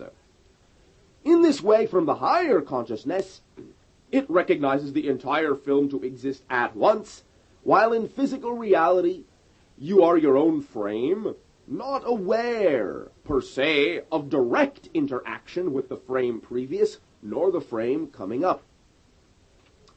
Now, in this way, you can therefore recognize that you create the idea of past, present, and future lives. Now, you have, as an oversoul, many past lives, sometimes many future lives, although at this time of transition, of transformation, the future lives on your planet are becoming less, because you are needing them less. You are needing to incarnate less. However, from any particular viewpoint within the overall reincarnational cycle, you can say you have had the opportunity of having many future lives. You also have present lives, plural. In this way, recognize that in any particular time frame, you have many lives, what are called in your vernacular counterparts. I'll say auxiliary fragments of the whole oversoul simply existing within the same time frame. Therefore, in any life, you actually have many lives going on simultaneously, in addition to all the other past and future lives. You also have alternate dimensional parallel experiences of lives which can occupy different time tracks simultaneously as well. Recognize, therefore, what it truly means, even in physical reality, to be a multidimensional being. You occupy many different time tracks and lives. Now, the idea of forming one life or another, or many lives, or a succession, as you view it, of lives, involves the idea you have called karma. Now understand that the religions upon your planet, which view the idea of reincarnation as being a reality, usually differ from the fundamental idea that your higher consciousness recognizes reincarnation to be by assuming that the lives are linear and they really are simultaneous. Everything exists at once. Also, usually, those religions view the idea of the need for each physical life, the karma, which creates the series of physical lives, to be something which is ordained from some quote-unquote higher authority outside yourselves. Now, from the point of view of where you choose to have a physical life, there is no outside, and in a sense, there is no higher authority. Karma is completely self-imposed, and it is not a matter of judgment, but only a matter of choice. The idea that your oversoul recognizes the type of path it has created for itself in order to experience the growth and balance of itself in physical reality, and it chooses what experiences it requires to fulfill that idea, that path. Therefore, karma is not an imposition, a judgment upon the physical personality, but simply in this way it is the choices of the oversoul so that the physical personality will fulfill the ideas of balance in which the oversoul can then view itself as being more connected to all that is. In this way, you give yourself simultaneously upon your planet the opportunity to exercise predetermination and free choice. Understand that you have, I'll say, free choice in terms of your physical personality to a point. What seems to be to you predetermination will simply be the exercising of the free choice of the oversoul, which to the physical personality seems like God, and therefore seems to be a predetermination of the types of overall experiences you will encounter in your life. That you will go through the overall general experiences is determined by the oversoul, and thus in this way to the physical personality seems to be something having to do with predestination, though it is the exercising simply of the free will of the oversoul that creates these events you will experience as a personality. The freedom of choice of the physical personality comes into play when you recognize that although you will experience the events the oversoul chose the physical personality to experience, how you experience those things will be an exercise of the free will of the physical personality. In other words, if the oversoul determines that for its purpose of growth you will walk down a hallway, then walk down that hallway you will. However, how you walk down it, how much time it takes or how little time it takes, whether you walk on the walls, the floor, the ceiling, fly, float, crawl, backwards, positively or negatively, will be up to the freedom of choice of the physicalized personality. But walk through the hallway you will. Now, in this way, there is, in your terminology, to put it very simply, only one way you can, quote-unquote, at least temporarily, avoid this contract with your higher self. And that is the terminology you call suicide. In this way, however, once you are out of the body, you recognize that you have not met the contract you fulfilled for yourself in this way, that you ordained for yourself in this way, and you will find that suicides will return into a physical life that carries with it all sorts of similar occurrences that allowed it to choose the idea of suicide to begin with. In other words, it will live the same, quote-unquote, ordeals or problems to some extent over again. In this way, until it accepts that everything in its life does serve a positive purpose for the growth of the oversoul, and not seek to avoid or run away from those ideas the oversoul has chosen for the physical personality to experience. Thus, in this way, you will also find that to some extent, the idea of suicide will be a negation of the contract previous to the time frame or timing frame that was originally planned, and in this way, to the physical personalities left behind, it may seem that a standing wave of energy is left behind in the form you call a ghost that will seem to hang around until the preordained original time of death is reached. Now, in this way, though it may seem to be many years that the haunting, so to speak, will hang around, that the energy of the being in that form will hang around, understand that this perception of the great deal of time spent in this way will only be a perception to the third-dimensional physical reality. There can be some sensation of it taking some time to the fourth-dimensional personality aspect, but understand that more often than not, to the fourth-dimensional personality aspect that is no longer physical, it will not really take very much time at all. It will not really seem to it that it is really hanging around for much time. And what to it may seem to be, I'll say maybe a week, could seem on the physical plane to be a ghost hanging around for 20, 30, 40, 100 years or more. In this way, it is simply the way that third density perceives the time track, and the way that fourth density perceives the time track. It is not altogether impossible that an individual could, in a sense, have already reincarnated, even though, quote-unquote, their ghost is hanging around from the past life. This will be rare, but you will understand that this will simply illustrate the difference in time tracks. Now, in this way, therefore, recognize that when you begin to blend within the integration of yourself, you will know that everything serves a purpose, and you will recognize that only because you have created, as we have already spoken of, the idea of the entire 25,000-year cycle of separation from the all that is that you are, have you determined that the idea of karma is something that judges you. And so you keep yourself in the cycle over and over again, thinking that you need to, I'll say, clean up your act in some manner in this way. And in a sense you do, but not in a judgmental sense. You have only but to realize that your karma is completely self-chosen, and that you can always know that you have the opportunity to allow yourself to expand, to grow in whatever methodology you wish, whether it is physically reincarnating or not. From the oversoul point of view, all your lives are going on at the same time anyway. So it is only a matter of focusing your consciousness into those ideas of lives or not. Now, recognize that because of all the separation you have been doing, your religions, many of them, have been arguing about the idea of the afterlife for quite some time in this way. What happens, what does not happen, what do you believe, what do you not believe? Now recognize, however, that in almost every idea of religion there is some aspect of the idea you call reincarnation. You are all recognizing the basic fundamental foundational truth of the idea that this is a process that does occur. Even some of the religions, such as what you call Christianity, which you do not think recognizes reincarnation, does. And although there are some phrases which do exist which point that out, many of them have become misinterpreted or garbled or lost over time or not included in what you call your biblical literature.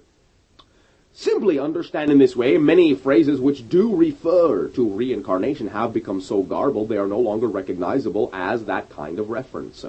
One of these phrases will be, in your literature, the idea that you say, "Vengeance is mine, saith the Lord." This is your quote. Now, all this actually means is that the higher consciousness, quote-unquote, the Lord, recognizes that it is within the non-physical higher consciousness that all of the determinations of the circumstances of the lives to be chosen will be, I'll say, set up. The idea you call vengeance is not so much that idea of judgment, but again, simply as we have already spoken of, the determinations of what is required for balance.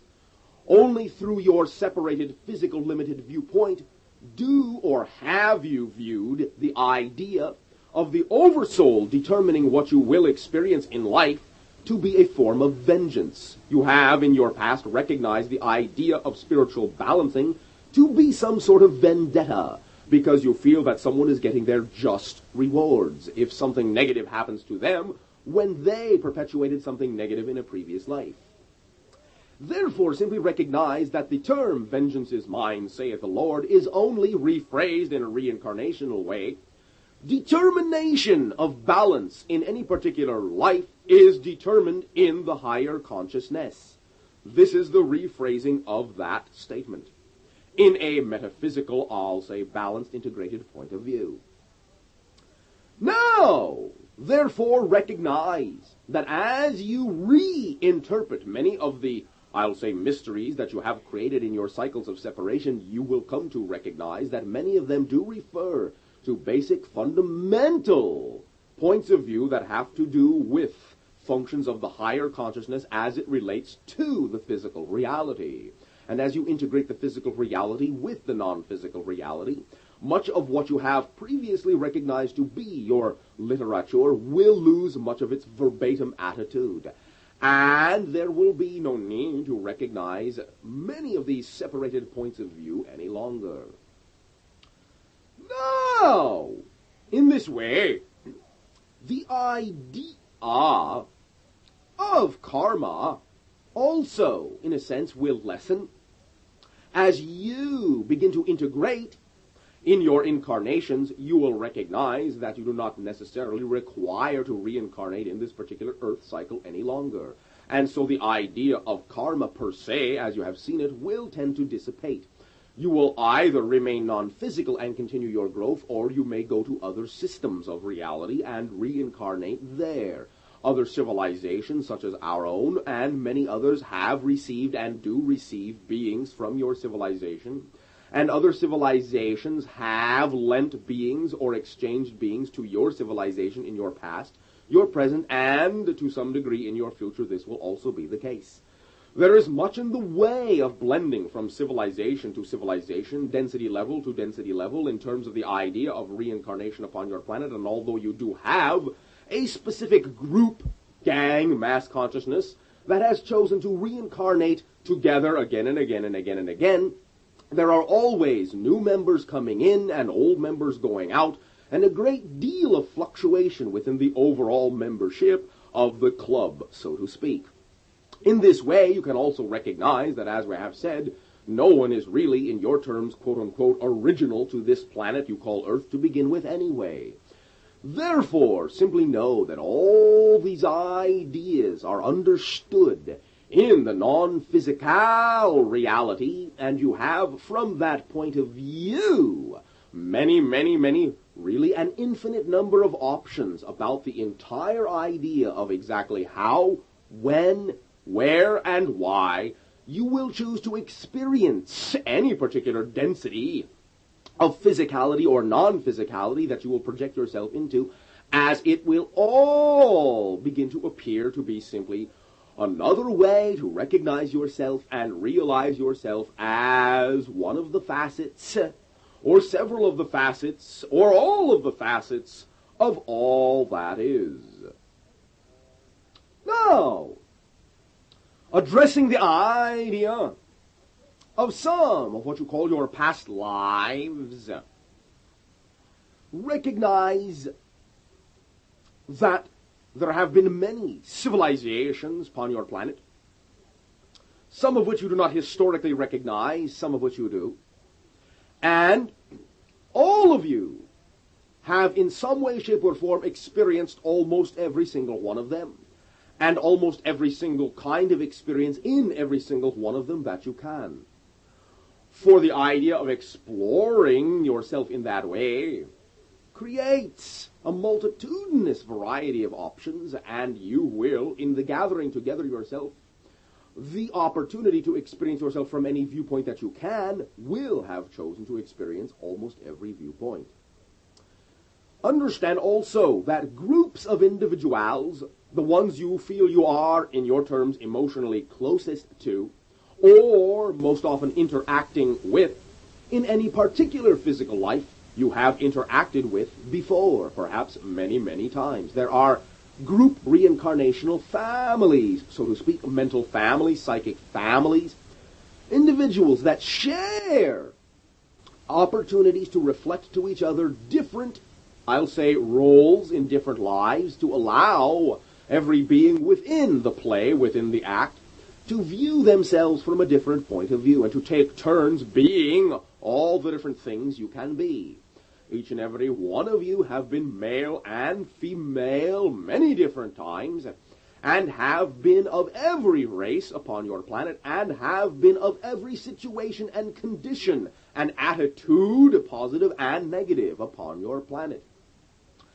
You can also recognize that in allowing yourselves to have tasted of all opportunities and experiences, you have now given yourself the opportunity to be able to integrate all these experiences within you. And in recognizing that all these ideas are simultaneous because you are creating the idea of time and space, then when you wish to get in touch with these ideas, past lives, alternate lives, counterpart lives, future lives, you do not have to feel that you have to reach into some dim, far away, dark past, or some complexly distant, infinitely stretched out future in order to perceive those realities of yourself.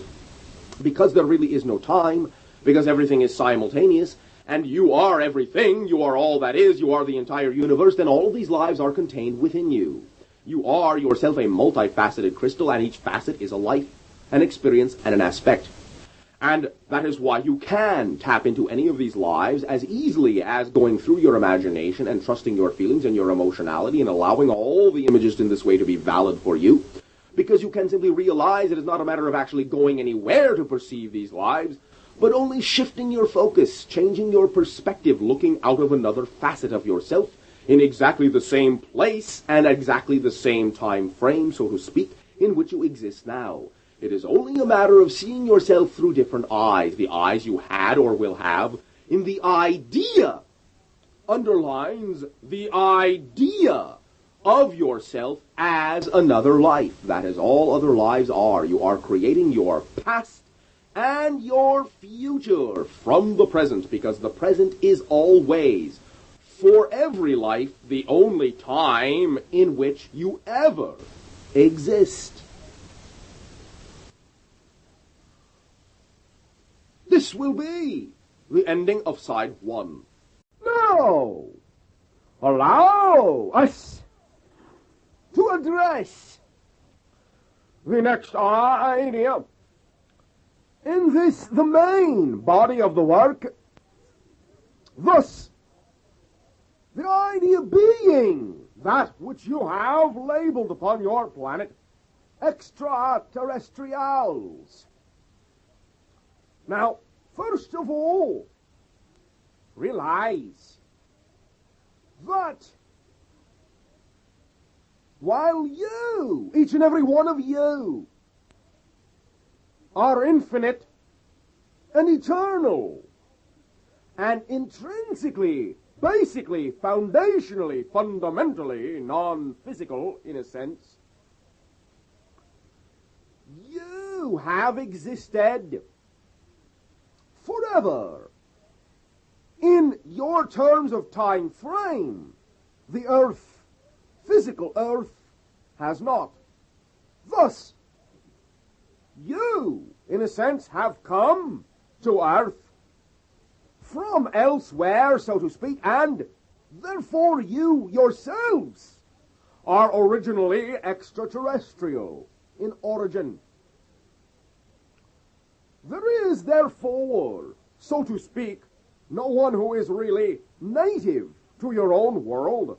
If you go back in time far enough, you will find that many of you have had many different lives on many different civilizations, both physically and in other dimensionality.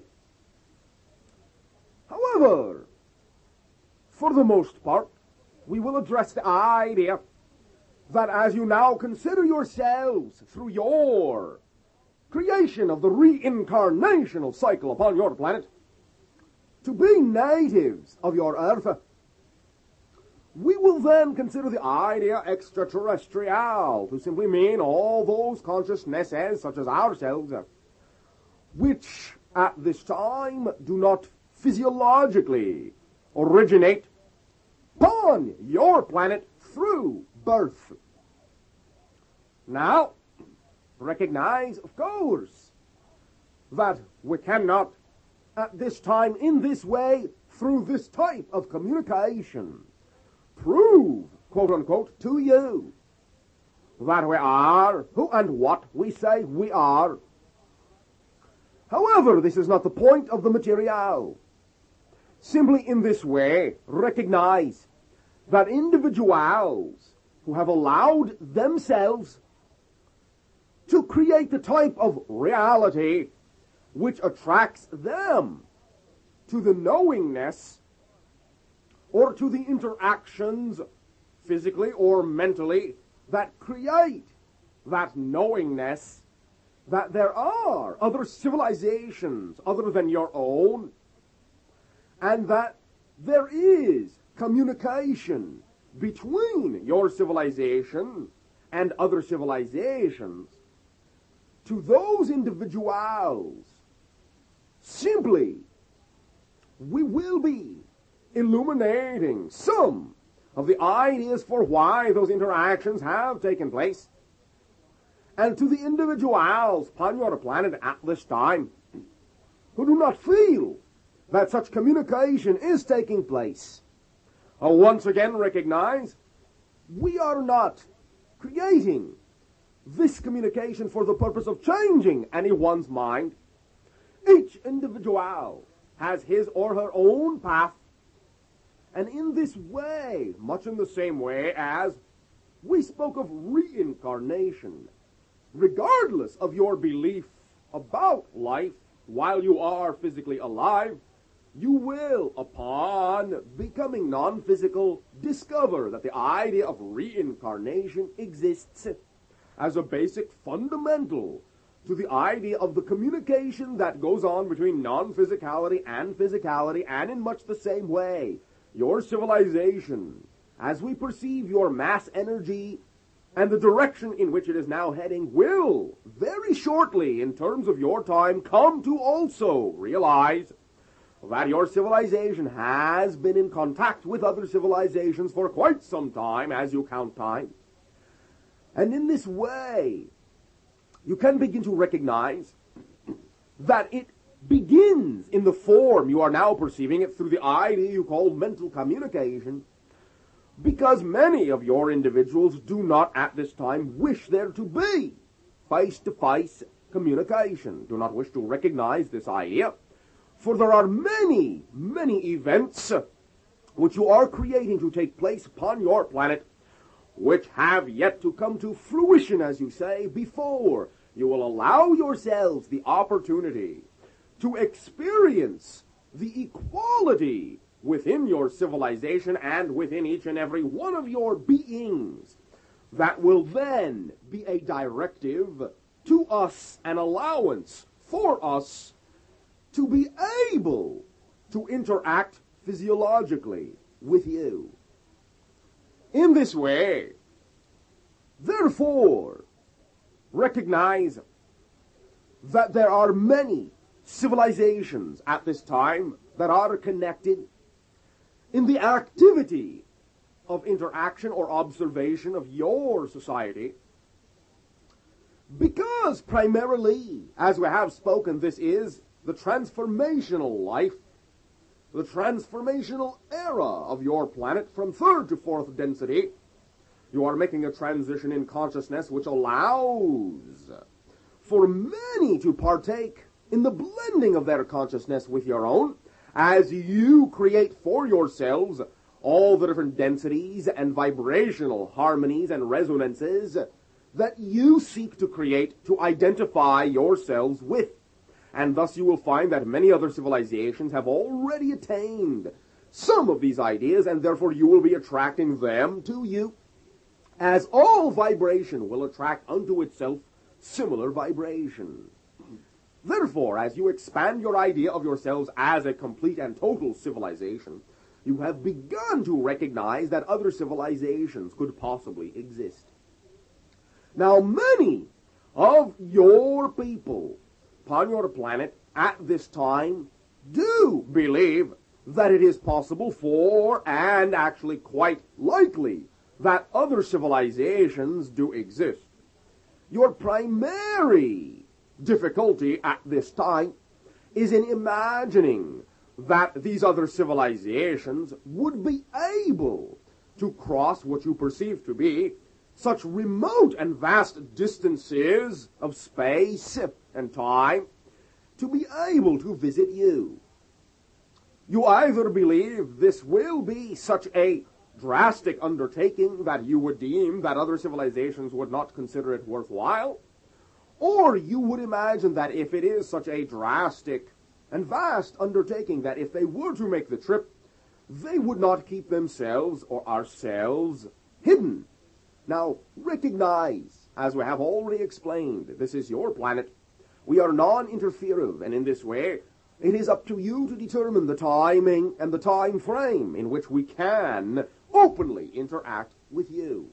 For you have many things to experience before you will allow yourselves to feel comfortable with the interaction of civilizations that have come to terms with themselves as an entire total consciousness. However, also recognize that just as you have allowed yourself to discover many times the previously supposed impossible is quite highly likely and probable, and in this way recognize that you will and are researching, even in this very time frame of your civilization, exactly the idea of how to travel from star to star without allowing yourself to create much intervening time in the process of getting from one place to another. Now recognize your scientists believe that no one can exceed what they consider to be the speed limit, the idea you call speed of light, and in a very real sense, this is true. However, the idea is only a definition of a defining border for what we call third density, third dimensional reality. And in this way, we and other civilizations, when performing the idea that you would call traveling, are not really traveling at all from star to star, but in this way, as we have discussed many times with some of your individuals, the idea is not so much that we travel in space, but that we travel as space, or really we become space, and thus do not need to travel at all. To us, the idea of space is not something, a volume in which an object resides, but it is a locational property of the object itself. Thus, if you can change the locational property of an object, you change the object's position in the holographic universe, holographic being that every object has equal potential to exist at every point in the universe. And simply you can recreate the idea of any object, spacecraft, individual, or otherwise, through whatever framework of mentality or consciousness you are willing to create for yourself as a symbol to represent the ability to do so, and simply find the idea that you have been calling hyperjump to be quite a reality. Hyperspace is simply the center of consciousness, the source of all that is. And when you are in hyperspace, it is not so much that you go anywhere. It is that space comes to you. It is surrounding you, in a sense, an obvious projection from the center of yourself as the creator of all that is. You have but then to simply pick and choose what vibration to lock yourself into. And when you form an identification with that vibration in the spacecraft, when you reinsert your craft into third density physical materiality, it will then, by definition, take up residence at the vibration onto which you have locked it, thus seeming to have traversed great distances in very little time, but actually having traveled nowhere at all, but simply relocated the idea of who and what you are. The field that is created around the craft has the property of unlocking the craft from the third density reality, so it can partake of the fourth density or hyperspace reality, and thus, when the field is removed or altered, then find itself relocking into the third density reality. This field is generated in many ways, and this will be something which we can go into at a later time. Simply allow me to illuminate to some degree that the field is a product of the stepping up of the energy of light itself and the creation of a planar field through rotational mass. This planar field energy, disk-like form in nature, will then create 90-degree I'll say, perpendicular forces to itself, which when manipulated by certain other types of rotational masses will create an actual bubble or spherical projection of the field, which will then, 90 degrees to the planar rotation, allow for the effects of the unlocking of the gravitational field from the craft. In all reality, it is more that the craft itself creates its own gravitational field, rather than actually nullifying anything that is around it, although some degree of nullification will take place. But it is a transverse effect, the gravitic dynamic tensor field, altering through a filtering system, alternating off, on, in a sense, and being recalibrated and redefined and reformed into another type of gravitic dynamic tensor field, which then functions within and surrounding the craft to allow the craft to function as its own planet, in a sense, carrying with it its own idea of its own time frame, its own inertia, its own gravity, and all the ideas of its existence and location relative to space. In this way, the craft becomes isolated from all time, space, and in this way, because, as your scientists already know, if you were to deem yourself to be the only object in the universe, you would recognize you would have no relative idea of where you were, when you were, how fast you were going, because it takes a relative measurement to be able to determine just that. And in the universe, there is not so much the idea of motion as an actual thing, but only as a relative thing. We have simply redefined the idea of relative position in this way, and allowed ourselves the opportunity to experience that redefinition by going to the center of the self, the hyperspace, the source of consciousness, and thus being able to give ourselves whatever definition we wish, which allows us to be whenever and wherever we wish at any time and place. Now, there are various civilizations at this time which have contact with you and have made some limited face-to-face contact. In this present day and age, as you call it, although in your past there has been a great deal of contact, and there was, to some degree, as you have already been told many times by many different sources of information, some intermingling. Now recognize, however, this does not mean that you are anyone's experiment. You are your own experiment, in a sense, and you are not in anyone's prison. This way you can understand you have the key to unlock yourselves and emerge from this idea of your planet and expand into space in much the same way that many other civilizations have done. This allows you to know that you hold the key to your own jail if you choose to look at it as a jail. In this way, you can know that as you swing wide the doors, you will recognize there are specific connections in your consciousness that are being made to many other civilizations.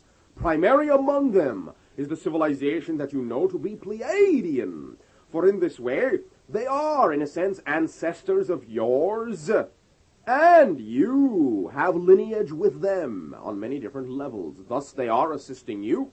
You are also of the same vibrational symbolic pattern, that being the numeral 5, as you recognize it to be the humaniform vibration. There are, therefore, then, assistances coming from them.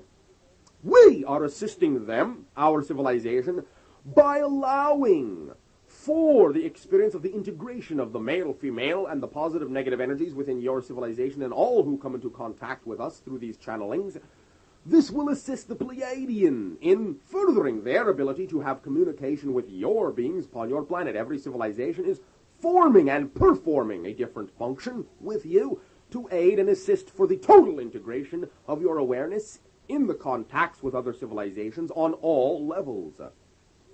There is reticulum also involved to some degree. You have found that some of them have interacted with you many times physiologically. They are, in your terms, relatively new to the exploration of your planet. But in this way, they have co-agreed to create the idea of observing the manifestation of your transformation as you are creating it. And they do assist on some level as well. Serious civilization, that in their own terminology, which they call Siskine, also is involved, mostly mentally. This civilization will explore the universe mostly mentally from the higher density levels, although they do have third density counterparts, some of which have interacted physiologically upon your planet from time to time in times past. At this time, not so much, as there will be, at this time, less activity upon the surface of your planet to allow there to be the mental changes which are required for you to create the conditions where civilizations from off your planet can once again intermingle freely, as you then feel free to intermingle with us. You may recognize there are other density consciousnesses also in touch with your planet, some from your own past, some from your own future, as you understand that term. Some of what you have termed your UFOs are from your own future. In this way, you can know that there have been also past civilizations which have achieved the idea you call spaceflight in much the same way that we have, and from time to time they also, as you say, take a peek upon the idea of what the civilization upon the planet they used to inhabit has allowed itself to transform into. They are also still connected on many levels of their consciousness to the idea of the transformation and are assisting in many archetypal and symbolic ways. There are other density levels of consciousness which have never been physical in your system at all, but which you can in some way, shape, and form consider extraterrestrial, which are also involved with you at this time. These will extend their consciousnesses from the dimensionalities in which they exist, in which they allow themselves to perceive themselves as the dimension from which they project. And all of these consciousnesses, both non-physical and physical, are in this way existing in an observational shell, so to speak, surrounding your planet, observing all the different transformations of energy taking place. Now, in this way, recognize that much of this interest and much of the reason for the non-interference in this way is because your civilization, your planet, it is at a crux point of energy that allows it to connect into many different dimensionalities, and thus, in a very great sense, what you do here affects many different levels of dimensionality.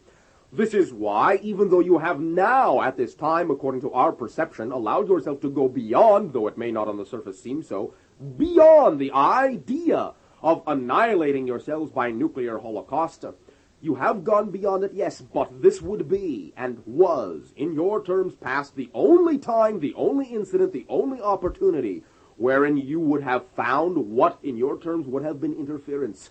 For in this way, we would not allow what has already happened in your system once, the annihilation of a planet totally by those forces, as the remnants of your asteroid belt lay testimony to.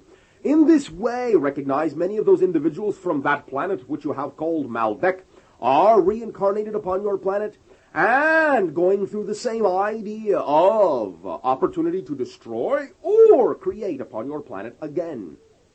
In this way, recognize the only reason that there would have been a non-allowance of nuclear holocaust upon your planet is not so much that you cannot choose to destroy yourselves if you wish, but destroying yourselves in that way would affect many different dimensionalities, and would not, in your terminology, be maintained nor kept only to your own backyard.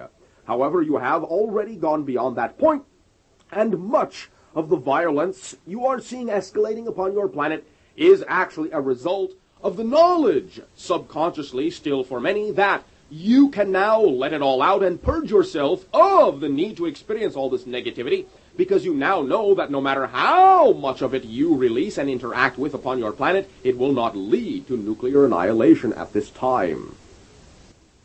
Therefore, recognize that since you exist in this crux point, this fulcrum point, a doorway, a bridge to many different dimensionalities, the strength of the connection between your dimension and others and other civilizations is because of the energy, the level of intensity of the energy out of which you have created this particular civilization in which you are partaking. This intensity of energy, this intensity of focus, is to some degree responsible for why you have created such an intensity of negativity upon your planet, because you wished to experience all of the idea of the separation of yourself from the all that is that you are, all these manifestations allow you to create third density with such an unprecedented degree of solidity that the intensity of this solidity does in fact actually pull upon the fabric of dimensionality between your civilization, your plane of existence, and many others.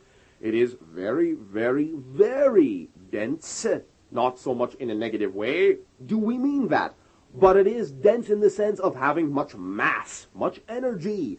The intensity of focus creates energy, creates mass, and in this way acts as, in another way, a gravitational sink, a mental sink, a psychic sink, which draws and attracts many events in the weave of the fabric of mentality of all that is into this locale, and thus many civilizations are interested in what you are creating as your own experiment in this time and space.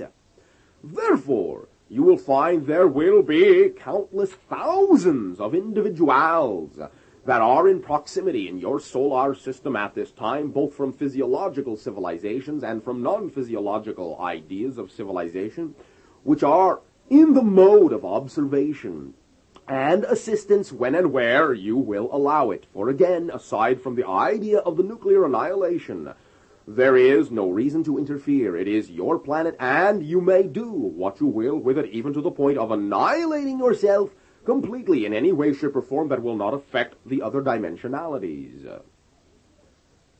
Now, this idea of the observation of your civilization has allowed you from time to time to recognize and perceive physically many of the spacecraft and projections of consciousness from different civilizations in your own skies. Now recognize that your governments are aware of our existence, and in this way, as we have said, the taking back of the responsibility for your own fears will allow your governments to be recognized as yourselves, and in this way will allow them to serve you rather than keep you in the dark about what you are telling them you are too fearful to know. They are well aware of the idea of our spacecraft and are attempting to duplicate the technology. In your possession upon your planet exist no fewer than 11 forms, variations, components, or whole craft from other civilizations, including the idea of what you call physiological bodies, that many of which perished in the crashes of these craft which allowed your civilization to retrieve them, to study them. These have been moved to many different locations. Recognize that though we will find in your terms the idea to be somewhat, I will say, distasteful in terms of the attitude of the individuals who recovered the craft and the bodies as to what they have allowed themselves to create as experimentation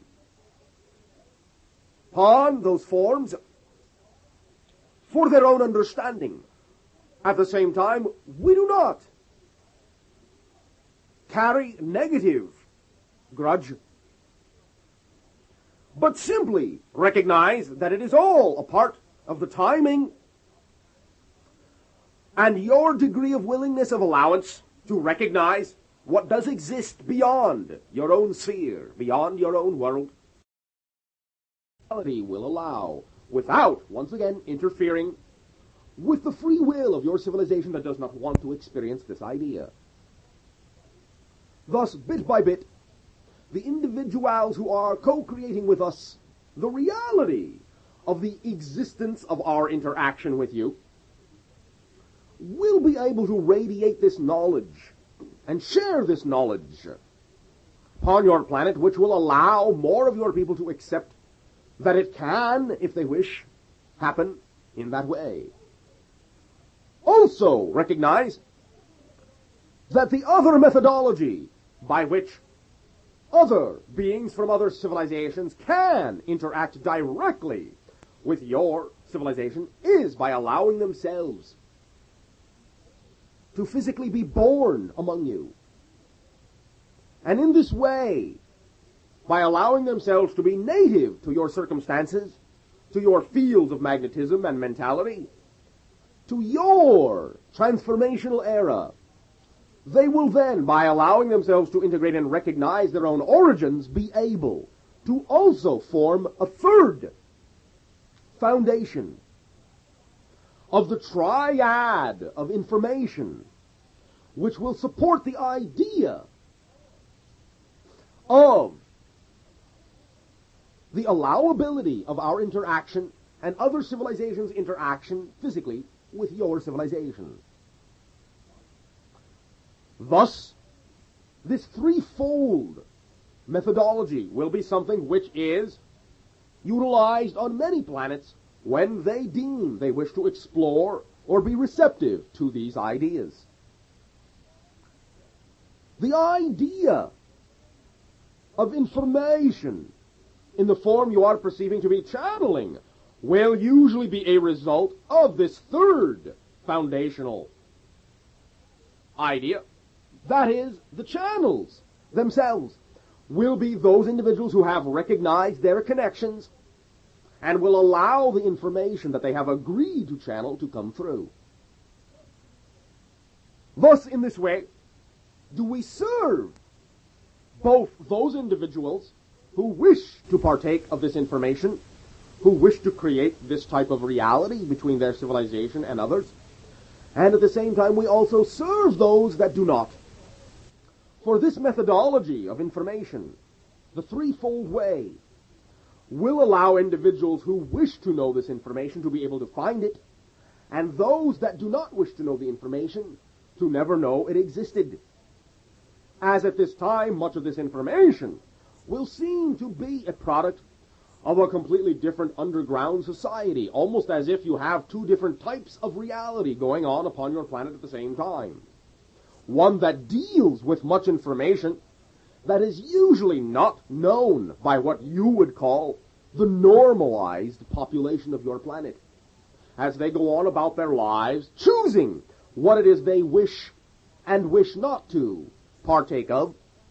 Those things, this idea of extraterrestrial civilizations perhaps being one of them that they wish not to partake of, will not be known to them. They will find themselves simply isolated from that information until they choose to recognize that they do wish to partake in what may, sooner or later, become a majority, so to speak, idea upon your planet. Then if they wish to partake of it, they will draw themselves to it.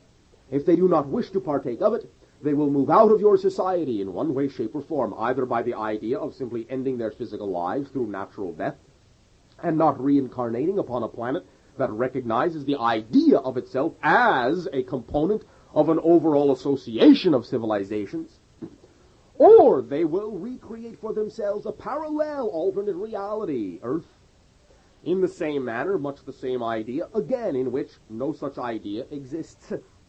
One way or another, the idea of interacting with other civilizations is something that is a product of the fourth density transformation that you are undertaking, and thus you will find that in the years you know to be 1987 to 1994 will be the greatest opportunity for your civilization to recognize that you have been in contact with other civilizations for quite some time.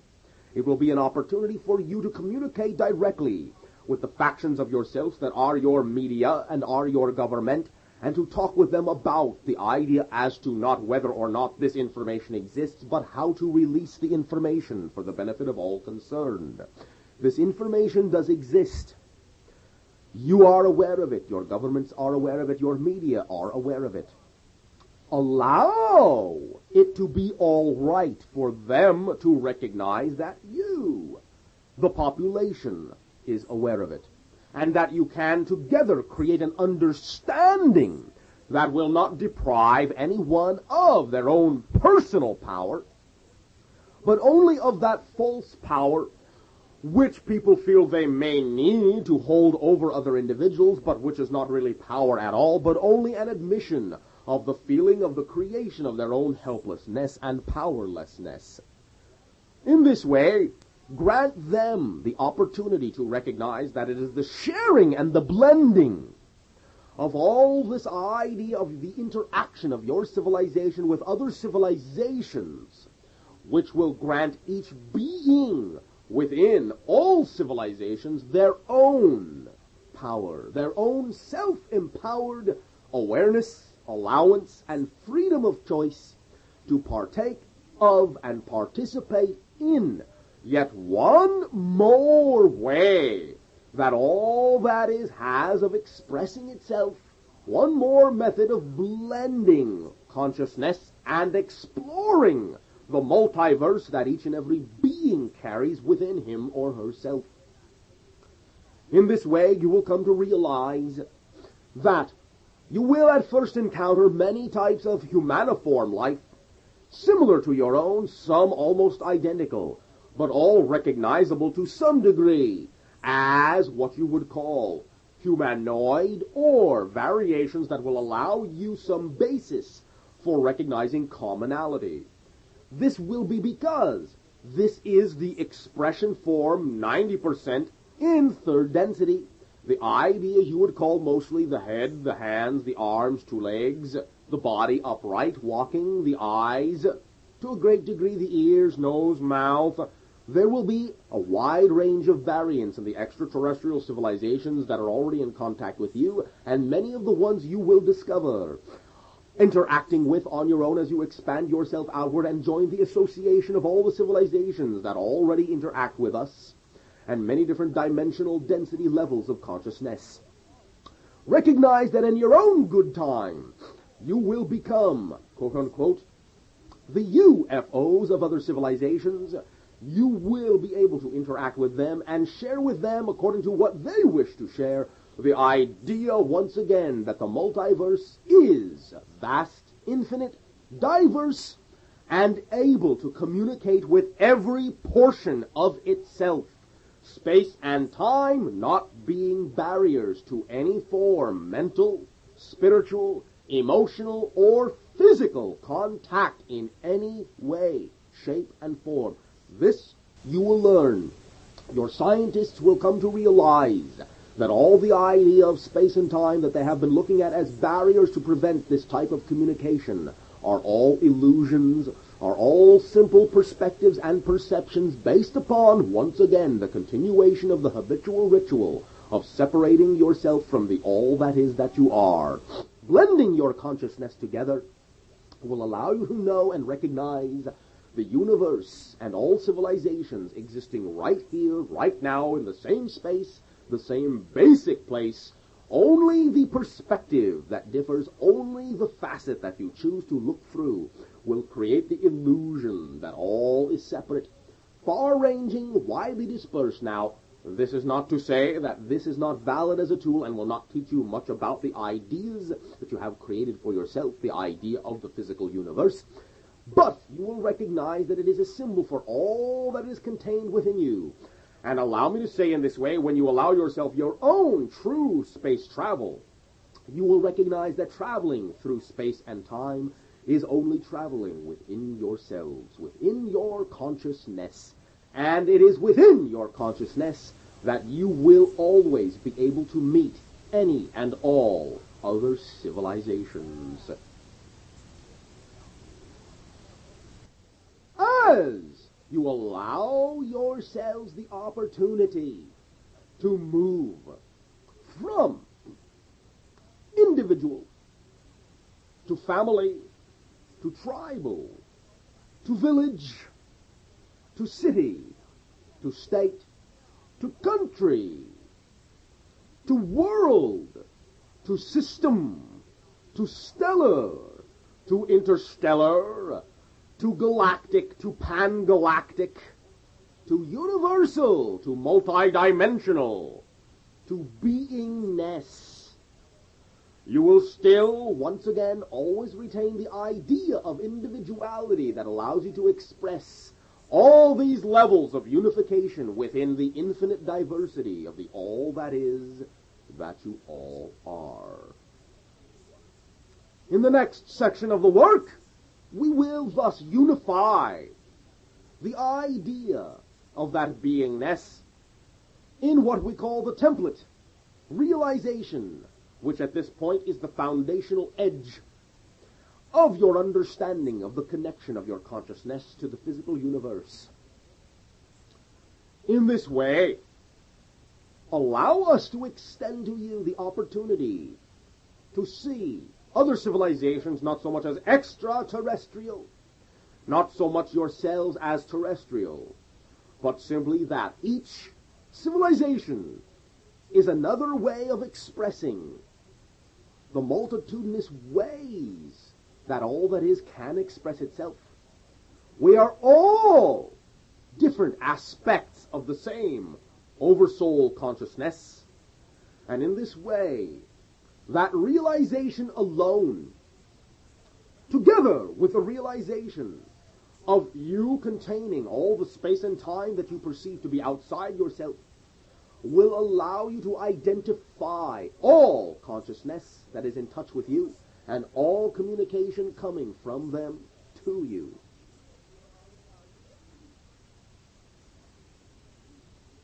We will, before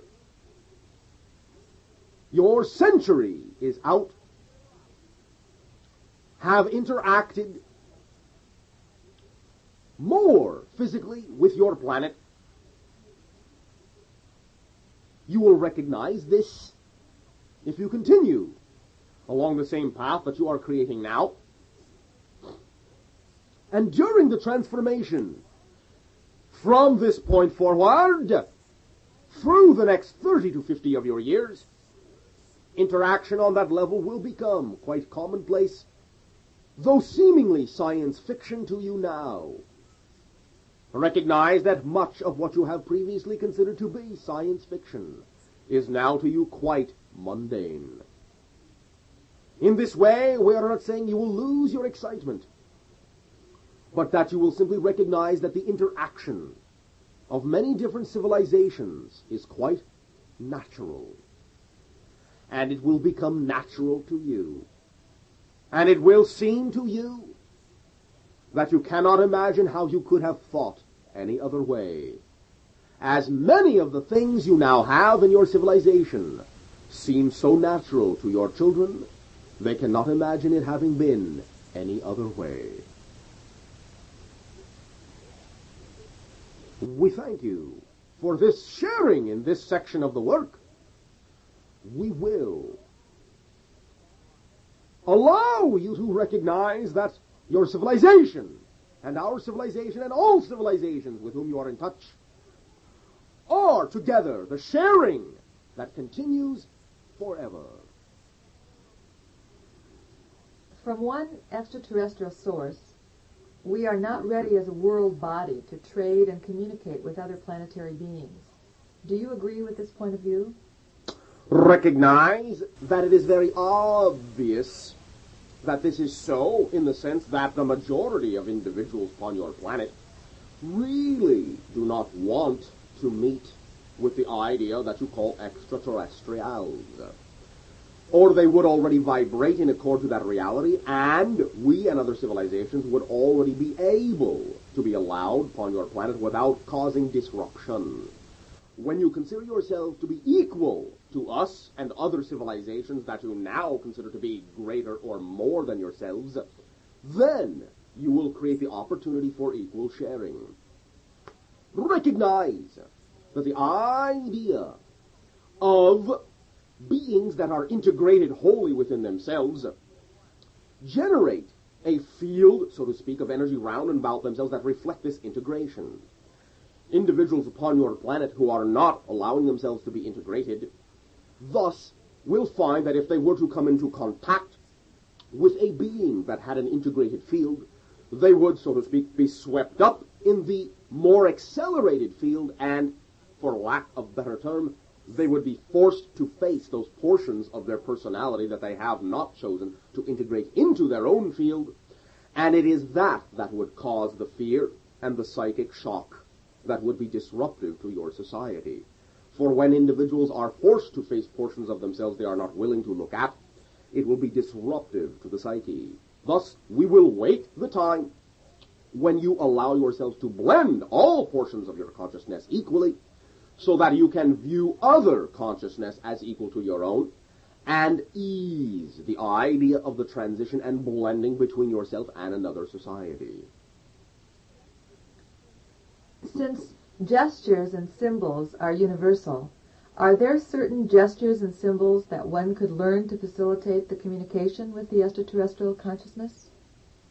Now, recognize again that the integration in and of itself will allow you to be emotionally connected to any other being, and in that way, gestures are not necessary.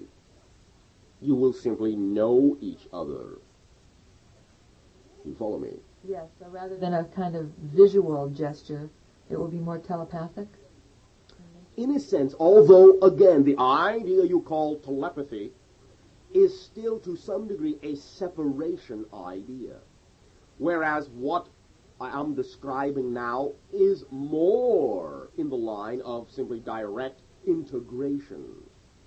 For even though telepathy is an emotional connection, integration is something which removes even the concept that there is a connection that needs to be made. It is simply the oneness of everything, and therefore the automatic knowingness of anything that is desired to be communicated. Is it true that the Red Indian and the extraterrestrial consciousnesses are similar?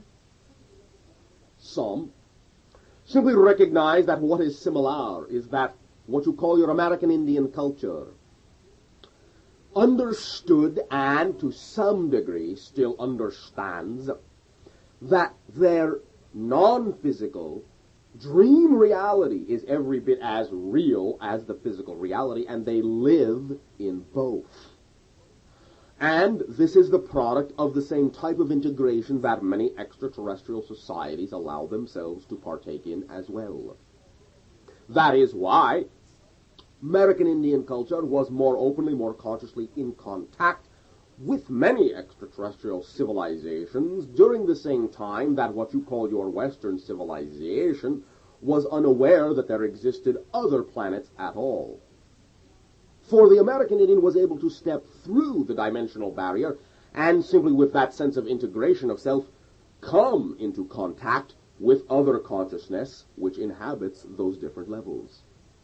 Was for them quite a matter of course, quite a normal, natural, day-to-day idea.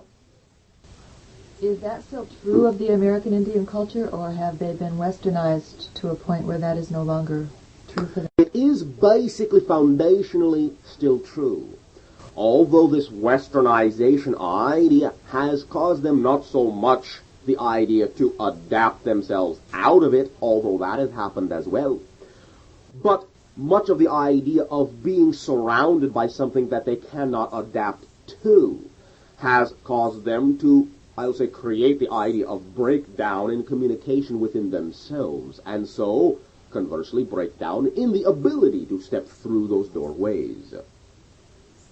Some still retain this awareness.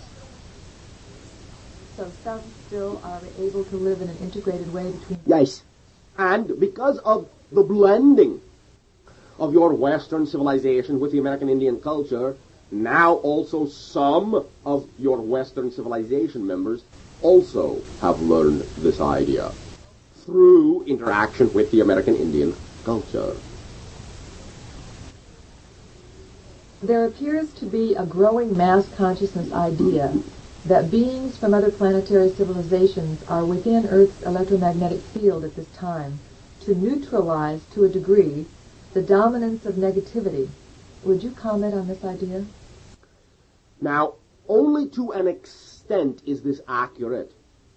If you will simply remove from that statement and from that equation all references that have to do with the idea that someone else is taking responsibility away from you for your creations, that someone else is acting as a so-called savior, then what you will be left with in the equation is the understanding that we are equally involved with you in the co-creation of the idea of a balanced electromagnetic field. There is, in this way, the idea of more awareness of our involvement in this co-creation, and so it seems to you that we are more actively doing something about it. But when you become more aware of more of your consciousness, you will recognize that you have been playing a very active part all along, equally with us. Bashar, we understand that at one time, what appears to be Atlantis used anti-gravity machines to enable us to build structures and travel freely without polluting the planet. Will you explain that method, and do we have that potential in the Earth's near future? Yes, you do. Now, actually, you have recreated some of it already. But because of the situation that you have created with your, I'll say, political structure, much of this information has been suppressed. Now, some of the methodology involved the manipulation of light, the rendering and acceleration of this idea and stepping up of this light into different vibratory frequencies that would resonate in specific harmonics to the Earth's field and cause there to be a negation of the gravitic tensor field. Simply in this way, the majority of the science of that which you call Atlantis was of the nature of the creation through crystals and light and metals of various tunings or tonings or patterns of vibration, because they recognize that everything in physical reality, including what you call the gravitic field, is a product of the idea of consciousness expressing itself in a physical medium through the mechanism of vibration.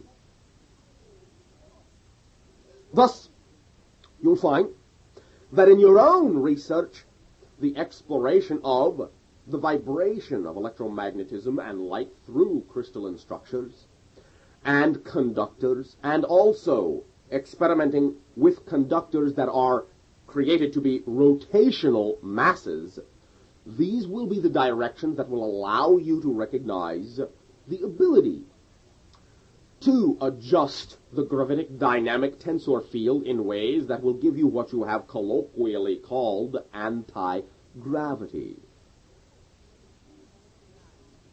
Is this a technique that is already utilized by the extraterrestrial consciousnesses?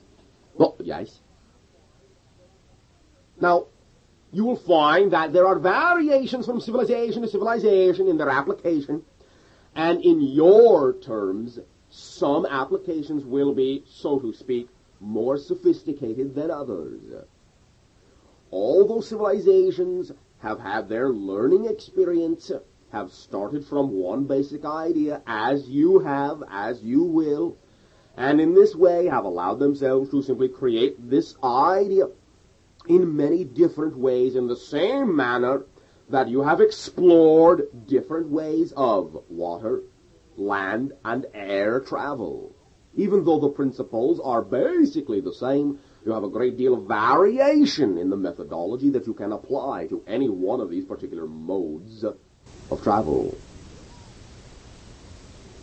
There has been much information concerning the evacuation of planet Earth by extraterrestrial spacecraft during a transitional upheaval in our transformational time span.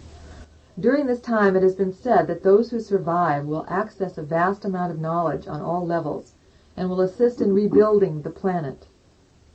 Now, understand once again that many of these sensings or predictions sometimes are created out of the idea that you do not recognize the level in which you are also participating in this idea. No one is going to save you because you do not need saving. You are God, all that is.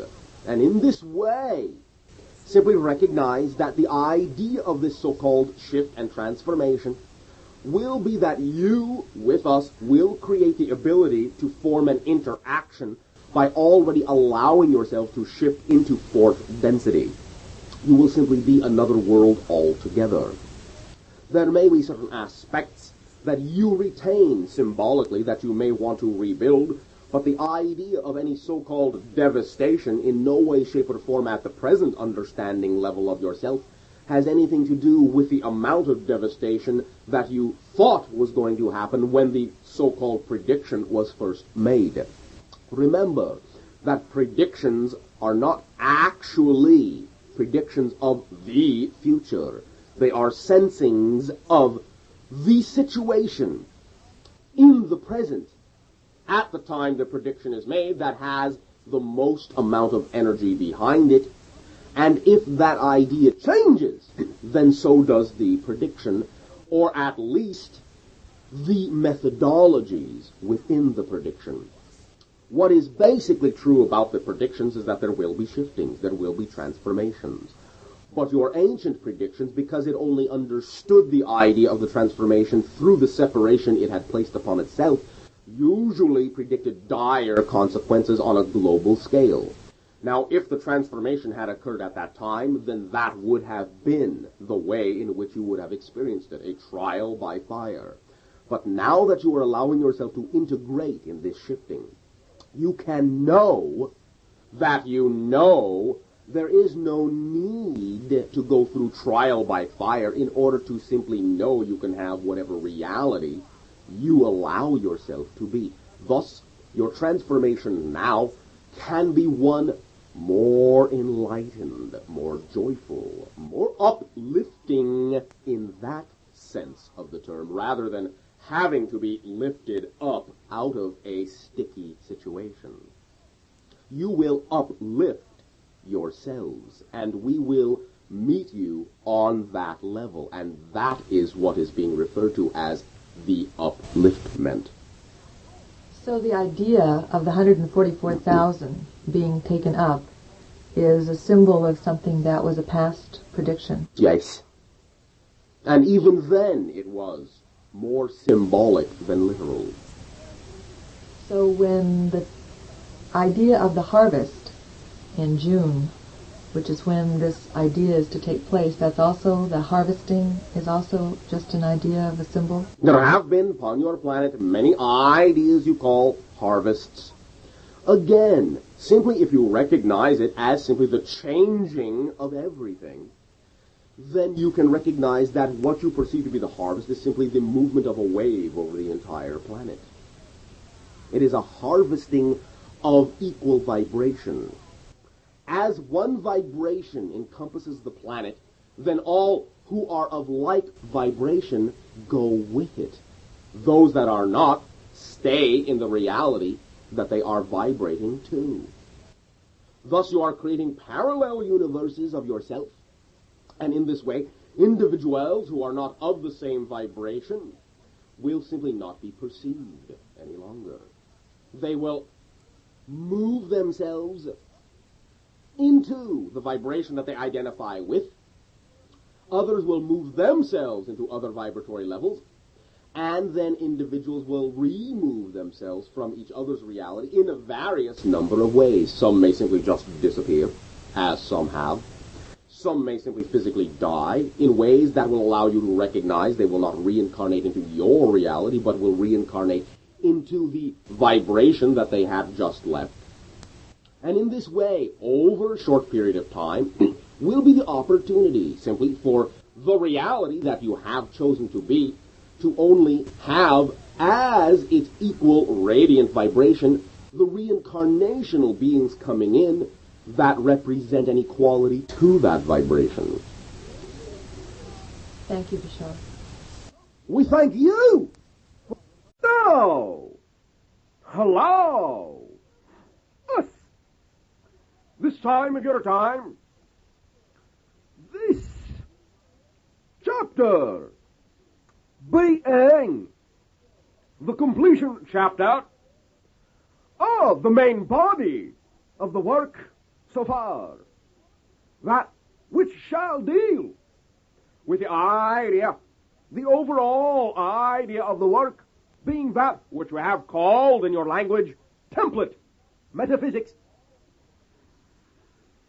Now, this idea, this foundational reference, will be seen to be just that, foundational reference. And through this chapter, we will indicate and apply this reference to all the different ideas within the different chapters we have previously discussed, allowing there to be an indication of how this reference underlies all the different disciplines upon your world. Now, you'll find, as we approach the idea, to begin with from what you call the scientific point of view, that what we call the template will be a reference to the underlying substructure of that which you call physical reality, the underlying substructure of that which you recognize at this point to be the underlying physical substructure, the energy, homogeneous field out of which all matter, space and time are created. In this way, you can recognize that while your scientists are searching for their unified field, and as they allow consciousness to become a part of the equation, as we have said, they will begin to discover a field, so to speak, which is not a field, which will be represented by this idea we call the template. It is the underlying support system of all that you perceive to be physical, and is in and of itself not really so much physical as it is implied, and has more to do with what your physicists understand to be what they call implicate order, enfolded within the idea of your three-dimensional reality. Now, this template will touch upon many dimensions of reality, but its bearing will have a greater effect in an actualization sense upon the three-dimensional reality you relate to as your reality. Now, from the scientific point of view, being that everything is an equation which balances out, you can look at the equation that represents the template in this manner, both as a linear expression and as a geometric representational solid form, symbolic form. The linear equation will be as follows: x plus y plus z plus t plus x negative, y negative, plus z negative, plus t negative equals 0. Now, this idea, each factor with a plus in between, adding up to the idea of 0 on the other side of the equation, will represent the basic balance and imply the so-called nothingness out of which all is created. The geometric figure which represents this will be a double pyramidal tetrahedron, base to base, one pointing up, one pointing down, each being three-sided. Having a common base, two apexes, one up, one down. The common base, the 3 points that form the common base for both tetrahedrons, will be both the x, the y, and the z points, and the negative x, the negative y, and the negative z points. The upper apex will be the t point, the lower apex will be the negative t point. Drawing a line, if you will, from the top apex to the bottom apex and passing through the central plane, which defines the x, y, z, and negative x, y, z points, the center of all those points will be the 0 point, the center of the entire structure. Now, the definition of this structure, of this symbol, is as follows. Your scientists have been delving into matter, rendering it down to smaller components, searching for the basic building block of all matter. To date, they have discovered the idea of the basic so-called building blocks of matter out of energy comes in thirds. These thirds they have represented as being what they call quarks in your language. There will be then the 6 ideas of this double tetrahedron, the faces, 1, 2, 3, top, 1, 2, 3, bottom, representing the idea, so to speak, of the relationship of the quark.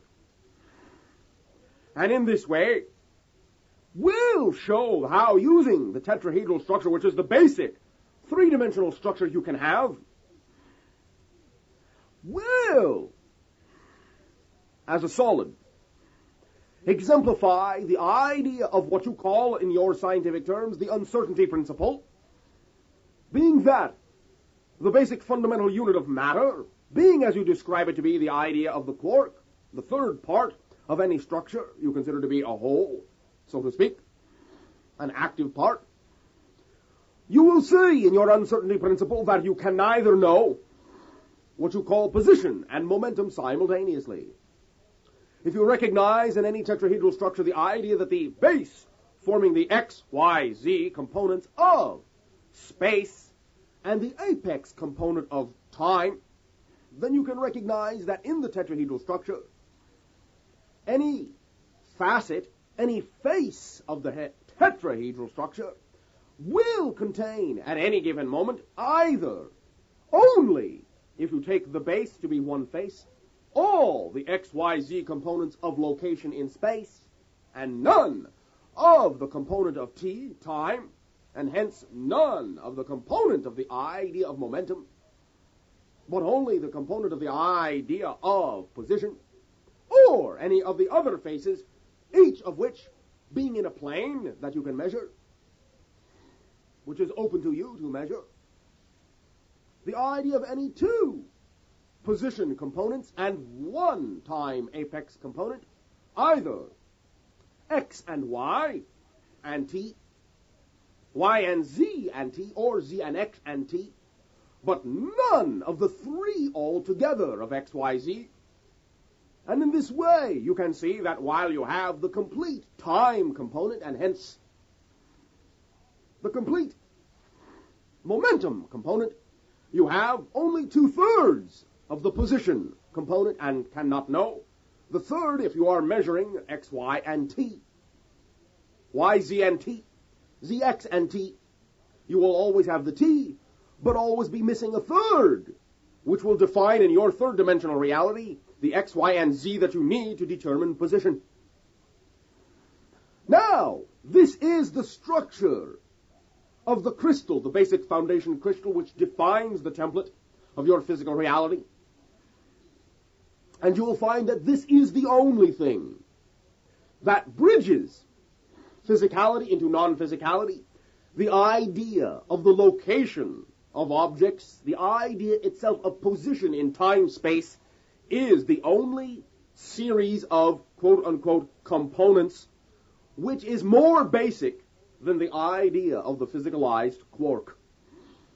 Time-space itself is the next component. It is not strictly of matter. It is a quasi-reality. But it is fundamental to the basic understanding of why your physical reality exists. For you see, the idea of space-time is in and of itself the methodology, the definition, the creation of space-time is in and of itself the methodology by which you create all matter and energy in your reality. And it is this idea that you are located within such an idea, such a construct of space-time, that gives rise to the idea that your universe is something physically existing outside yourselves.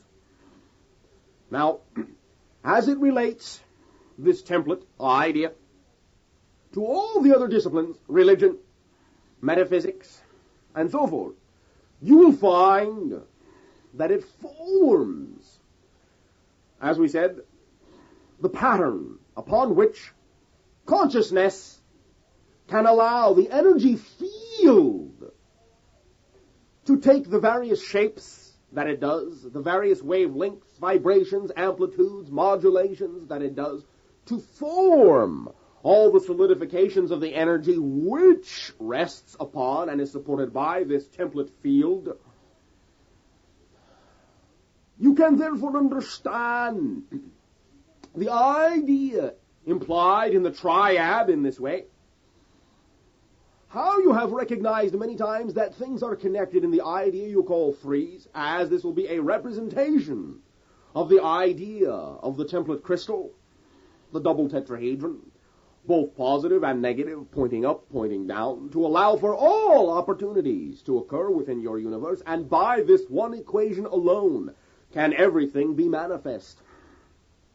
It is this equation and the idea of the source of the consciousness at the zero rest point through which all ideas can be manifest into this six-sided, five-pointed equation, which will allow you to recognize the unification of all ideas, all beliefs, all fields, all energy motions, and all electromagnetic mentality in your universe. Now, this idea of the template is something which will, in and of itself, begin to bespeak an entirely new approach to what you call to be physics. It is, in and of itself, the place, so to speak, where you go when you travel in hyperspace to the zero rest point where all potentials are equally possible. You can then understand that all space-time, when you are at the zero rest point in what you call hyperspace, all space-time surrounds you in much the same way that the XYZ, negative XYZ, T and negative T components in the hyper template crystal surround the zero rest point at the center. This idea, this solid equation, is all that is necessary to also recognize all of the idea of the source of self that is defined in all of your religions, all the idea of the expansion of yourself that is defined in all religions. It is that all that you are, everything that is, all that is, equals the nothingness out of which it all was created. All all time, all space, emerges from this nothingness. But it is not a nothingness of non-existence. Existence always has existed. In this way, you can allow yourself to recognize that it always will exist. The template, the equation on that level of basic, pure, fundamental existence itself is something which you can allow yourself to perceive as you need it in your physical reality on whatever level your imagination allows you to perceive it. To allow yourself to act as this crystal, as this fundamental beingness, which will show that the 5 points, 5 apexes, and the 6 facets are all that give rise to the 11 dimensionality that your physicists have described as being enfolded into the entire idea of existence as you perceive it. It is this structure in of itself which represents all that you hold to be the expanse outwardly of your universe and inwardly of your universe. The application of this idea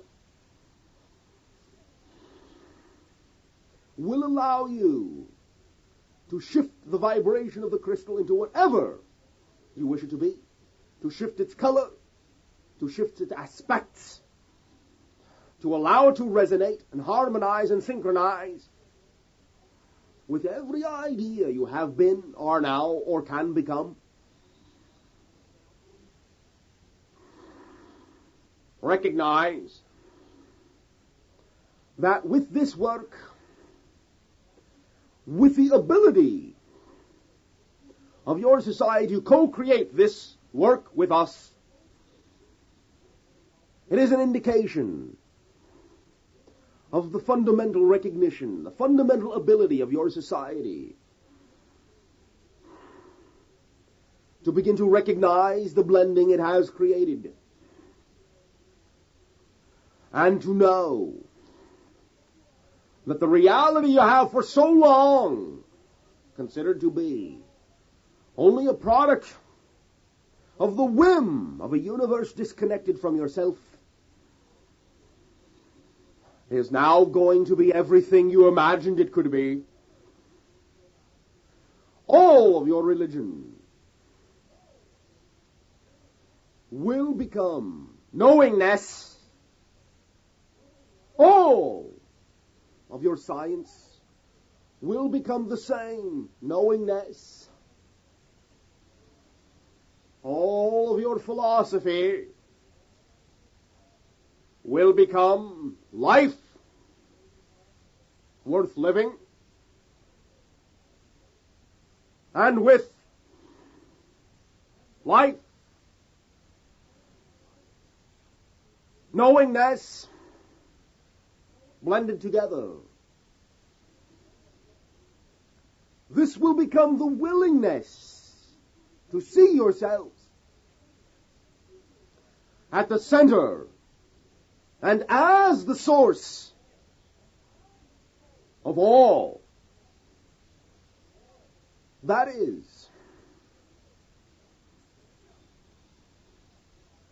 this work will, in future times, be expanded by the interaction of your willingness to interact with it, with us, with all that you are in contact with, and all that is in contact with you, as by the expression of all the multidimensional facets you find yourself to be. You will then discover all the facets that you share with everything else, and one by one, as you become the relationship of those facets, of those ideas, as you incorporate with ease of creation all that we have discussed in this work, then action, the same action that allows you to perceive a universe around you and within you, creation itself, will be what you can directly feel, how you can directly act, what you can directly perceive yourselves to be, creation itself. You will allow yourselves to become the total idea of the relationship of everything within all that is. And in that seeing, in that knowingness of yourself as the relationship of all that is, you will become all that is. Therefore,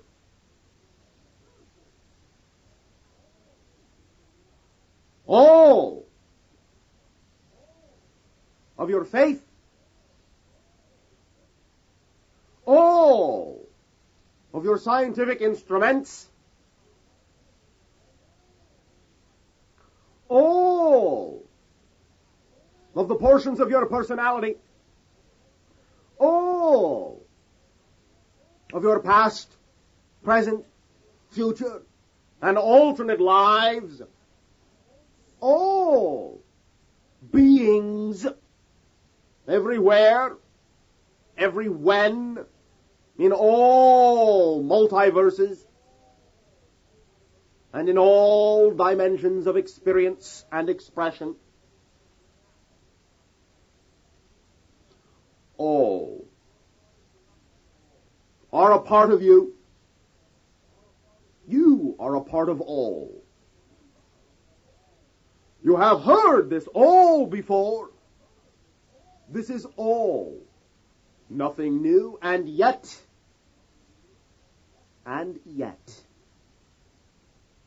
this is a new birth, a new creation. Even though all that is exists in totality, this is also your new creation of the totality of all that is.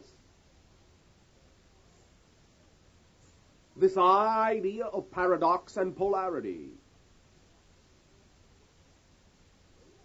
will also be included in your new understanding of yourselves as this work is completed. We extend to you all our greetings, our welcome into a new idea of yourself, which we will share with you in many ways in years to come, as you continue to create time to exist.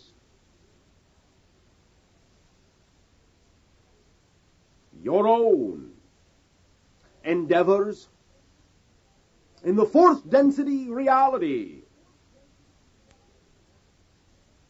will be what we shall discuss briefly in the second half of this chapter of the work. This will be the ending of the first side.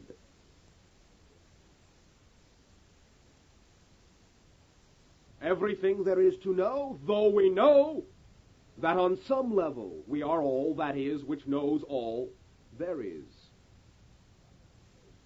Like you, we are travelers through the universe of our being. We have our own discoveries. We have our own creations.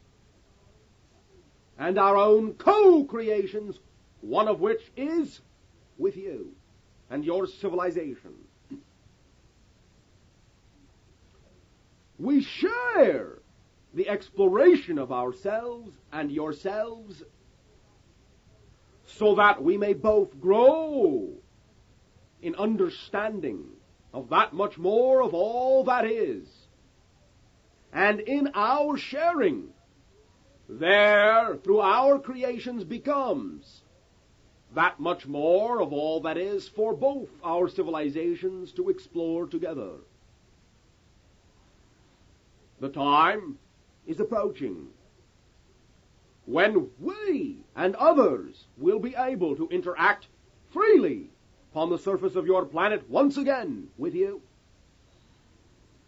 As you conclude the 25,000-year cycle of separation from the all that is that you are, and allow yourselves the integration and integrity to recognize that you have every right to have the type of reality that you wish upon your planet. Harmony, unconditional love and peace, and the self-empowerment and freedom of choice to create them, and all that comes with it. These ideas will be explored by you in your fourth density state. This ease will be a tool you no longer need. Your lifespan will increase to include the expanded idea of yourself, not requiring many lives to act out any particular idea you wish to physically experience, but being able to contain it all in one extended life.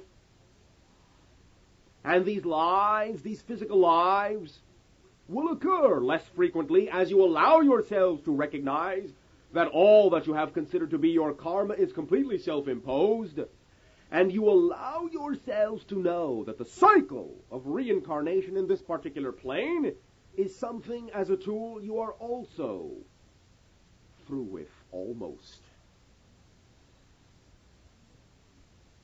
You will see and perceive energy, which you will know to be extensions of yourselves, and you will see in those extensions and those energies how those energies form one idea that each of you, without losing your individuality, can perceive to be one being that you all are.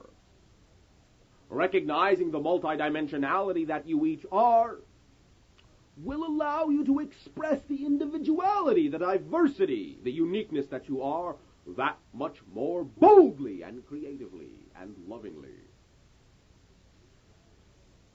You will all know that with your own self-empowerment you are all as powerful as you need to be to have any idea upon your world manifest in any way, shape, or form that you wish, without needing to force your views upon anyone, nor make anyone do anything to make you feel powerful. If you know you are powerful, you do not need to make anyone else make you feel powerful. All these ideas will be blending in your fourth density state. You will be breathing new atmosphere, which will be an extension of the clarity of your own consciousness. And it will be both crystalline and sweet, perfumed with the sweetness of your own unconditional love. The vibration of the earth crystal will be in harmony with you. The green of the emerald earth, the blue of your knowing spirituality, and the violet of your all-creating consciousness will be the banners that you clothe your world within, and that you expand into space upon your ships, as we have done, as countless civilizations have done.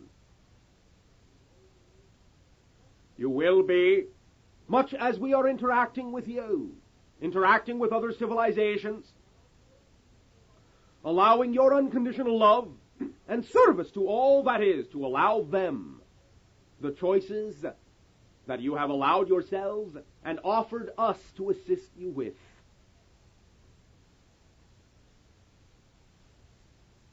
You will live full lives on all levels of your being, in joy, in love and light, and laughter. Allow me to remind you, all ideas of separation and the mechanism that perpetuates separation will dissolve from the fabric of your society. All, though once again will be perceived as individualized, will be perceived as interwoven, inseparable. And in this way, you will beat with one heart. You will think with one mentality. You will believe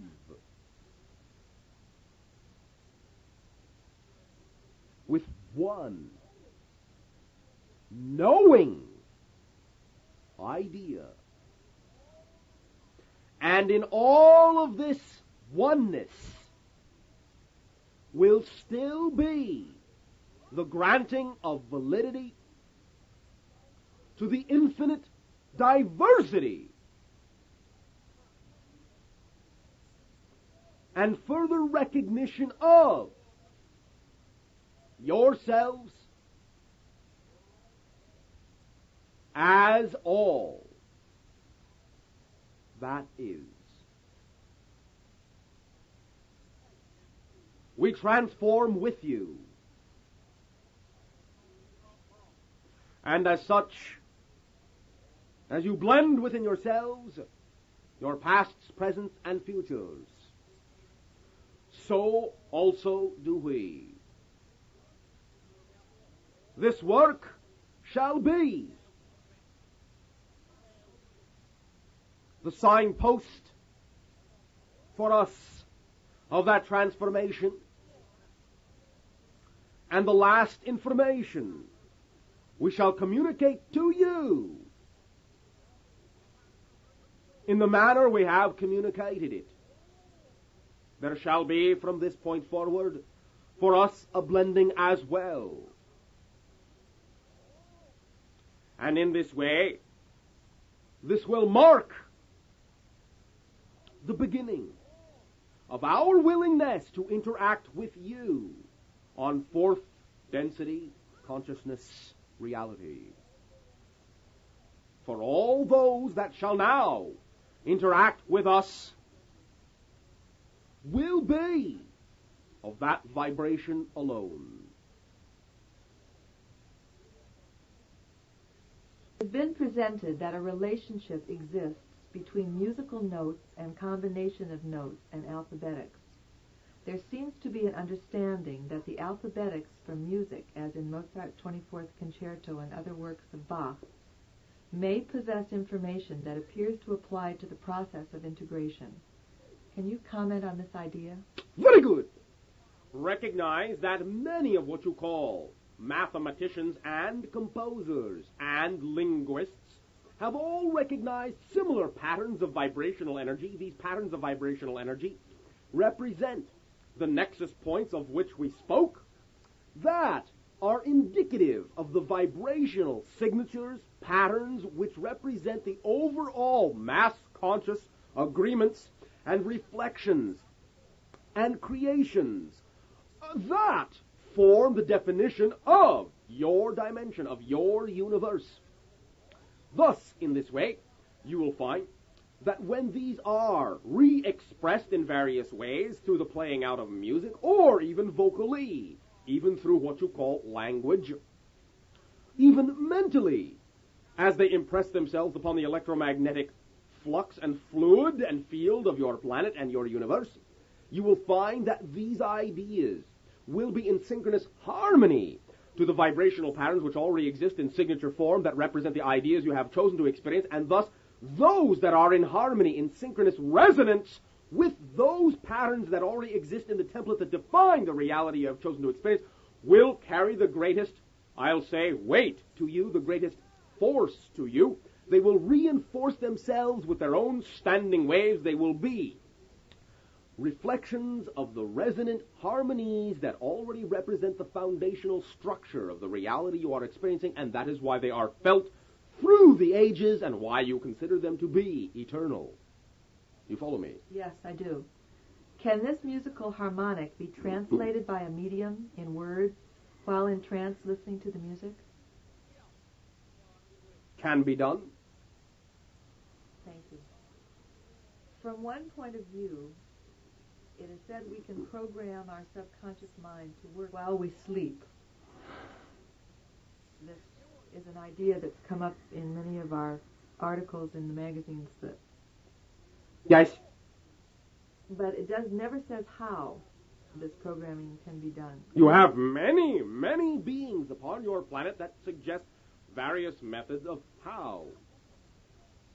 Recognize it is, again, simple enough to allow yourself to go into your imagination, recognizing that your imagination is the tool which vibrates in harmony and resonance for you, is programmed for you, and whatever your imagination tells you is the way you can do it will be the way you can do it.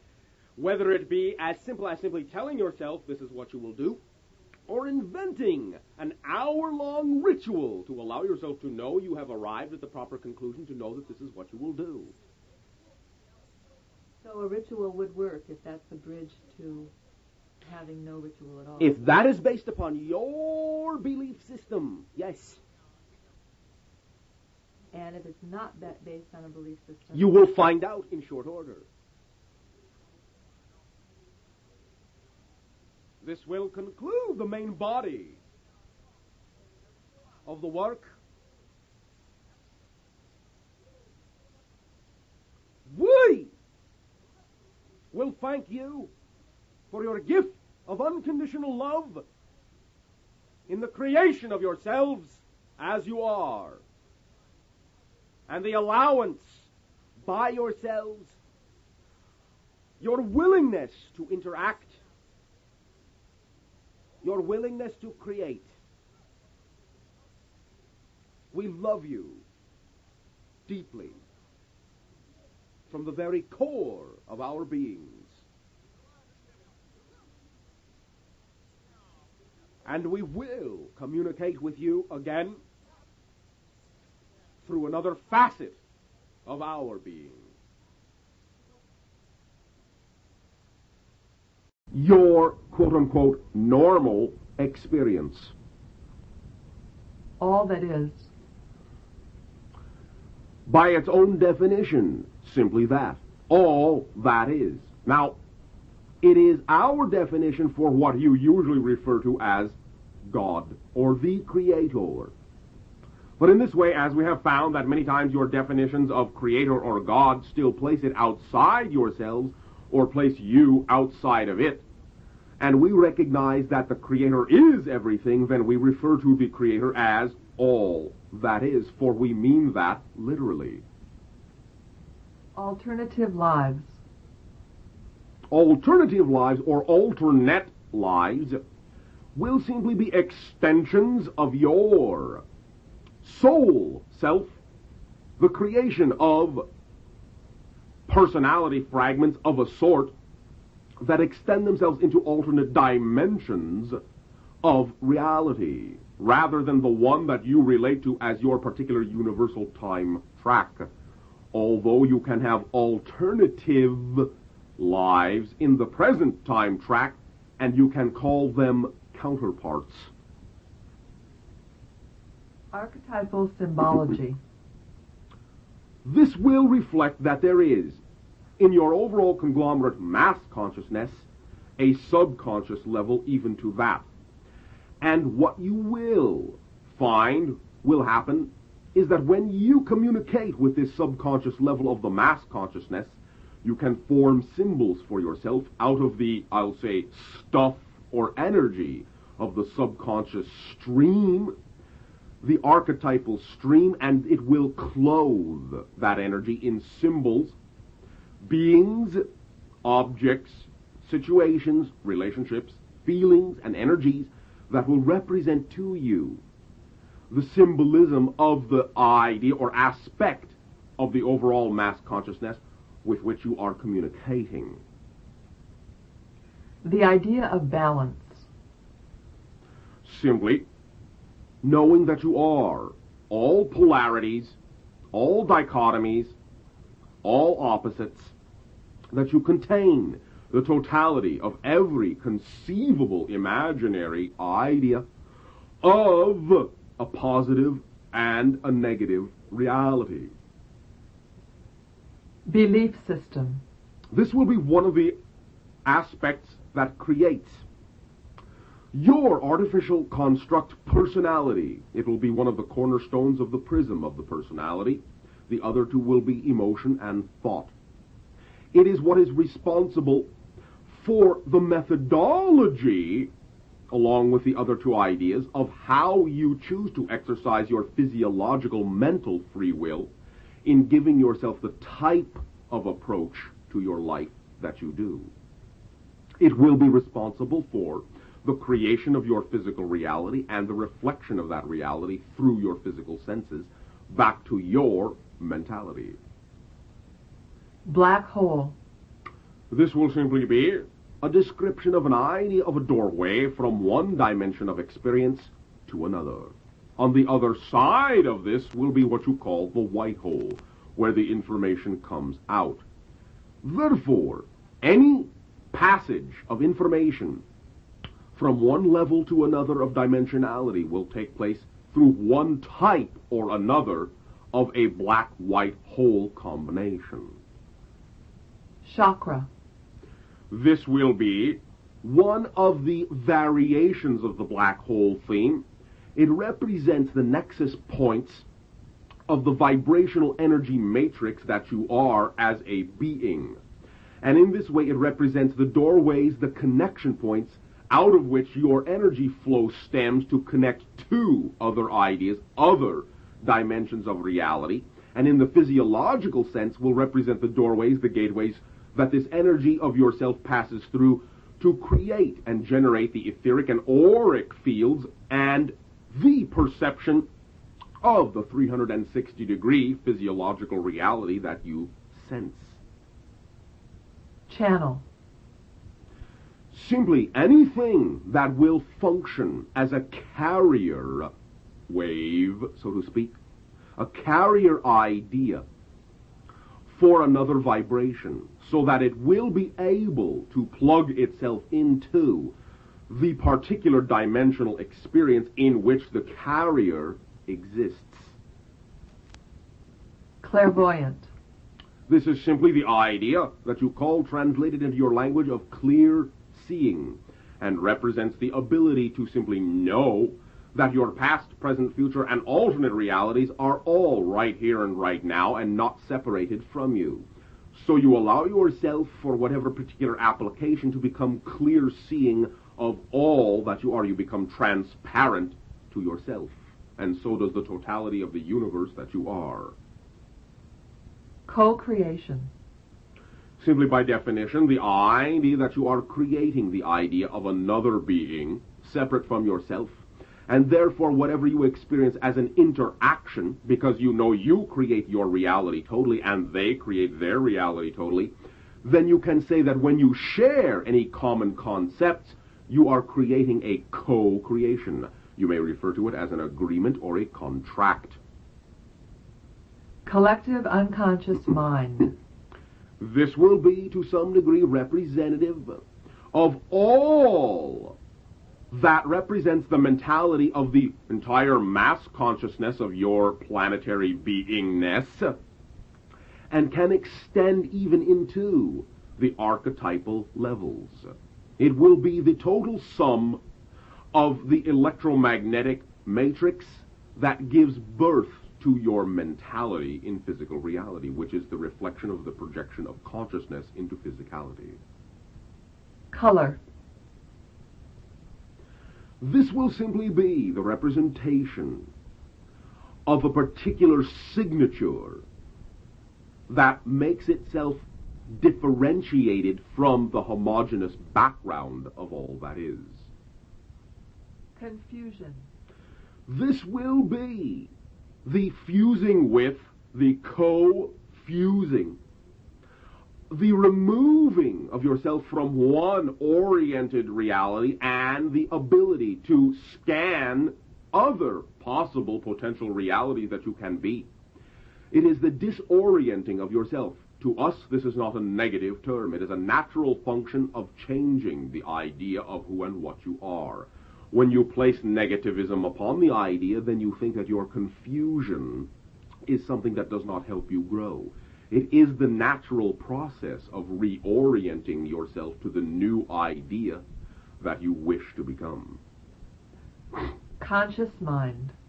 This will simply be the reference to what you consider to be your mentality, the physiological awareness, which contains the ego structure, both positive and negative. The ego's purpose is to keep you focused in the physical reality you chose to be focused in. The conscious mind will be the product of the electromechanical chemical stimulations that the consciousness plays upon the electromotive field, the electromagnetic fluid of physical reality, and will be the product of the interaction of the electromagnetic waves, which will give rise to, I'll say, a simulacrum in this way, of the consciousness, a physiological mask or representation of the process that is the consciousness. Conglomerate symbol. Simply, again, co-creation on a larger scale. The mass consciousness says generally agreed upon, accepted experience of sharing that represents certain ideas of what it is sharing back to itself through the medium of physical reality. Conviction. The willingness to simply be who and what you know yourself to be. Counterpart. This will be, as we discussed, the idea of an alternate version or projection of the idea of your soul in the same physical time frame. You will perceive it as another physiological being, but it may be an extension of the same soul that gives birth to you. It is the same as a past life or a future life, but it exists in the same relative time frame as your present life. It is another fragment of the whole soul that you are, just as you consider yourself to be. Creativity. Creativity will be the expression of the knowingness of the all that is that you are. Crystalline. Crystalline will be a definition that will reflect the order or the imposition of a pattern upon the homogeneous energy field that is the basic foundation out of which physical reality arises. This imposition is the product of your consciousness upon this field, and thus when things arrange themselves, in a sense, they become more ordered, more patterned. What you perceive to be crystalline is, in your terms, the ultimate definition of this imposition, and thus crystals in pure form are so very good as acting as symbols for your ability to communicate with the higher self that does the imposing upon the homogeneous field that creates the organization within the vibrational patterns. Demonstration. Demonstration is very closely connected to the idea of conviction. It is the willingness to act as who and what you know yourself to be. The willingness to create impact. Density. Density will simply be a relative term. The idea is simply referring to the amount, so to speak, of vibrational awareness you have of yourself. Now, There are, in terms of density symbology, 1, 2, 3, 4, 5, 6, 7 in the first octave. 1 will be the idea of point place awareness. 2 will be the idea of line awareness. 3 will be the idea of volumetric awareness. You are in volumetric awareness now. 4th will be the idea of the containment within. 5th will be non-physical. 6th and 7th also non-physical, but the idea of density in 6th and 7th will be that you exist as the dimension itself.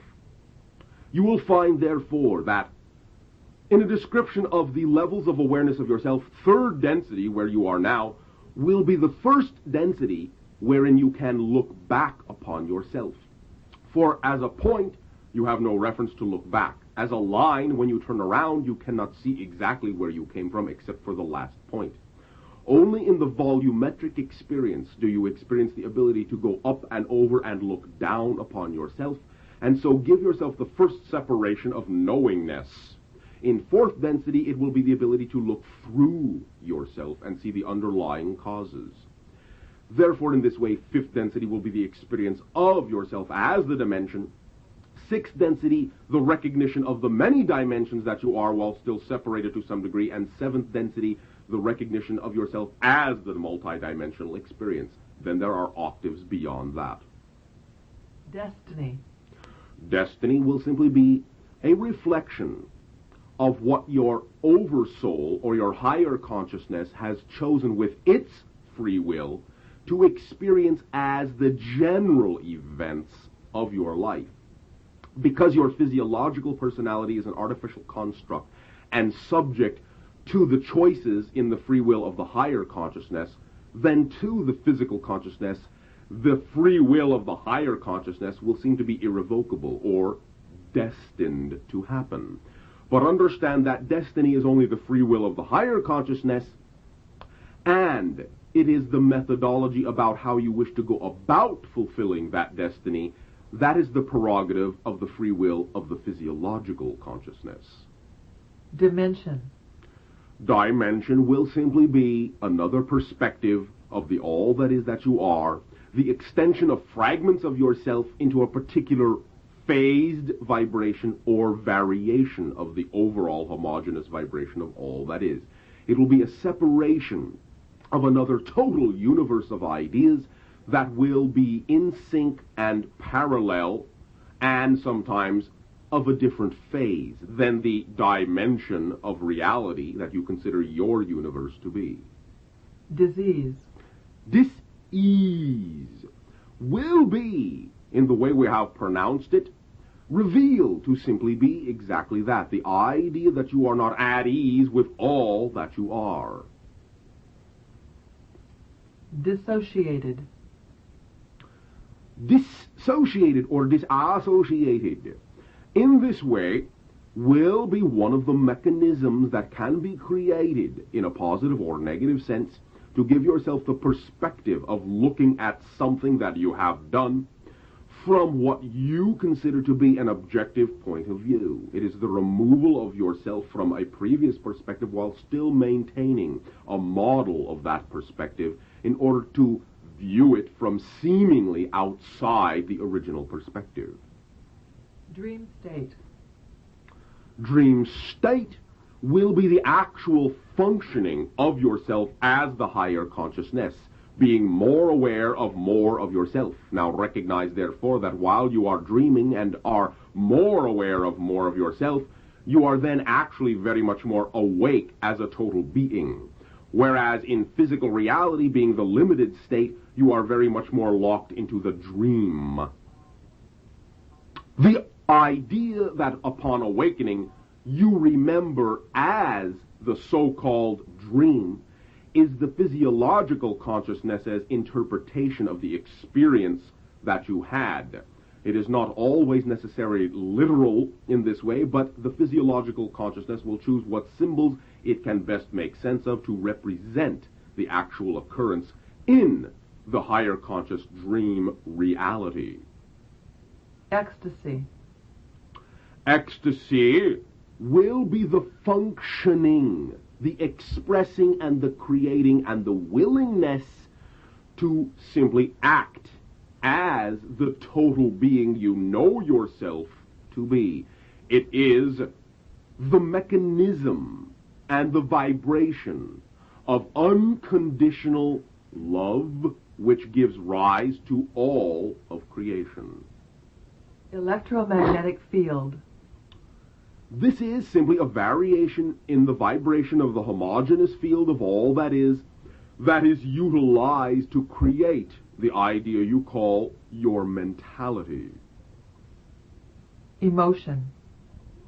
Emotion will be, if broken down, the idea of emotion, energy motion, the activation of your belief system, the activation principle in the personality construct of belief, emotion, and thought.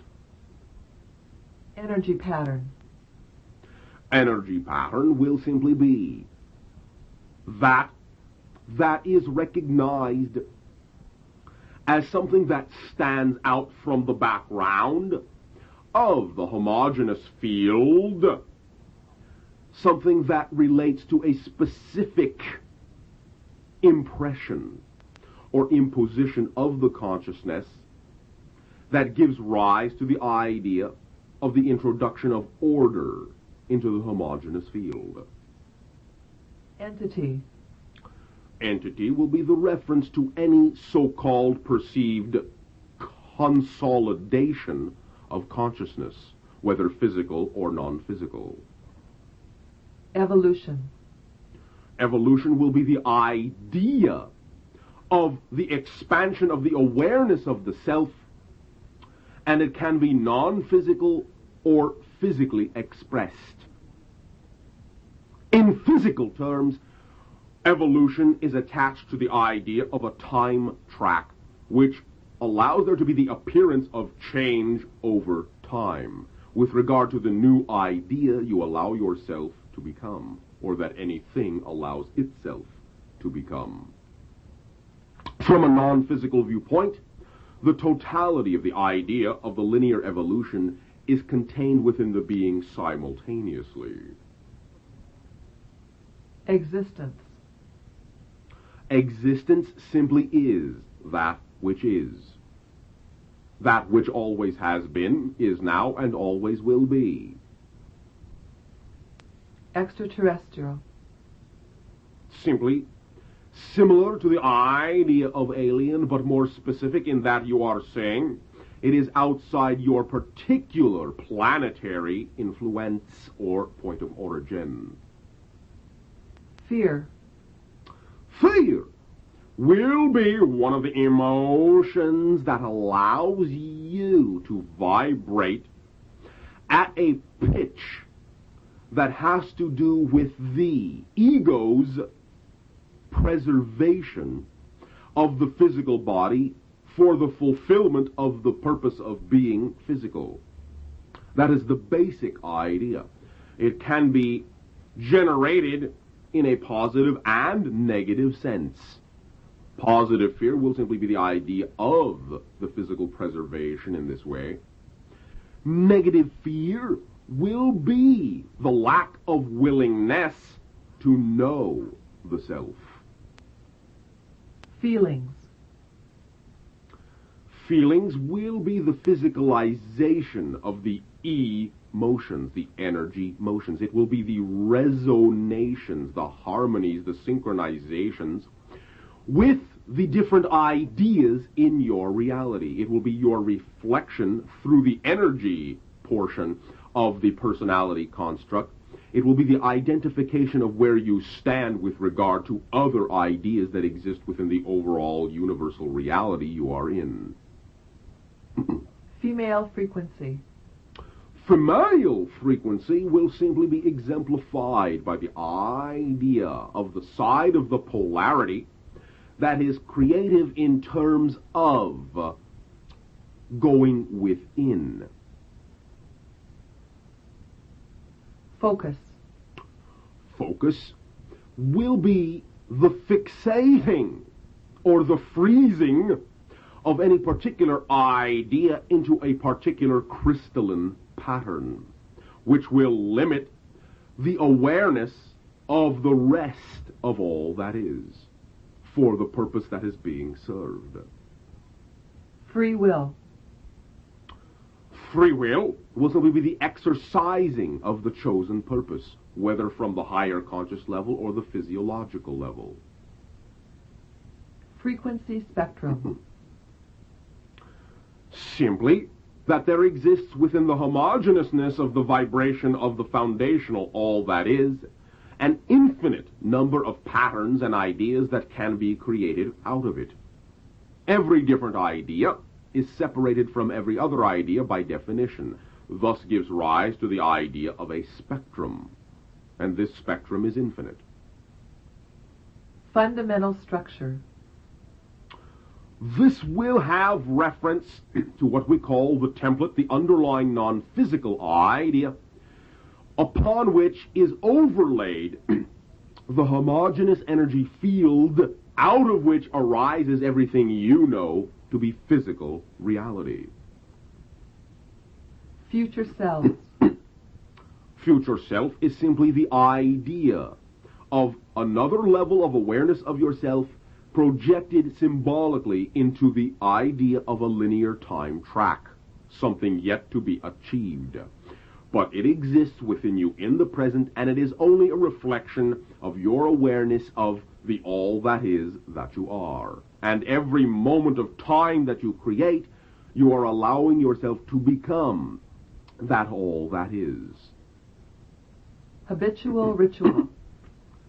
Simply the forming of patterns of focus in a repetitive cycle, that many times the creation of that cycle contains within it the so-called inability to see your way out of that cycle. Holographic.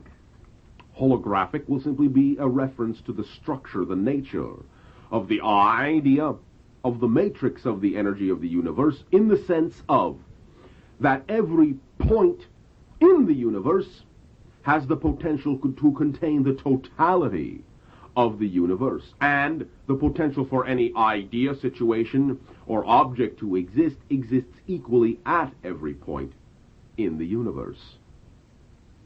Homogeneous. Homogeneous is simply the perception of the unbroken oneness of all that is. Idea. Idea is a diversification out of the oneness. It is the beginning separation. It is the knowing of the self, the first diversification from the unbroken wholeness, and in and of itself, therefore represents a creation which is a real reality. Illusion. Illusion will be the methodology that you ascribe to the way you experience or express the idea of who and what you are in any diversified or differentiated reality from the one you recognize to be the unbroken oneness. In other words, anything that will be a method that is created for allowing all that is to look at itself will always be a reflection. And reflections are always, in a sense, insubstantial. Imagination. Imagination is the dimension, so to speak, out of which the idea of creation and in which the idea of creation takes place. Incarnation. Simply the projection of consciousness into physiological reality. Involution. Involution will be the creation of an inward cycle and will give rise to an activation mechanism that can then spiral outwards and create the idea of conviction. Integration. Integration will be the removal of separation from the different differentiations that have been created out of the oneness. It will be the creation of the oneness. Intimacy. Intimacy will be identifying with different levels of ideas. It will be forming a direct identification. It will be the becoming of an idea, the sharing of existence as a co-created idea. Intuition. Intuition will again be a mental reflection or representation on physiological terms of the knowingness that you already are in non-physical terms. It will be a sensing of the purposes and the paths you have chosen to be, to allow you to act upon the self you have created yourself to be in physical life. Karma. Karma is simply an expression of momentum in a particular direction with regard to what the higher self or oversoul wishes to experience of itself. All karma is self-imposed. It is not judgment. It is the recognition of a balance.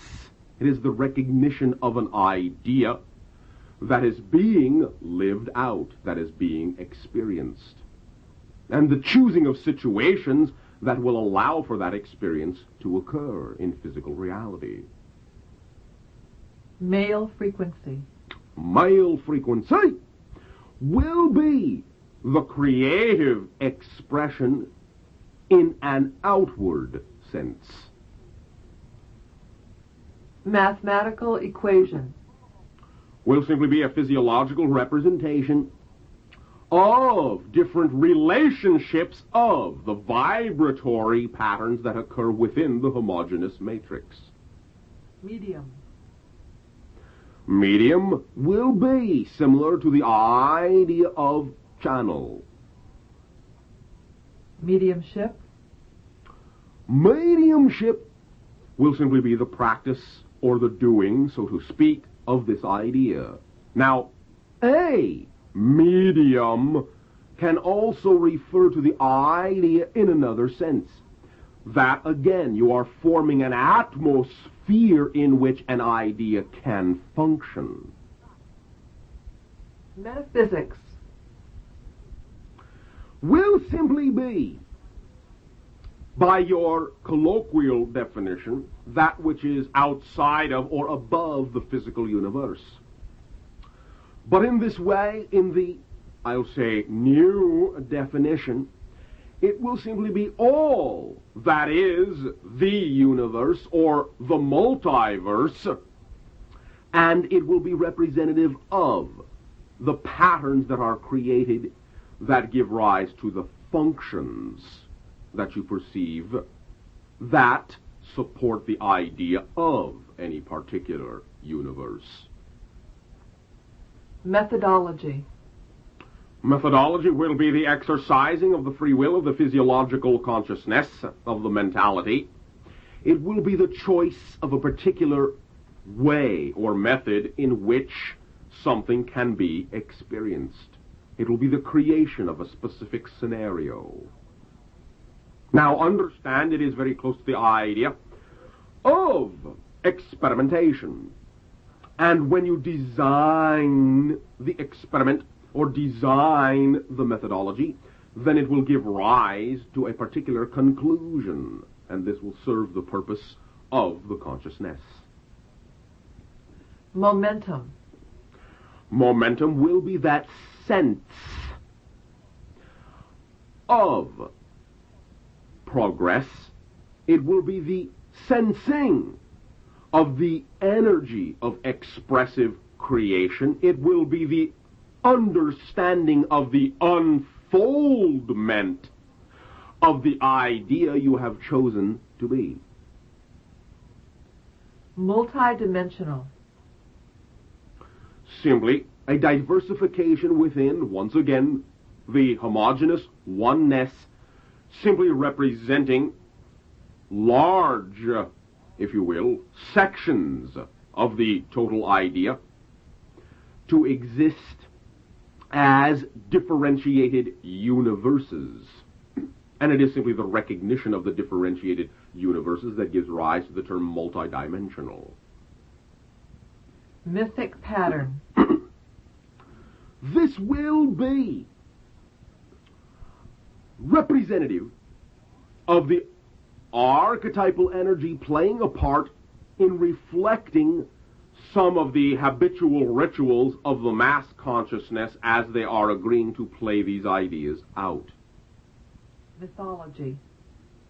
Mythology will be the creation of the symbols that will reflect the interaction of the outer aware consciousness with the sub-mass consciousness and the archetypal energy.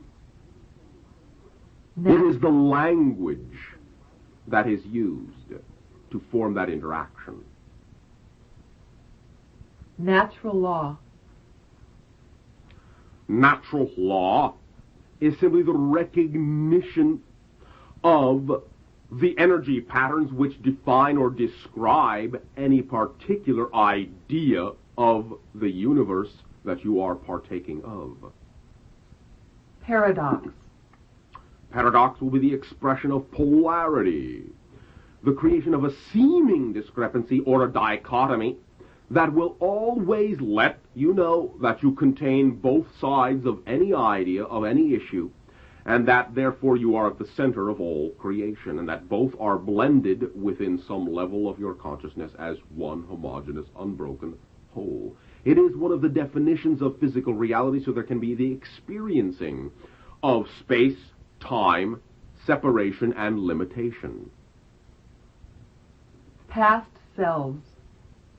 Once again, simply the recognition of another portion of your overall consciousness placed into the reference of a time track where you create the idea of a before, a now, and an after. It is a way of separating the portions of your consciousness, so once again, to create the idea of being able to be outside of the rest of yourself and regard yourself from that unique perspective. Personality construct. This will be the tool that you consider the personality or the person to be. The personality not being who or what you are, but an artificial tool, so to speak, of the higher consciousness, of the oversoul, that serves the purpose of being, I'll say, the representative symbol that the oversoul uses to interact with physical reality, or interact as the idea of physical reality. It is the diplomat or representative of the soul in physical reality. Perspective. Perspective will simply be the creation that you can have a separated viewpoint within the homogeneous whole, and therefore the expression of the fragmentation of the consciousness through that particular facet. Philosophy. Philosophy will be the recognition or the expression of the homogeneousness itself, of the interconnectedness itself, but still being expressed in a separated way. Polarity. Polarity simply will be the energy that represents the ability or the symbology to recognize positive and negative energy within the physical universe. Preference.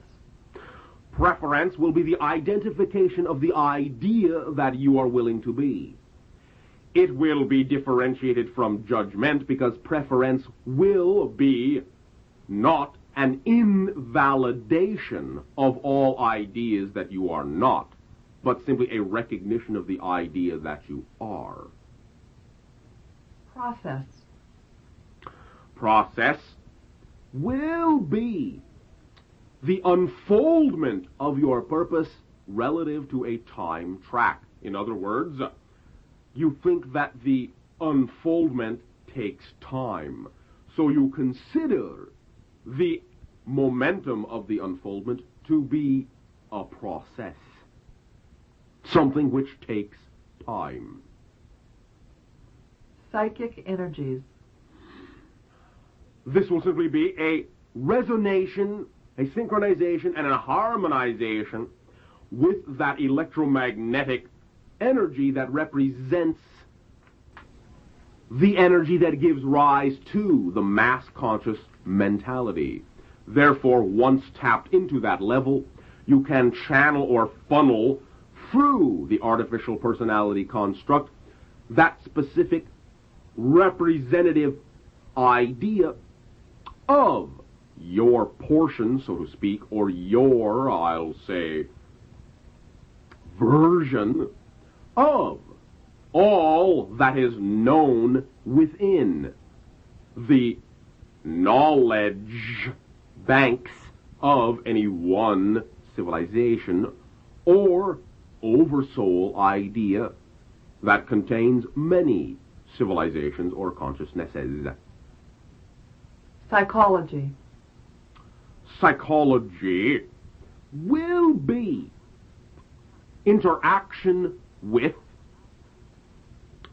the mental field of the artificial personality construct. Observer. Observer will simply be the creation of the point of view of being outside of something. Opportunity.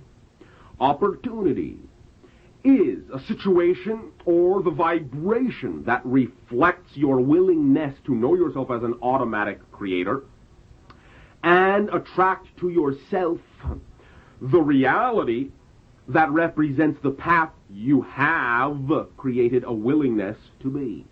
Thus, it is a situation that you have created, that you can act upon, that will allow your momentum to continue in the direction you have chosen to continue it. Overlapping.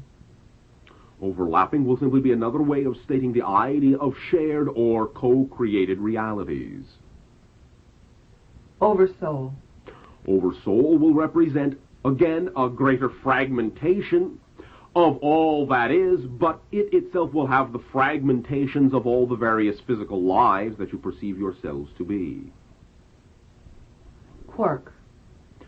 Quark will be the physiological representation, the symbolic representation of the basic foundational component of the vibrational idea you call matter. It will be the first step on the other side of the doorway of non-physical physicalness.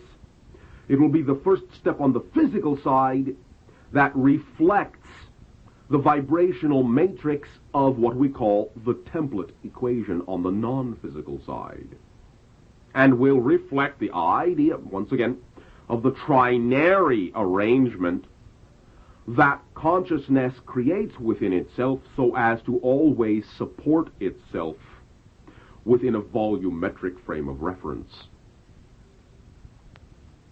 Reality. Reality will simply be an idea being expressed and experienced. Reflection.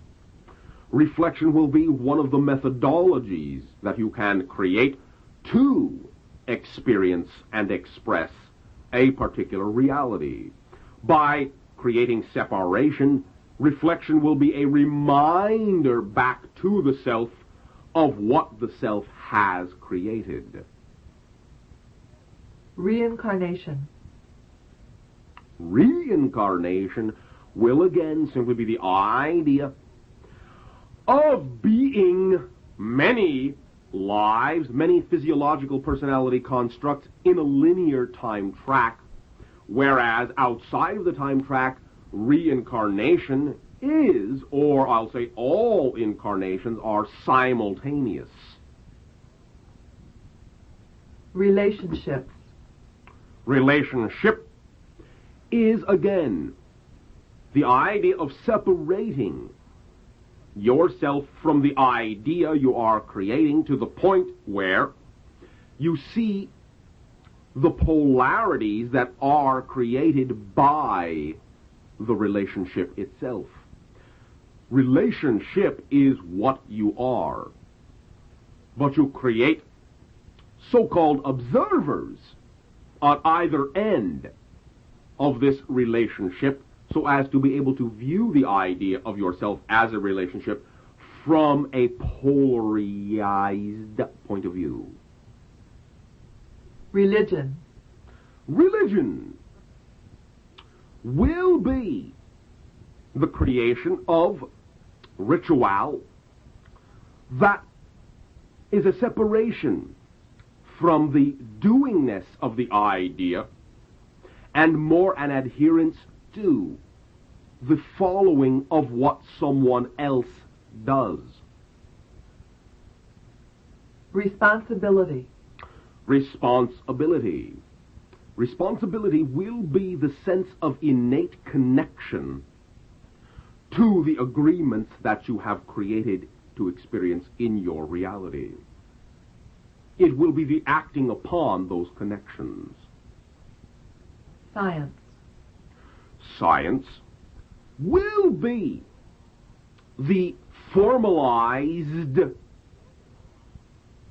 creation of a process, one of the methodologies for viewing the self, one of the methodologies for recognizing the vibrational patterns of energy that are differentiated out of the unbroken oneness. Second density.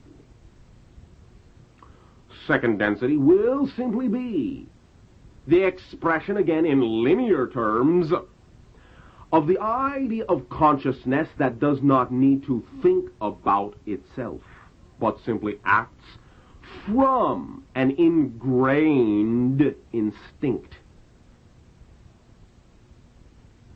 Self-empowerment. Self-empowerment is simply the recognition of the self as all that is, and the acting upon that principle in the expression of any reality that is created consciously from that premise, knowing that you create it all. Separation. Separation is forgetting that you create it all, or creating a reality in which you can forget that you create it all.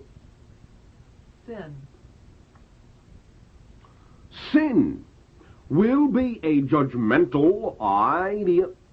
It will be a value placed upon the expression of negative energy, or the expression of an energy that one individual does not feel represents the reality they understand to be their own. Spiral energy. Will simply be a reflection of the energy motion of the mass consciousness. It will spiral, as you put it, to act as that symbol to give rise to the idea of a self-perpetuating energy. Spirit guide. Spirit guide will be the recognition of aspects of consciousness, whether you consider them to be extensions of yourself or not, that will be reflections in a non-physical sense of the ideas you have chosen to experience in the physical plane. Spirituality. Spirituality will simply be the conviction and the willingness to know that you operate and function on many different levels, and the maintenance of the integrity that goes along with that knowingness. Subconscious mind. One of the differentiations in the overall physiological consciousness, along with unconscious mind, simply separations into which you can place certain symbological representations of the idea of yourself so that you do not immediately have to become aware of them.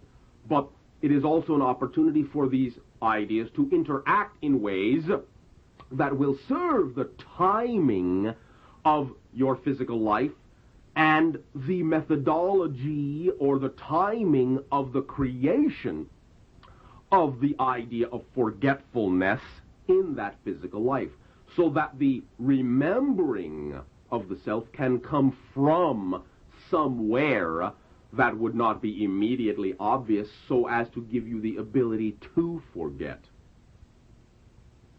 Superconscious mind. This will be full participation on a physiological level of the electromagnetic connection of the total of the mass conscious awareness. Symbol.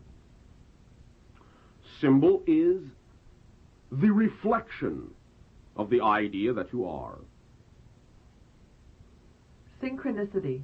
Synchronicity will be the representation through the idea of coincidence, not in an accidental sense. It will be a representation of the way linear reality or time track reality can best represent the simultaneousness of all that is.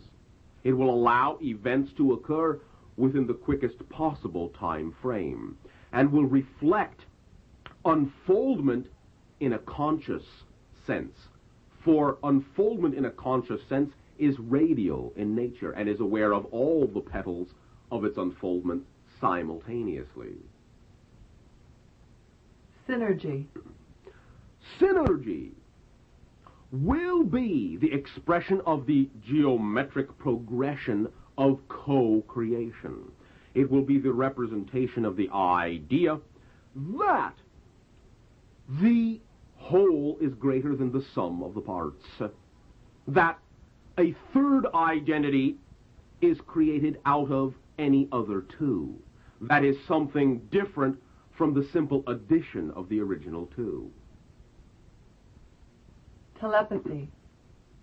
Telepathy will be the linking or identification with in the electromagnetic field and the, I'll say, mimicking or modeling of another particular electromagnetic pattern that is represented by another being, so as to identify or sense the aspects of the artificial personality that exist within that construct or each construct at any given moment. Template. Template will simply be the representation of the foundational expression upon which any particular reality derives its existence and from which any particular reality derives its shape in an overall sense. Tetrahedron. Simply the expression of the simplest possible volumetric idea that can exist in your dimension. Third density. The further expression of this volumetric, the idea of being able to look back upon yourself, to have removed point of view, and in this way will be seen to be an extension of the function of the basic tetrahedral symbology in the nature of how the third density is constructed symbolically within the mentality or the overall mental consciousness. Thought.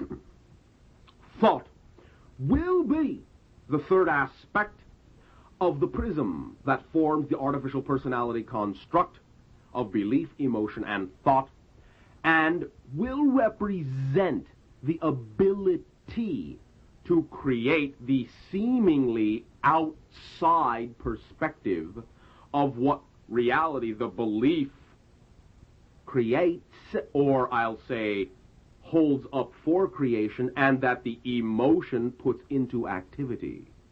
It will be the facility that enables there to be outside observation of the reality that is created. Time track reality. Simply any reality in which there exists the concept of linear time, as you understand it in third dimensionality. Transmission. Transmission will be, again, simply the recognition of identification from one supposed consciousness or idea to another within a time track or time-space framework. The idea that it must take time to get from there to here. The creation, in and of itself, of the concepts of exchange of information between the concept of a there and a here, even though it is the same event outside of space and time, and no traveling of or through space and time is necessary. Transpsychic reality. This can be an expression of allowing there to be a blending between different densities of experience that include more than one mental plane or electromagnetic awareness of the mentality of any particular universe. It is functioning psychically in many dimensions of the self and many alternate realities of the self. Trinary. Simply, again, the expression of the principle of support that expresses the least volumetric necessary, the least mathematical expression necessary to create any idea of a complete unit in your third dimension. Trust. Trust is the activation mechanism and principle which is reflective of the expression of your willingness to know that you know what you are. Truth. Truth will be a reflection of the purposes you have chosen to focus upon in any particular reality, and any ultimate truth is the product of all of the personal truths that exist within any one reality. Unconditional love. Unconditional love will simply be the expression of the energy that is the supporting foundation of the reality in which you exist. It is the vibration that gives rise to the validity of all that has been created within creation. Unconscious mind. The unconscious mind, again, will be a separation out of the consciousness, along with the subconsciousness, that will give rise to the specific purpose of being able to have experiences that are, in a sense, aside from the ones that you have in the physical reality that can still serve the purpose of the physical reality, but not include themselves in the time track of the physical reality, so that the focus, in one sense or perspective, as it has been chosen to be experienced, can remain untouched. It is like the creation of a parallel mentality.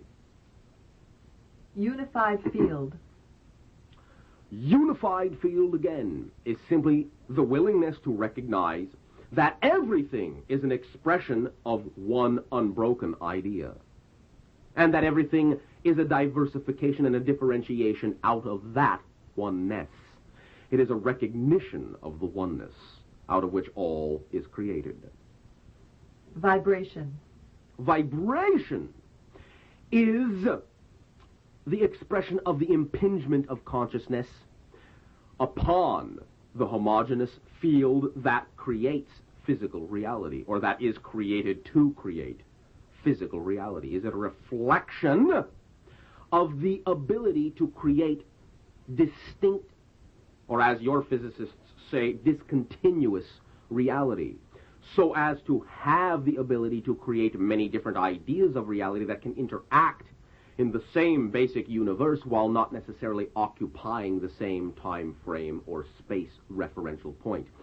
It creates the idea of being able to be out of phase with something else so as not to interfere with it, so that it can be a parallel reality existing in the same basic referential place and time, but not experienced to be doing so.